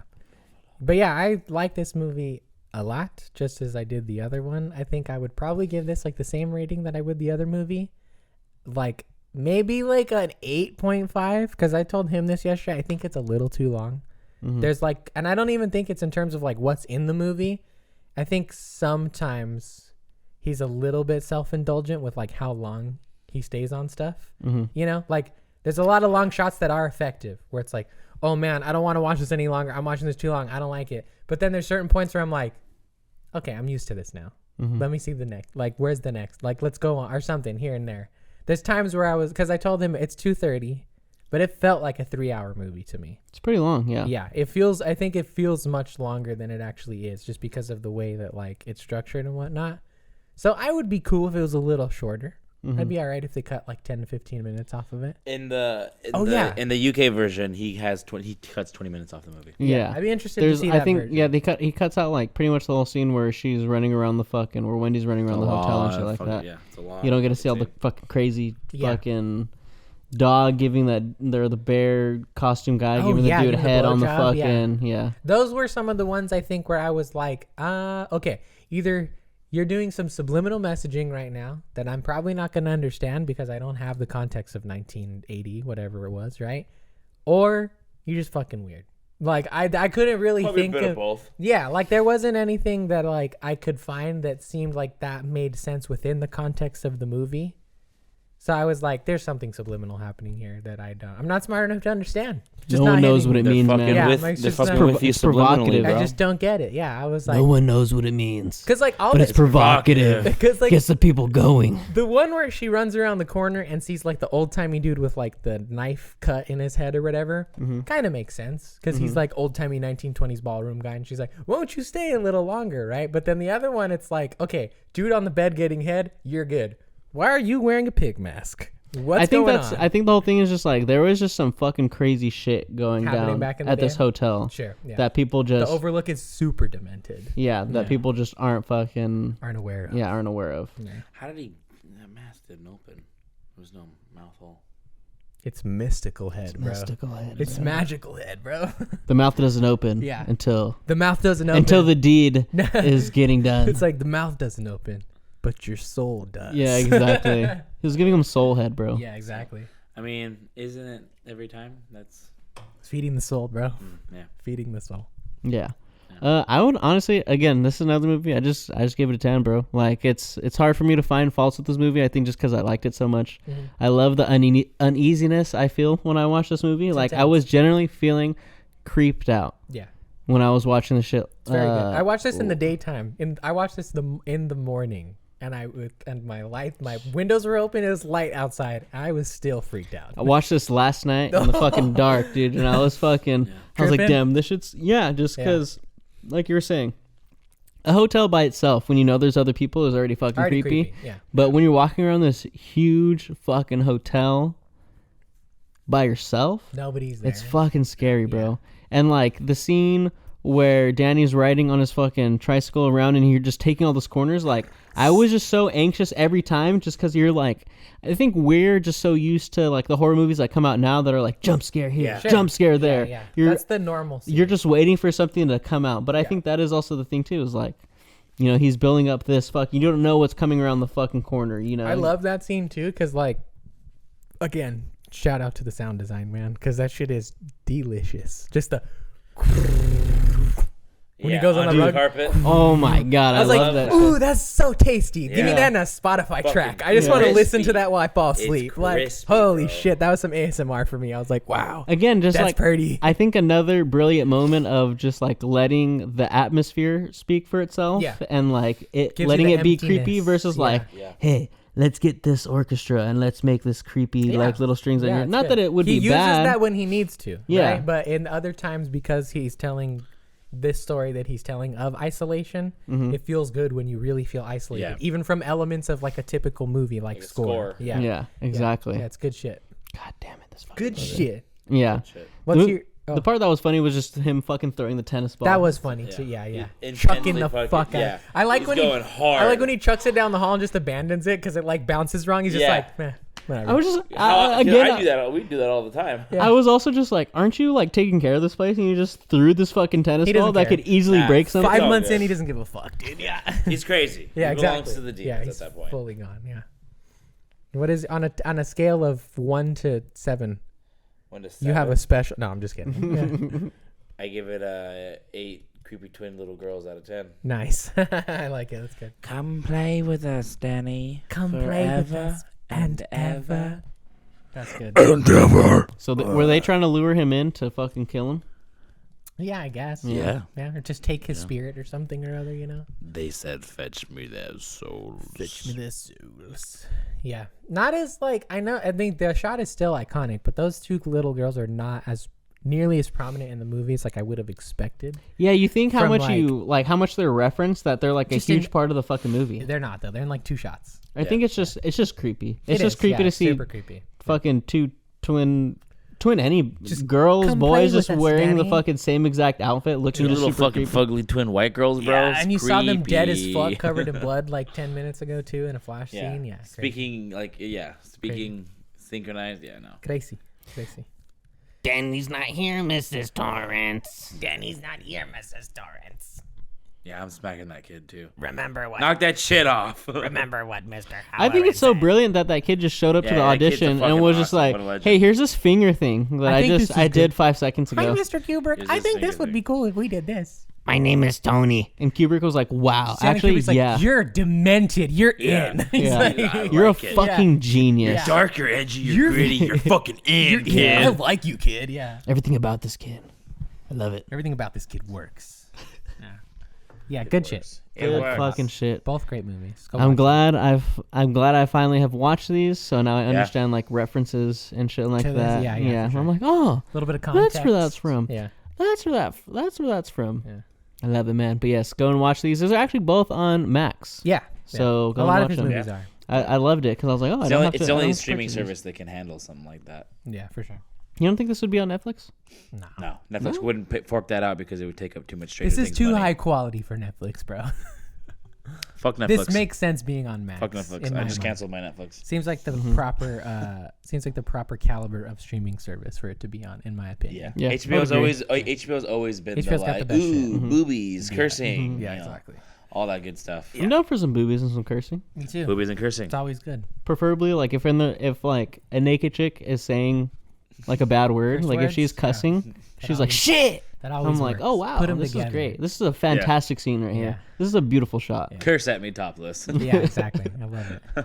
I think next week we should do The Exorcist, bro. I think while we're on the streak of like Your mother Just- sucks cocks in hell. just I've classic. never seen that before, so I've never seen it either. I think Oh, while- really? No, yeah. Oh, I think Can while find we're a on couple the of scary, yeah. a couple of possession movies. that's the line from the movie. I'm pretty sure. Yeah. I think while we're on the streak of like just classic Halloween, fucking bro. Watch horror it. movies, like Yeah, we can do it. I'm we down. needed to fucking do it. Last year we did the fucking We've never done and this is not meant as disrespect, but we've never done like the basic horror movies. We've always tried Halloween, to fucking find Nightmare on like Elm deeper Street. cuts and stuff. Well, no, I mean feel like. last year we did Texas Chainsaw Massacre. Okay, fair we enough. did Sure. Friday the Fair enough. 13th. But those we are like did, slashers.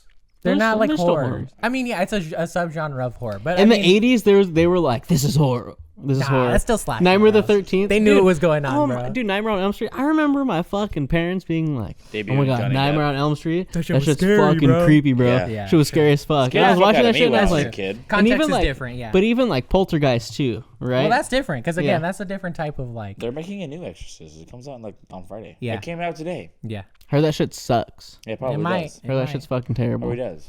It might. They paid hella money. I think they paid like, I think I saw something that like the movie itself didn't cost a crazy amount to make, but they paid like a stupid amount of money to acquire the rights to The Exorcist. to the IP of The Exorcist. Yeah, Well, that's They they fucking paid lame. like, I think they paid like $400 million or a something like waste. that. It's a waste. Yeah, Yeah, I'm down though. Let's do it. I'm down. I'm down. But yeah, guys, that was episode number 70 motherfucking 6. This was a Crazy. long one. Every time Diggs is here, we get a fucking big You get chunky a whole- Welcome to a episode. another two-part Yeah, episode. you get a whole nother perspective, man. It's gonna be a too. single potta. This is Yeah. gonna be a single potta. Yeah, usually we're around 2 hours. It's an hour for Rye Guy, an hour for me. When Diggs comes on, you get another hour for him. Exactly. You just gotta That's fucking only 3 hours. deal with it. Deal with that shit. Deal this with is it. this Watch is it a in Martin. parts. This is a Martin Scorsese movie that Yeah. you just This is listened to. this is the end game of podcasts. Yeah. This is a. We're like fine wine. Sip us. Just, little bits at a time. Just less This is than the 30 Killers minutes of the at a time. Flower Moon There right you here. go, Yeah. We're probably not that high quality, but No, definitely not. Definitely not. yeah. We got our fucking cans just sitting around Oh everywhere. yeah, big time. Yeah. But yeah, guys, that was episode number 76. You know where to follow us: Instagram, YouTube, all that shit at 2HIGH4TV, TOOHIGH4TV. That's the number 4. We do all the fucking. We do the finger shit here. We don't fucking write shit out. We The number symbol. We're for symbolic around here. symbolic podcast. Pick number 3, my lord. Pick number 3. Pick number 4, my lord. 2HIGH4TV, my lord. But yeah, guys, that was episode number 76. Go follow us. Go turn on the notification bell so you can get when the episodes are coming out. And yeah, we're out of here. Bye. Bye bye. Bye, Dave.